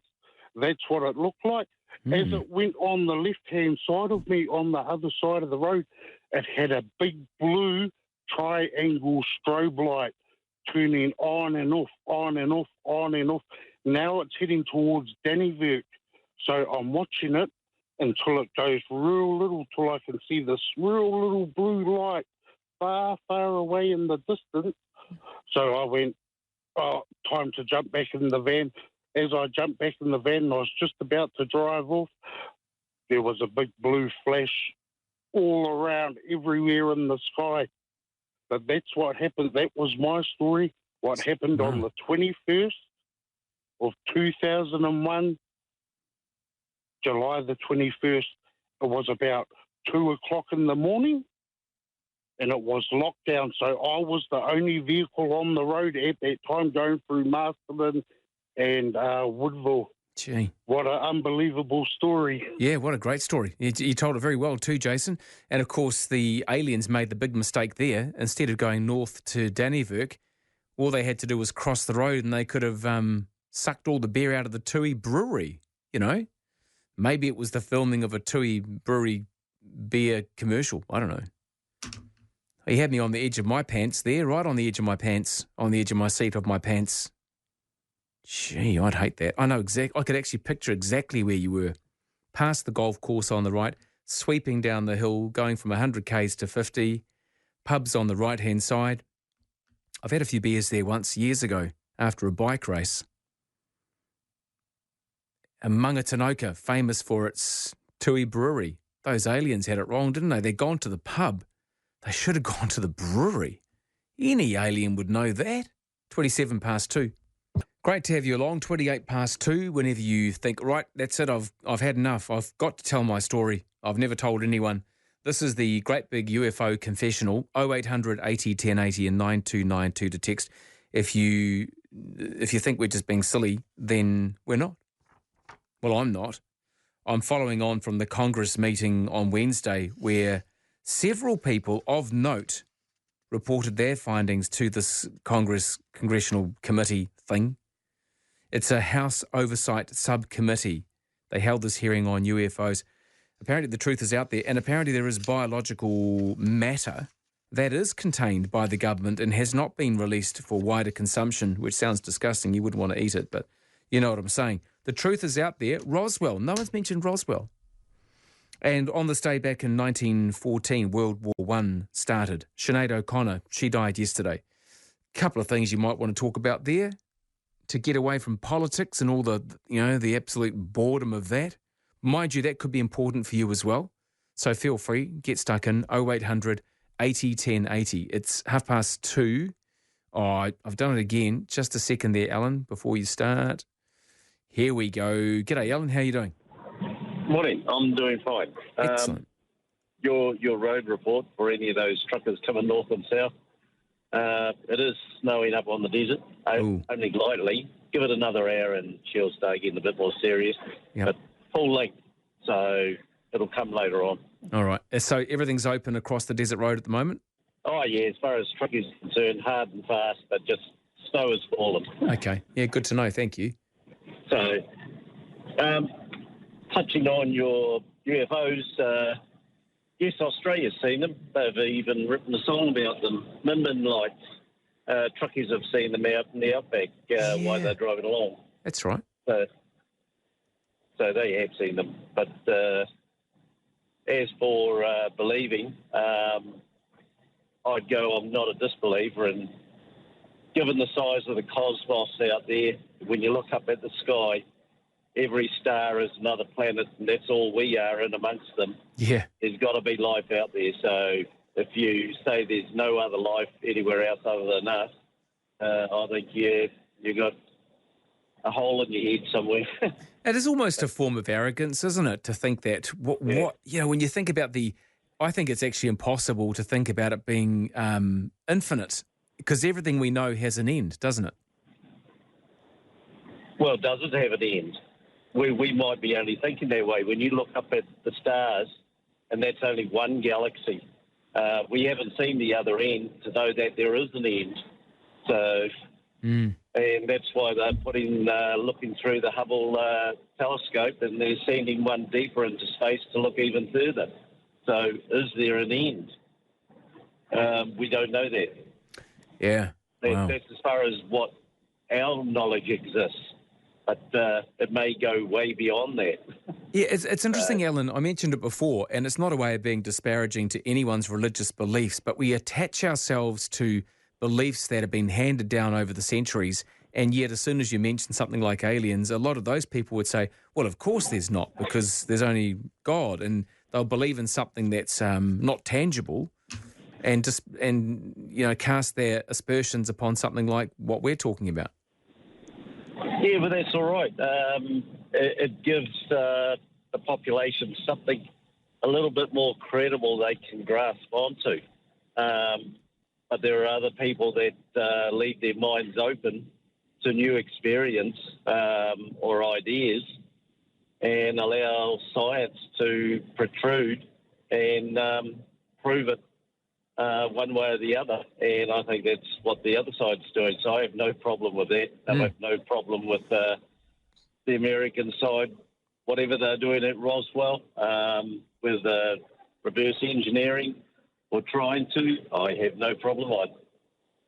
I endorse it wholeheartedly, and not opening up to the full public. Maybe what they do know might shock the public at this stage and frighten them. Yeah. So they want to get their head around it a bit more and handle on it before they open up more knowledge to the general public.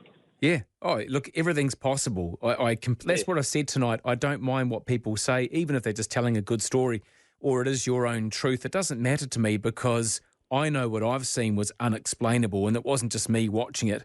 There were 15 of us standing in the desert watching these lights. It was incredible. How many drinks did you have? 15 of you? Yeah, exactly. We probably did have a few drinks, but we were pretty broke, travelling through Africa. There wasn't a great deal of anything drugs-wise, alcohol-wise, so it was just sitting around a fire, and then all of a sudden someone said, hey, look at this light, and it was getting closer, and then it would move away again, and that's what, like people saying atmospheric conditions, you wouldn't expect it to move in and out like that, maybe. I don't know, I'm not an astronomer, I don't know. Yeah, the closest thing I've seen is Elon Musk's launching of his satellites. When he launches them, they all line up in a string.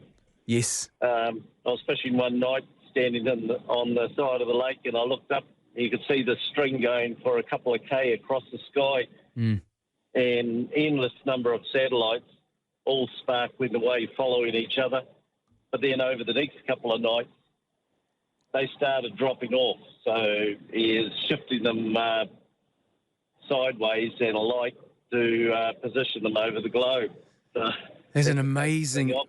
Isn't there just an amazing... I've only ever seen them once as well. It was quite spectacular. Isn't it amazing to think of the amount of junk there is going round and around up there?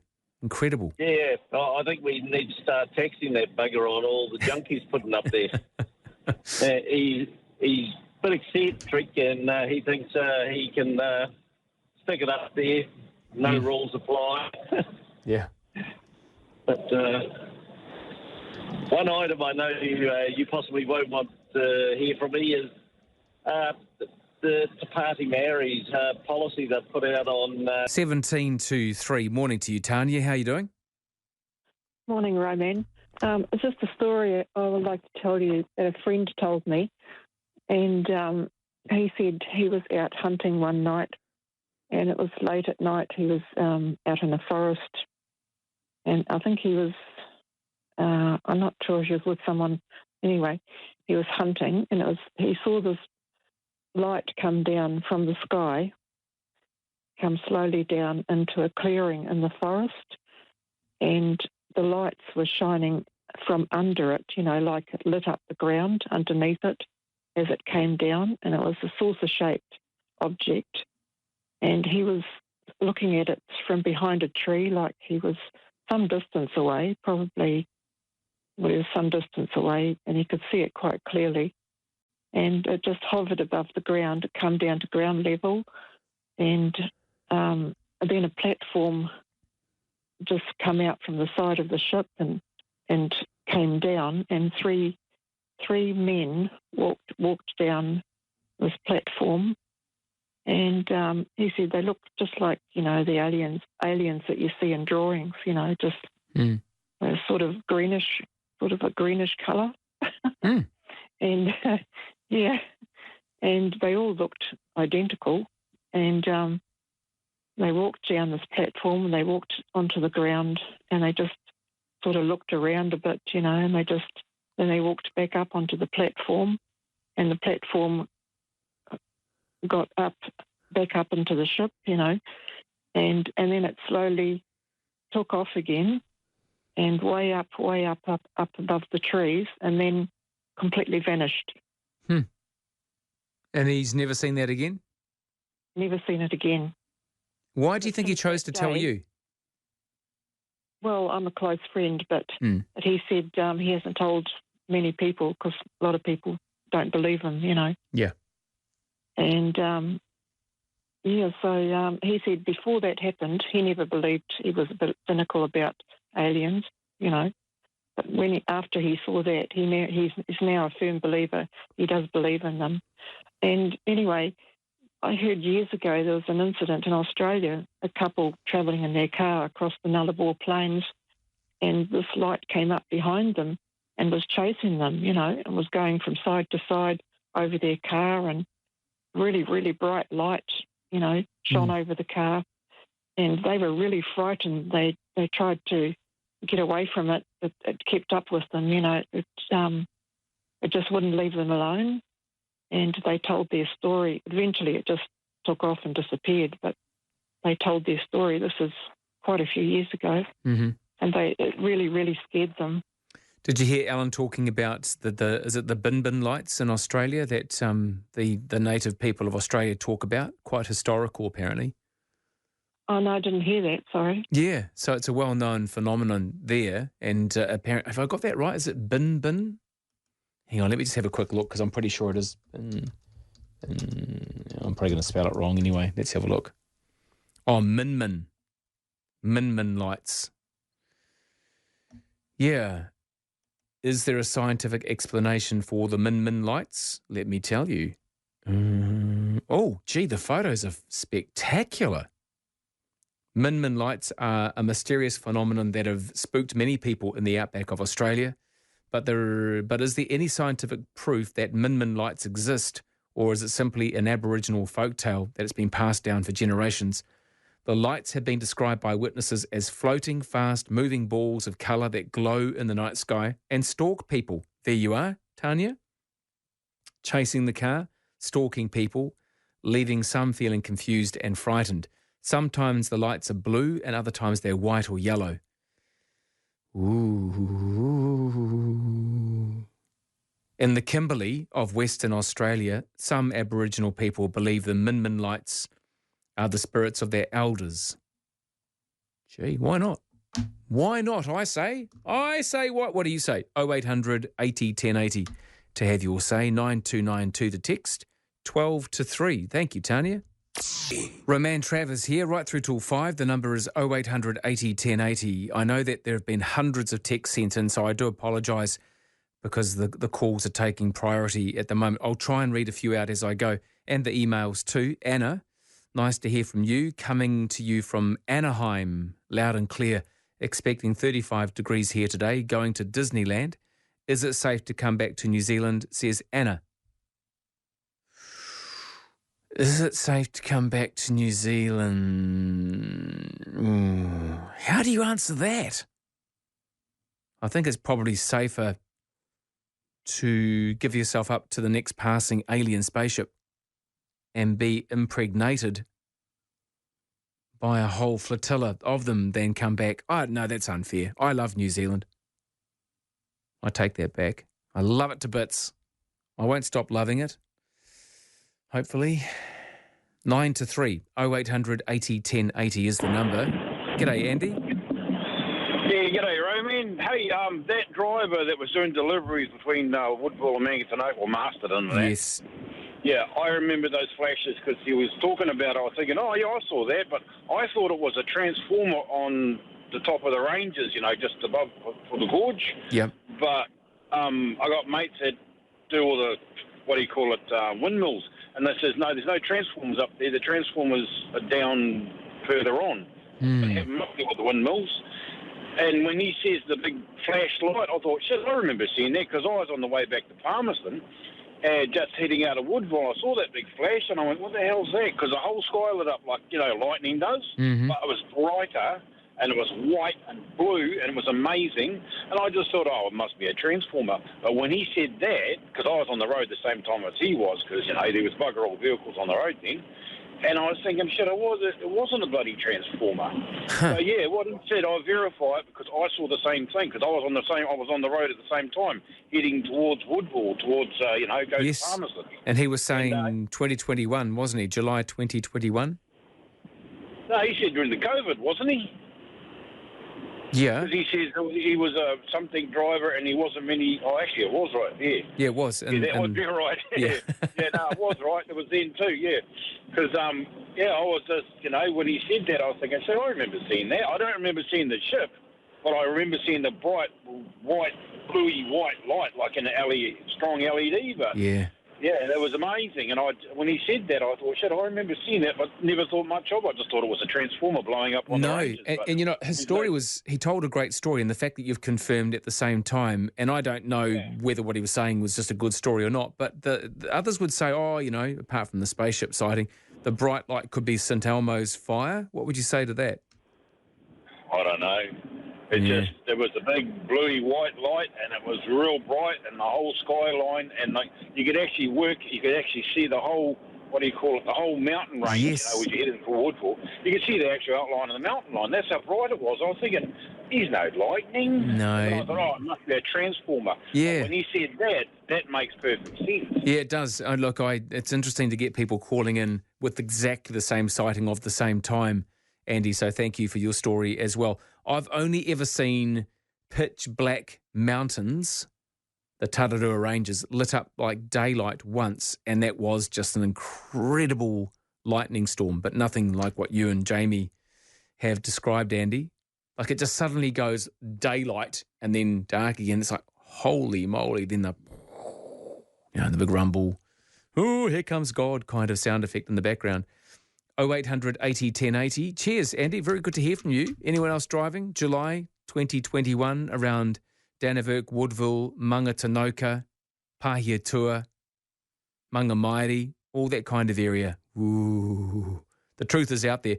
This spaceship was hovering above the old pub, the Dudley Arms. It should have been hovering over the brewery and sort of, laser beaming up all the kegs or something. Clearly they got their GPS coordinates slightly wrong. Alec, how are you doing, Alec? Good morning, good evening. It's got that caller said early on that it's a blessing to see the light, because I saw a light once, I thought my cousin had a new toy, like an urgent courier or something, It came from Petone to the back of Mount Vic. It was just like a headlight under the radar in between the planes taking off. I waited for a couple of planes to take off, then it mission from Petone to the back of Mount Vic. Oh, yeah. But I didn't want to go and have a look at it or anything because I don't know if you know the story about what happened in Taranaki. There's like a spacecraft in the back of the mountain, but the girl that went to have a look at it died of cancer 2 years later or something. Oh, really?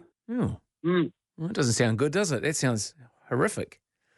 I don't know that I do want to see one, to be fair. I think if I was on the top of Mount Holdsworth or something like that, and as long as I could hide behind some leatherwood bushes or something, I'd be okay. I definitely do not want to be laser beamed up into a spaceship to be examined or impregnated or something. Hello, not me. No, I'm a male. You need to get the other ones down there, the ones that look like women. Those are the women. That's what I'd be saying. Right. Cheers, Alec. Nice to hear from you. 0800 80 1080 and 9292 if you'd like to text through. Hi, Peter. Oh, yes. Ramon, the lady that was talking about round Mangatinoka and the golf course and that. Yes. A very similar caller came in on the Marcus show with the same story. Oh. Earlier in the night, I was quite amazed. I've been asleep between it, but yes, it was most fascinating to hear the second story, almost the same. Yeah. And she'd come from Paiatua, pick her son up from the college ball, and she was heading back to McLean Street in Woodville. And she mentioned the golf course and the Mangatinoka and all the same thing. Good Lord. And as an ex-native of the Wairarapa, I was most interested in hearing about it. Yeah, me too, because I can picture that the amount of times I've driven that road, you come down the hill from the north, sweep past the golf course, down the hill, hit the 50k zone, there's that pub on the right. And, you know, at night time during lockdown, well, during night time, full stop, there's almost no traffic, but during lockdown, to have 3 or 4 different people witness the same thing is absolutely bizarre, isn't it? Yeah, I think so. I lived at my parents' farm in an area called Icoke, just north of Greytown, and it's actually pronounced Ahiokoka, and it means fire in the cabbage tree. Oh. And I often wondered, we had cabbage trees on our farm. I thought perhaps it must have been fires through it, and the Maoris called the place Ahiokoka. But where I live now in Ocean Downs at Mount Wangadui, outside my bedroom window next door are palm trees. Yep. And when the sun rises in the morning and it's got the reflection of that powerful strike on the leaves, the throngs, they look as though they're aglow. Oh, they would do. I love that look. Yeah. And cabbage trees, the settlers use the trunks as chimneys because they don't burn very well. Good story, Peter. Nice to hear from you. Newstalk ZB, good morning.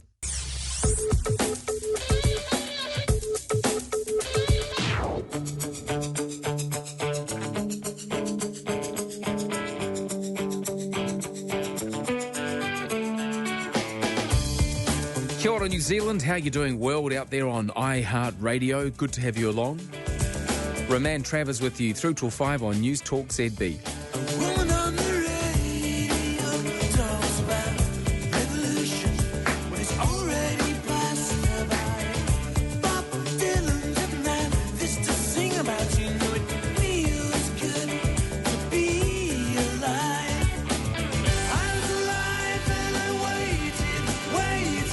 I love Fridays. Have I told you that I love Fridays? What I love most about Friday is that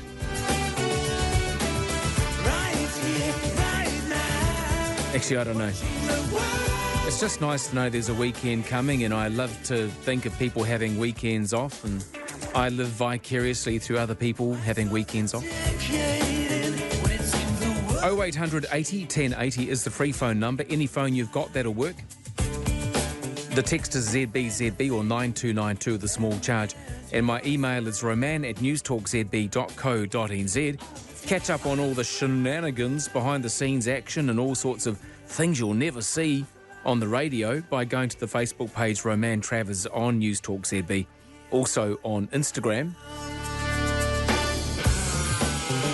Very sad news about Sinead O'Connor yesterday. I don't know, there's been Dolores O'Riordan, there's been Sinead O'Connor, 2 big singers from Irish stock going way too early. 56 years old. I've been saying all morning I'm going to play one of her songs, but we've been so busy with the calls, and I love the stories that you've been sharing as well. So keep those stories coming through, whether it's alien related or not. 0800 80 1080. If you've just joined in going, well, what the heck's he talking about aliens for? Oh, don't blame me. Oh, you can't blame... Well, you can. Mea culpa. It is all my fault. But, in fairness, I'm talking about a story out of the US with the Congress there. a House Oversight Subcommittee. They held this hearing on UFOs on Wednesday. The truth is not just out there, it's right out there now. It's come right out of the closet. I was going to say like something, but I won't go there because no, let's not do that. It has come out of the closet though, and not enough of it though. It's kind of like they're titivating your titivated bits with bits and pieces, but they're not really coming out and saying a heck of a lot. The 5 key findings are these. The government is absolutely in possession of what they say are UAPs, unidentified aerial phenomena. We used to call them UFOs when I was a kid. Now they've all been zhuzhed up with flash new names. They definitely have non-human biologics. They were found at a crash site. And the list goes on. It sounds very official. It sounds officially official that there is definitely remnants, evidence of other things. You may not need that evidence because you just know, like me, standing in the Sahara Desert as a 21-year-old with 15 others staring at these lights just changing, like being in a disco.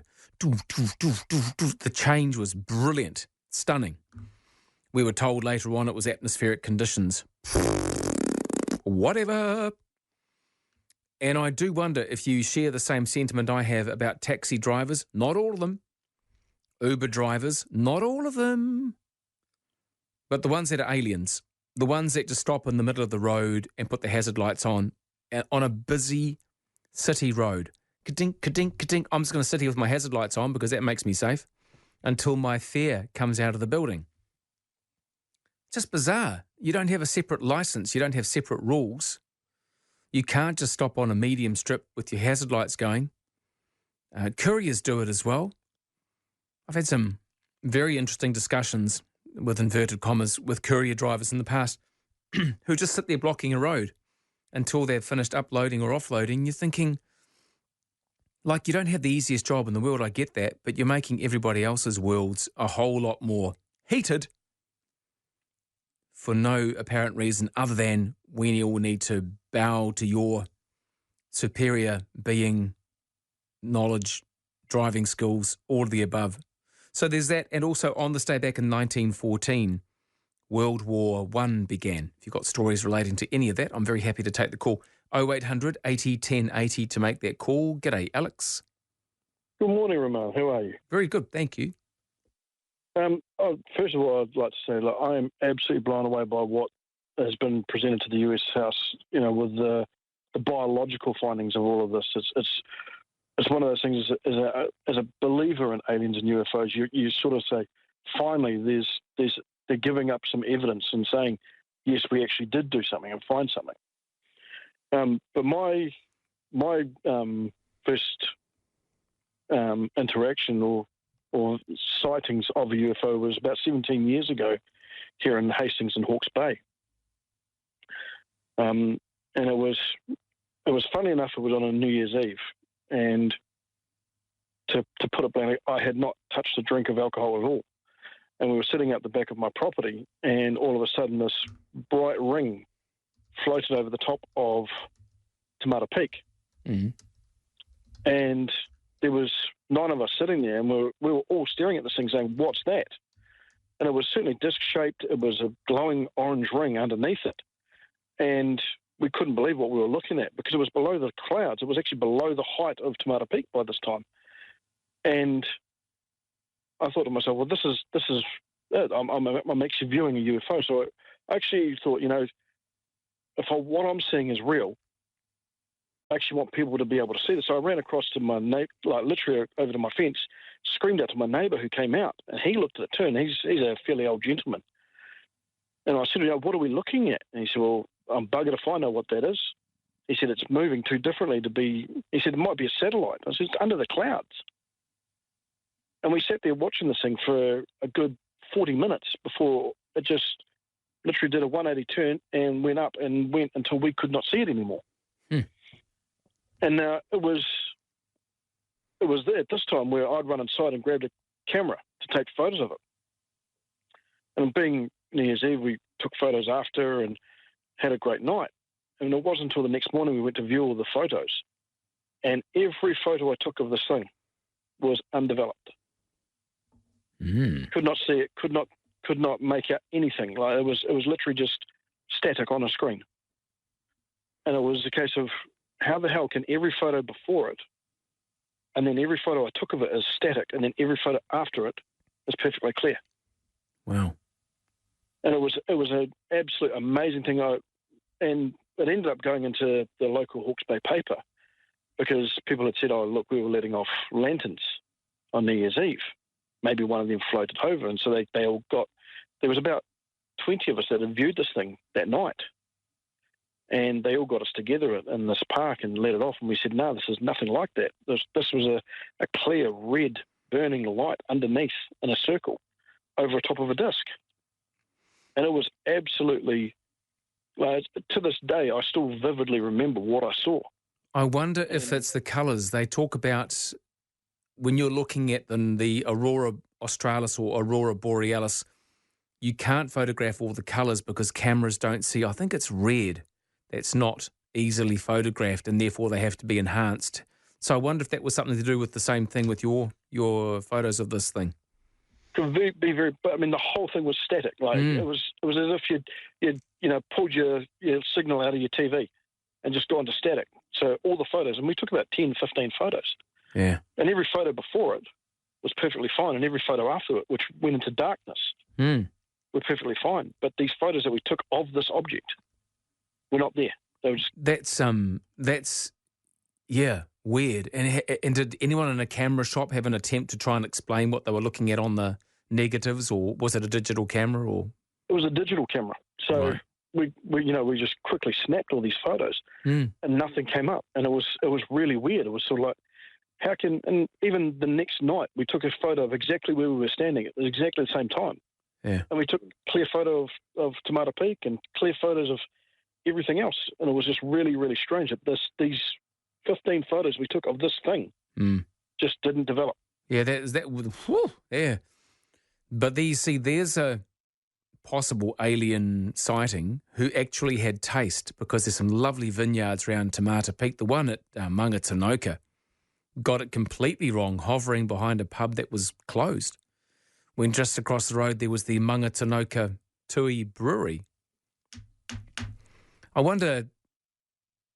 thank you for sharing the story. I bet you other people have similar stories, and I'm hoping this is encouraging people to tell them. Maybe you've had the story in the back of your mind for years and years, and you thought, I can't tell anyone. No one's going to believe me. I will. Pretty much. Maybe. 3:18, Newstalk ZB. Jonesy. G'day, Jonesy. How you going, Roman? Yeah, good. I believe I've seen spaceships 3 times. The first time would have been back in mid-2017. I was going over the plateau on the desert road. Bright as white sky, light in the sky, is just sitting there.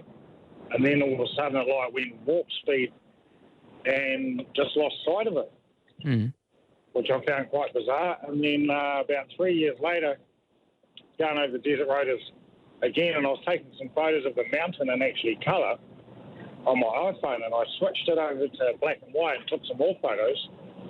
And when I got home, I was looking at them, and then I actually zoomed out on the photo, and in 2 of the photos, there is a spaceship. Oh. Quite clearly, you can see the spaceship beside Mount Ruapehu. Yeah. It couldn't be, I'm being cynical, I know, but could it be a cloud? Nah, it's just like, it is flat bottom and has a dome on the top of it. You can quite clearly see windows. Yeah, I was quite surprised.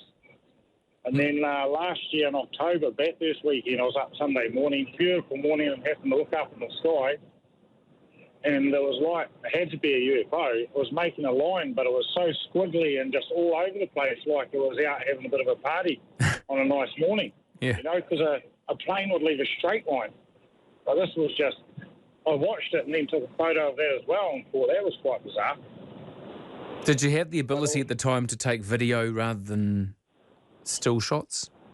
It was Bathurst weekend, mate. We had a lot of juice, so right. slow on the reaction, but having an actual photo of one of these ships is quite mind-blowing, Yeah. Like I've showed a lot of people and they agree. Gee. Oh, would you mind sending it to me? I'd love to have a look at that on the email. Yeah, I could. That might be worth a few bucks, eh? I just don't know, mate? Oh, I don't have any.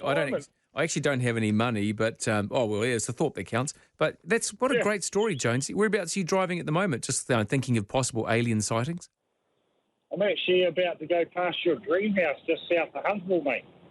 My dream house. You keep going on about this white house set back a couple of 100 metres out of Huntsville, old character type home. Oh, do I? Yeah, you did a while ago. Oh, Hunterville. I'm sure it was you. Yes.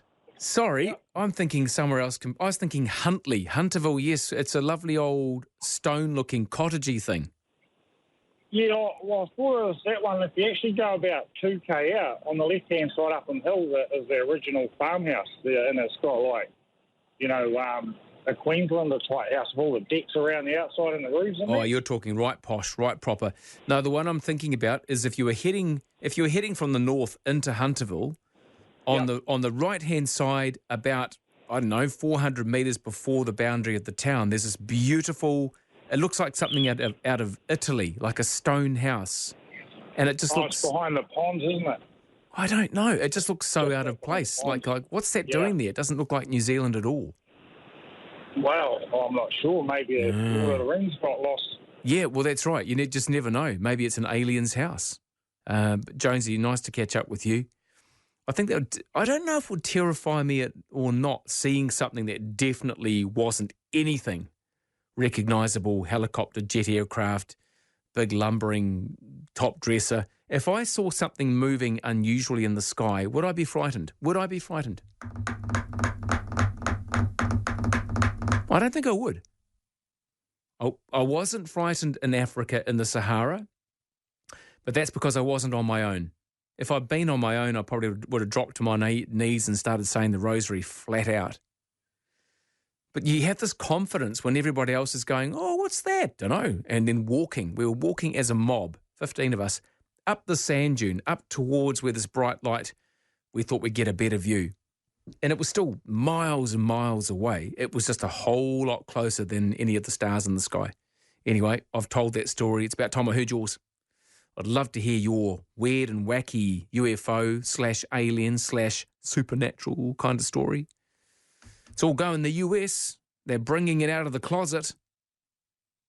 And they're all exposing themselves to the truth. That sounds terrible, doesn't it?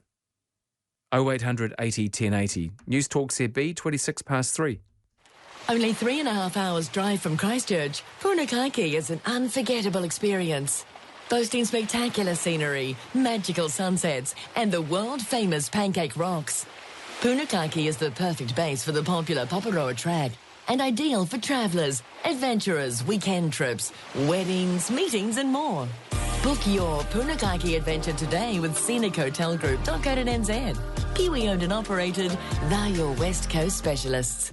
Heads up team, another amazing offer from GJ's. 2 stories of affordable modern living from $363,000. Check out the Kingsland, our 2-story plan specifically designed for smaller sections and a great value option for those considering adding a second home to their existing site. The Kingsland can cost effectively multiply for different property investment needs, including duplex or terraced housing. GJ's smart design, clever thinking, more options. Just another reason we're New Zealand's most trusted home builder. T's and C's may apply. Newstalk ZB Auckland community notices with stressless recliners from Danske Mobler Furniture. Relax, it's time for Stressless. St Peter's College is sending a water polo team to the NZ Ames Games in Tauranga this September. So they're having a classic sausage sizzle fundraiser at Greyland Bunnings on Sunday, July 30th.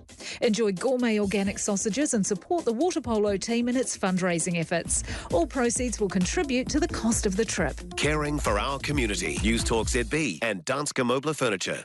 0800 80 1080 is the number to call. If I know it's pretty tough at the moment because it's just full on, flat out. And I do apologise for not getting to the texts. The calls take priority. So if you are trying to have a message read out, you could just turn it into a phone call and get through on 0800 80 1080. 27 past 3. Hi, Dino. Oh, sorry. I'll take you off speaker. Morning, Ro. G'day. Yeah, no, you've woke me up about 3, and just before 3, listening to you talking about aliens and saying it's real. Yeah, apparently. Apparently. How do you think, being a staunch Paddy that I am, brought up and smacked around the ear in the Featherston Catholic school, it's going to affect all the religions, if it's true? Well, I think it depends on what religion you're following. I was raised in the Catholic Church. I've got no problem with the prospect of there being other life forms on other planets. Oh, Detroit, Doesn't bother me. It wouldn't bother me one iota, but there'd be people there that some of those real weird American religions and that it'd all go out the window. What would happen to Scientology? I don't know. I don't even know what they believe in. I honestly, frightens me just walking past the big head office in Auckland. I kind of look over my shoulder as if I'm going to be absorbed through the brick wall by some witchcraft thing. I don't know. What do they do? No, well, that's the same thing. I've never even read a book or anything about them. Well, the same thing as the Catholic upbringing is you don't believe in false idols, so you don't go into other people's religions. That's what you're trained at 5 and smacked over the knuckles for. Got a yarn for you about bright lights. This happened to me about 20 years ago. Milking cows out the back of Huntley. Just getting the cows in this time of year. And the whole mountain range just lit up, just like you said, lightning bolt on lightning strike, how a lightning strike lights up the sky. But this was in the Pacific area, right across the ridge. And I mean, brightest day, and it was a big, huge, to describe it, the colours and everything that were there. I'm thinking, you're seeing things, you're overtired, you've been going hard for too long. Then bugger me days, I don't know who I told something. And one of the guys said to me it was the Air Force boys having a lark at whatever time in the morning, because it would have been about 3:45. And what they would do for fun was they would drop their avgas out of their plane across a mountain range, and then they would go past it and hit it with their afterburners or whatever it is, and they'd set it on fire. Really? And that's the big flash that I saw. Because when you see it, this thing's like 3 k's long. And it's impressive to see. But I don't think they're allowed to do it, because they'd be obviously wasting taxpayers' money dumping fuel into the sky. Wow. But Okay. some fireworks, something to see. And I thought, well, that's what I saw. That exactly describes what I saw. Have you been?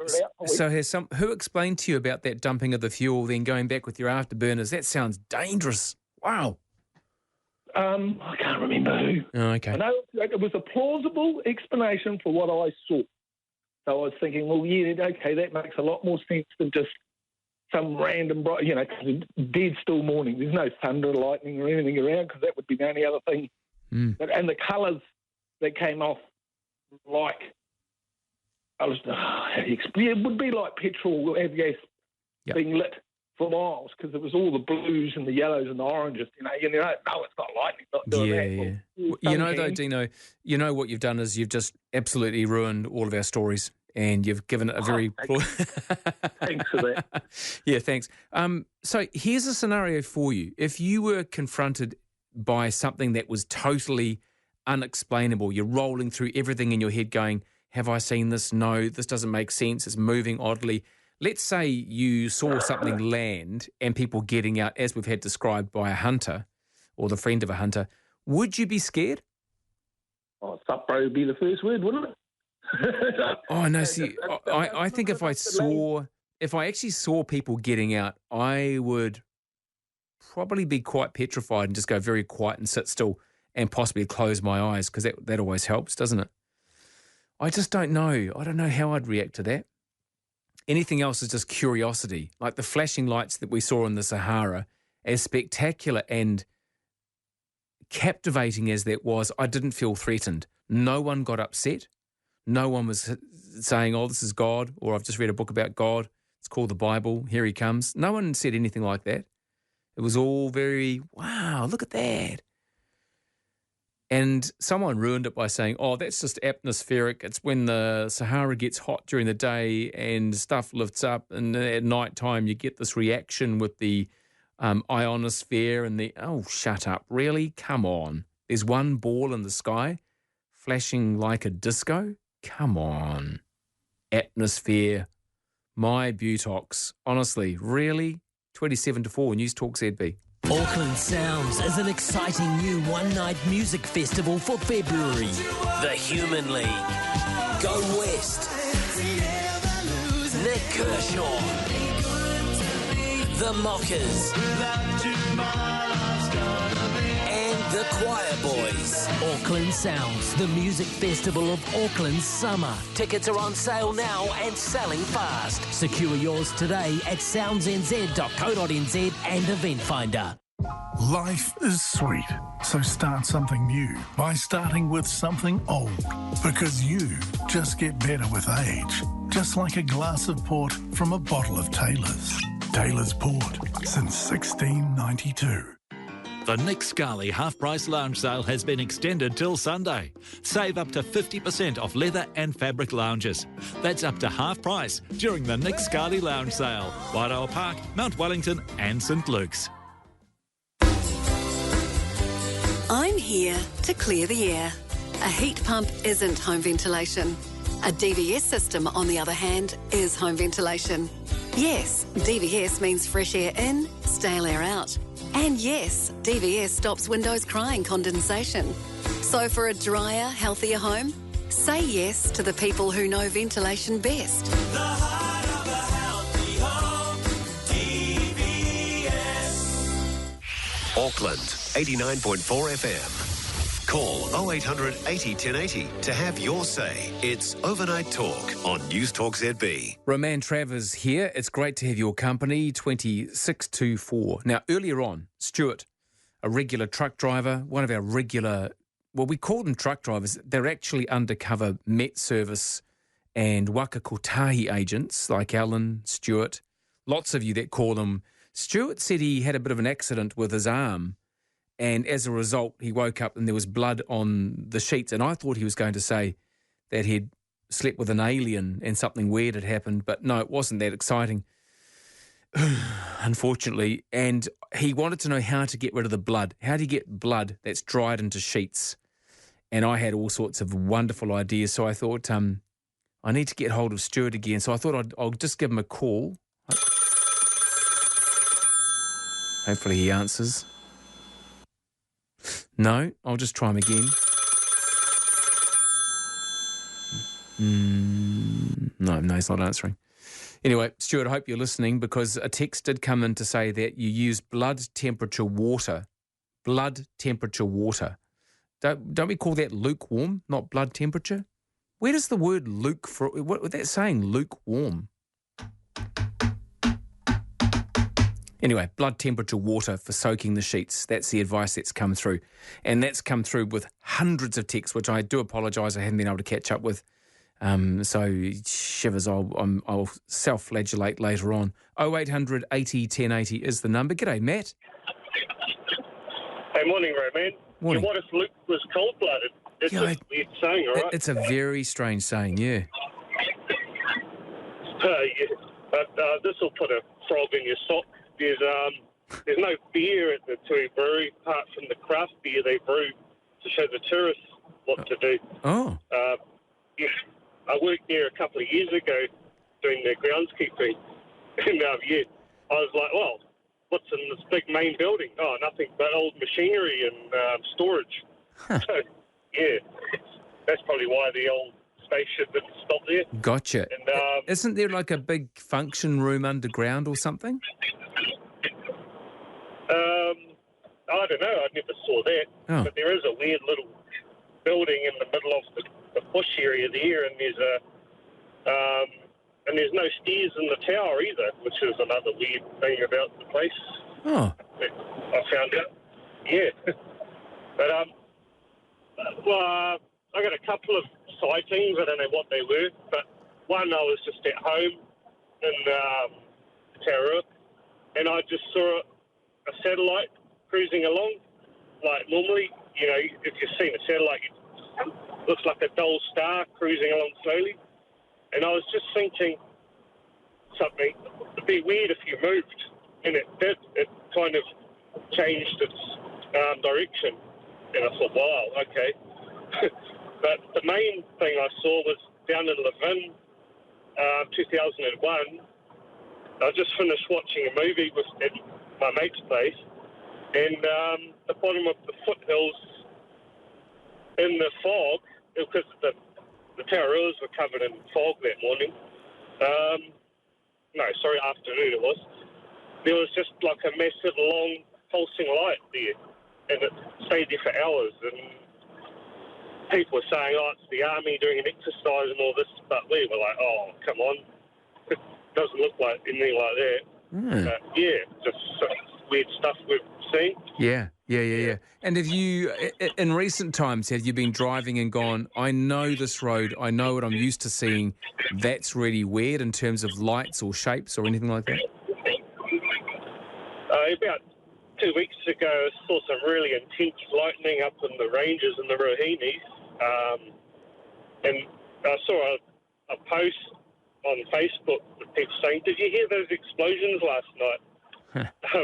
And someone saying, "Yeah, it was a storm." And it was stormy that night, but I remember there was 3 harsh lightning, and I could see it was almost like a bluey tinge, but I was like, "Oh, that's a very interesting storm." Didn't think much of it, but, now that people have brought up that blue colour, I'm like, "Oh, that's a bit weird." Does seem strange. Have you seen that movie Nope? N-O-T-E? No, doesn't ring a bell. That's quite cool if you're into aliens. The theory is that they're always hiding behind the clouds and that. Yeah. Well, I wouldn't be surprised if they're actually hiding in plain sight. There's a couple running various countries like Russia, the US, nobody does aliens like I do. Yeah, exactly, The fact that some of these people get into power makes me wonder if we're not all aliens as well, The truth is out there, Mouldy and Scoldy. Remember that on the X-Files? I do, remember them well. I loved those programs. There was something deeply captivating about it. It almost seemed like a documentary in my head.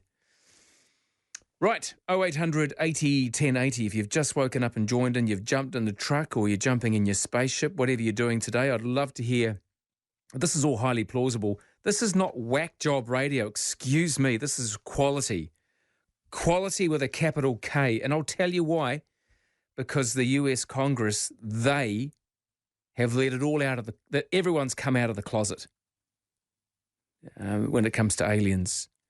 A House Oversight Subcommittee, it says it all really, doesn't it? They've held this hearing on UFOs on Wednesday. If you haven't caught up with this news, it's actually quite staggering. Some people of note, not just, living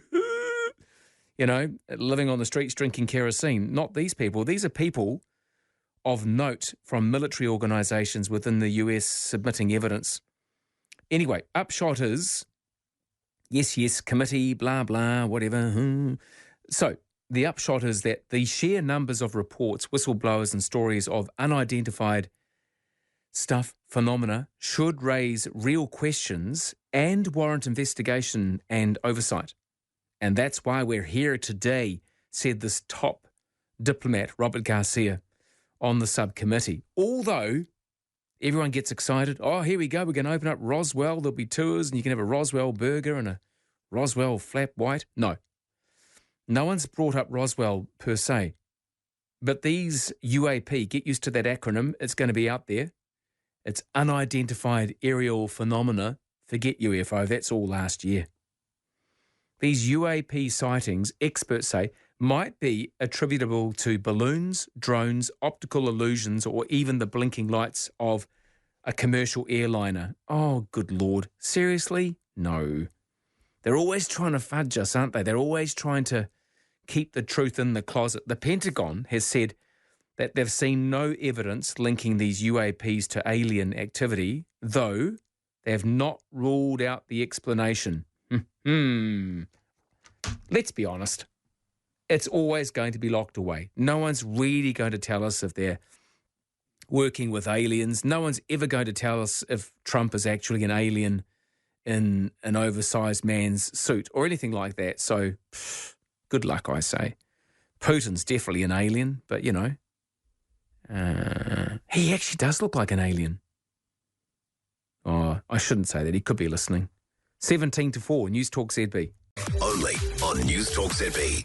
Yeah, very good to have you along too. Where what are we, you and me and our clocks? We're 16 to 4, and I'm very keen to keep these conversations going. I want to be respectful also of the fact that it was on this day back in 1914 that World War I began. I don't have any connections to World War I, apart from the fact that I've been to Gallipoli and I didn't enjoy it. I don't think you're supposed to enjoy it. I actually felt ill. I've never seen so many white crosses in one place, and I never want to ever again. I really wanted to go. I was in, what they call it, Galibaloo, when you're in Turkey, Galibaloo. And I was in Çanakkale and caught the ferry across. And there was just something, it was like this heavy, imposing feeling. Now, if you've got connections to anything to do with World War I, through family or friends or just good stories, feel free to tell those. I think, up the nose with a rubber hose to anyone who says, you're glorifying warfare. No, I'm not. I'm being respectful for people that gave us the freedom that we've got right now. So if you've got stories to share, please feel free to do so. 0800 80 10 80. Hemi, hello Hemi. How you doing there, Roman? Yeah, good, thank you. A couple of things I want to say. First thing, Chris from Melbourne. Yes. Where I actually thought he had eaten a few too many mushrooms when he was talking. He's actually. Oh my God, listen to this guy, but yeah, it was well said. Oh, that was Chris from New South Wales, but yeah, in the same country. Wales, yeah. But hi to Matt too. I just thought I'd say that. So I lived next door to a guy that was in World War I.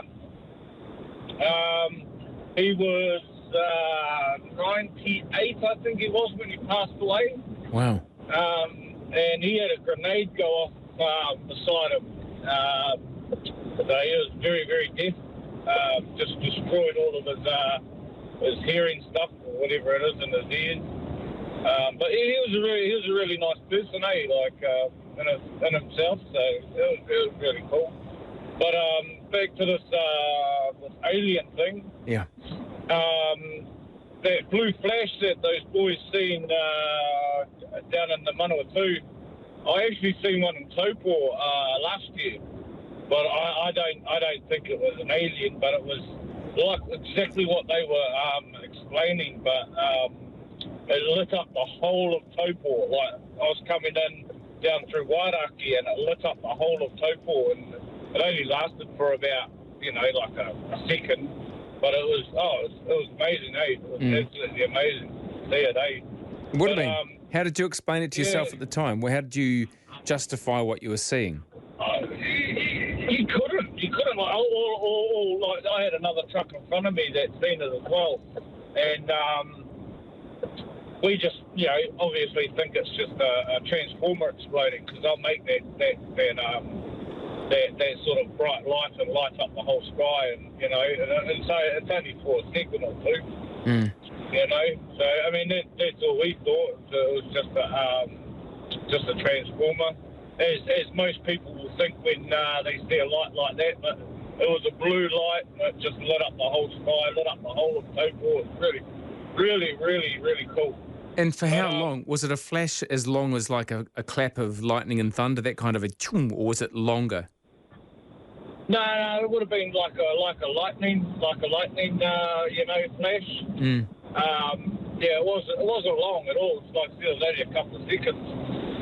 But it was just, you see on war movies where the bomb hits the ground and it lights up the whole sky.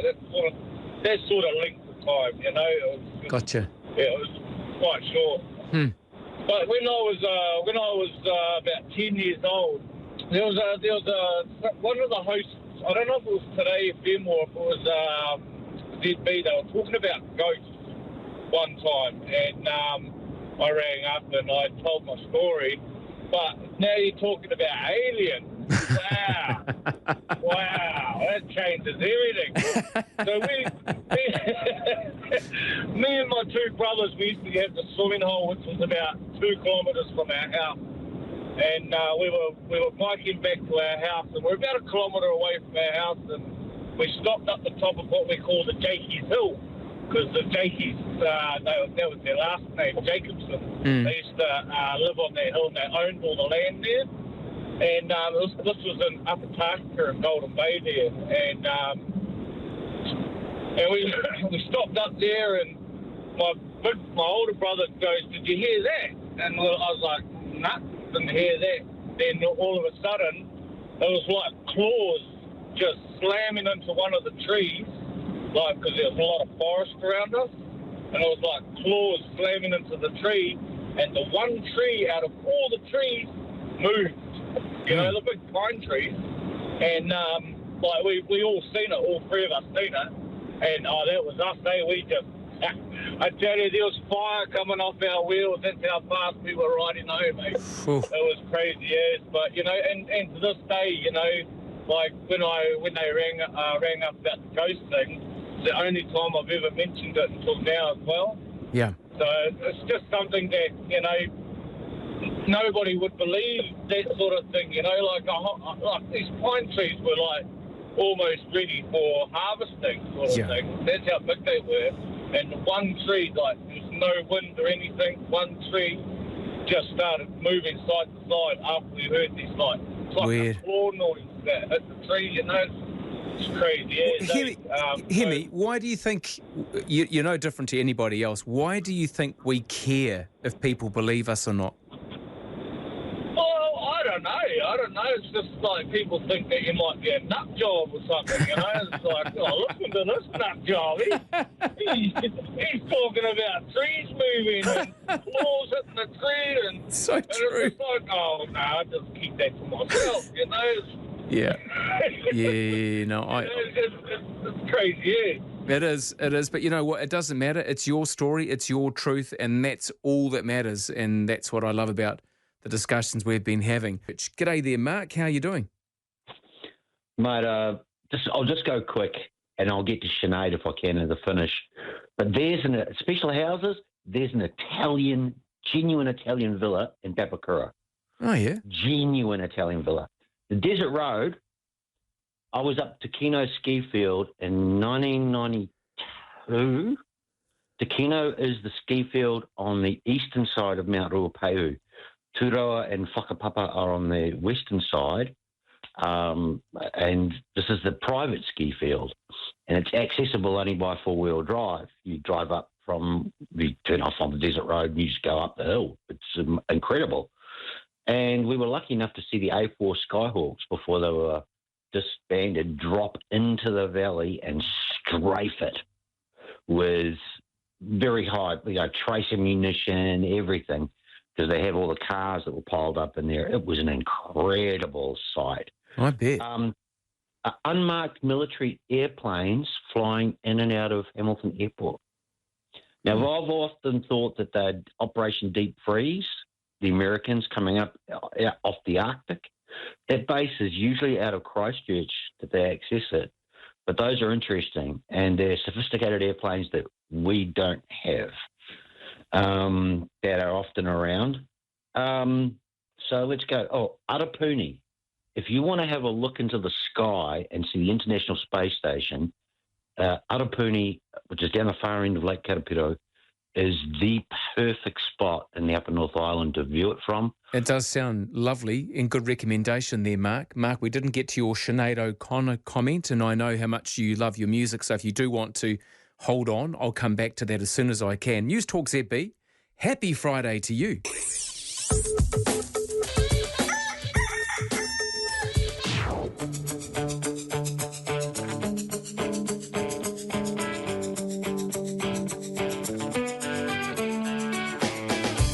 Kia ora, New Zealand, no mai hoki mai, and happy Friday to everybody up in the Northern Hemisphere. Not quite, but this is Newstalk ZB.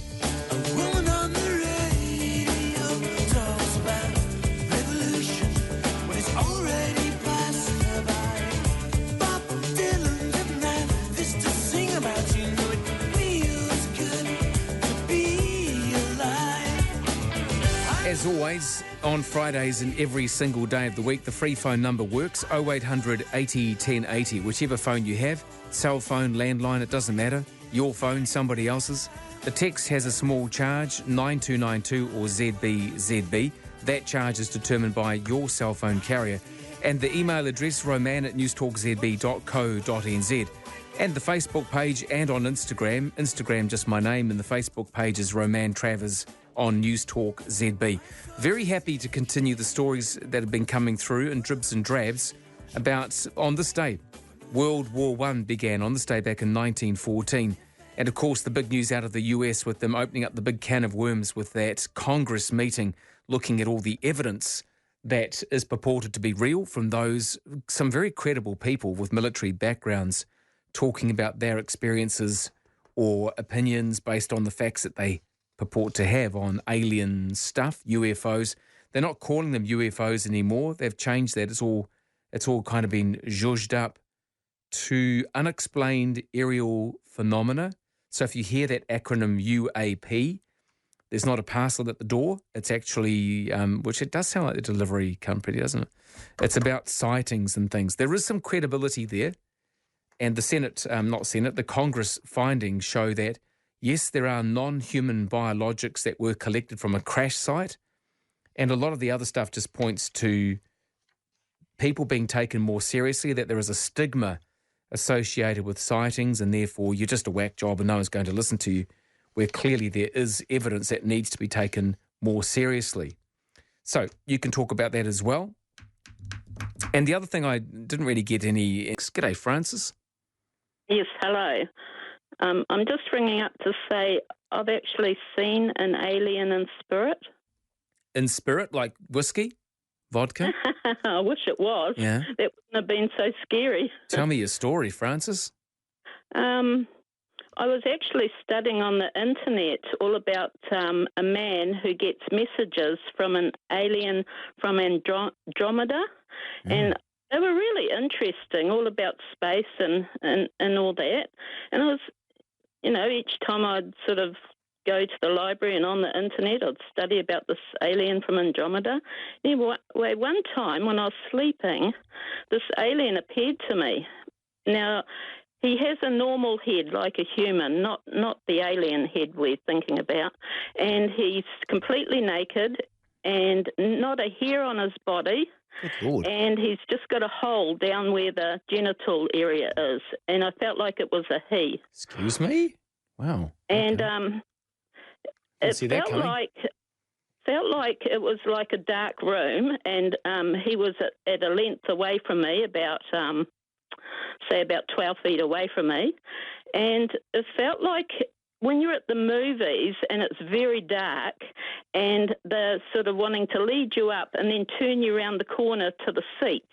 It's as if there's a sort of little hall, little sort of alleyway before, if you're going to the picture theatres, before you go and see the seats. It felt like he was at that intersection where he wanted me to go around the corner where he was, but I didn't know what was around the corner, and I didn't want to go to him. And then that was the end of that. So was this in your own home? Sorry?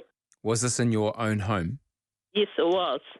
And another thing. Well, hang on, we can't move on from that one just yet. So, did you feel were you scared? Absolutely terrified. But he didn't look scary. This is the thing. He didn't look like he had a human face, which on these messages from Andromeda, they give a drawing of what this alien looks like, and he has a normal human head, and it looks very friendly. Like it didn't look scary or anything. Okay. But definitely not a hair on his body, and just a hole down below. And one of the I didn't want to go with him. He's sort of ushering me up to turn the corner where he was, and I didn't want to go. No. And that was the end of that. Yeah, that hairless description. Do you think he was a Brazilian alien? That's funny. Well, I'm just, and the curious. other thing is, when I was about 17, I got a book out of the library, Harmonics 33. I haven't been listening very long, so I don't know if anybody's mentioned that. Harmonics 33 is by Captain Bruce Cathy. And he was I think he worked for Air New Zealand, and he wrote this book all about this alien. He'd first saw this alien, I think it was up in Whanuapai when he was a pilot up there, and absolutely fascinating book. I really enjoyed it. Was he involved with the Kaikoura sightings as well? I'm not sure. It's a very, very old book, and I got it out many years ago. I had the book, and just very exciting what he studied, and being a pilot as well.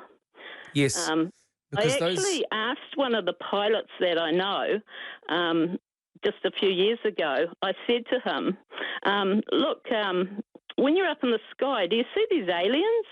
And I said, sometimes they say they're just sitting under the water. And he said, Raywin, if we saw them, Francis, if we saw them, I would not tell, because we have to write out so much information that they would not even, be able to, have the time to write out all the descriptions. The paperwork would be just endless. Paperwork, yes. Every flight you'd be going, just saw another alien, under the sea, and it was looking at me, and can't be bothered, so I just won't tell anyone. Your story is interesting, Francis, Raywin. It's interesting because you tell it like you went shopping, and you did say you were scared, but man, I don't want to wake up and see a hairless Brazilian with the hole. It doesn't do anything for me at all. Come with me. I'll come this way, sir. Get lost. Get out of my house.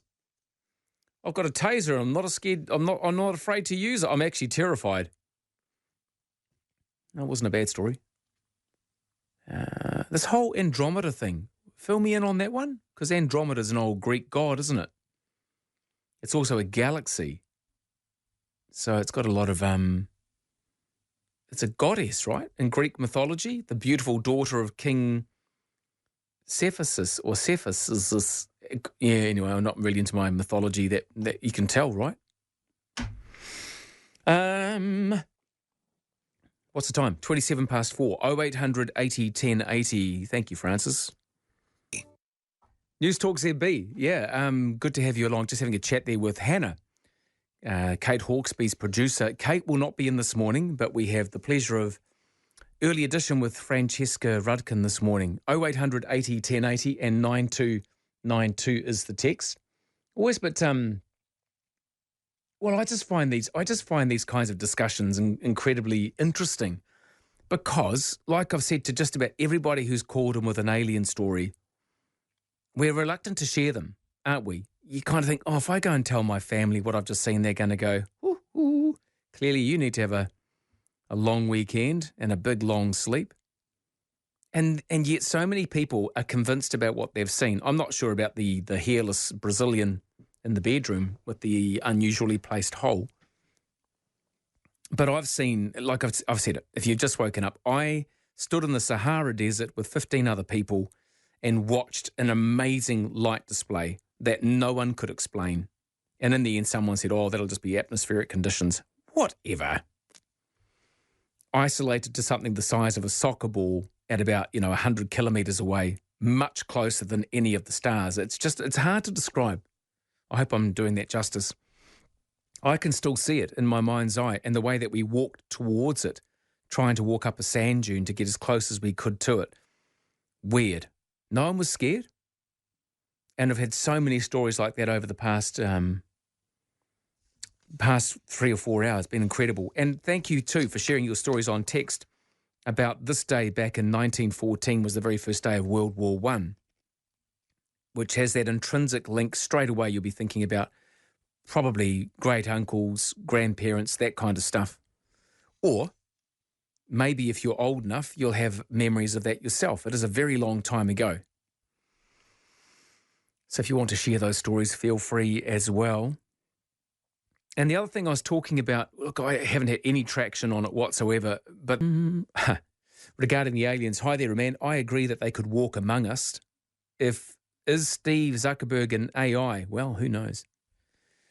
As Data from Star Trek and Steve look much alike, he's so creepy, says this texter. Oh, Data is a character on Star Trek. See, I don't really follow that kind of... Star Trek I always thought was really boring. It didn't have enough Star Wars stuff going on. It didn't have enough of the... I am your father. It didn't have enough of that for me. I grew up with Star Wars. What else we got here? I have been very remiss with the texts, and I do apologise for the literally hundreds that have been sent in this morning. But we've just been so busy, me and you. Busy with all the calls, which, of course, take priority. Where are we? I'm just trying to make sense of some of these. I need some elevator music, don't I?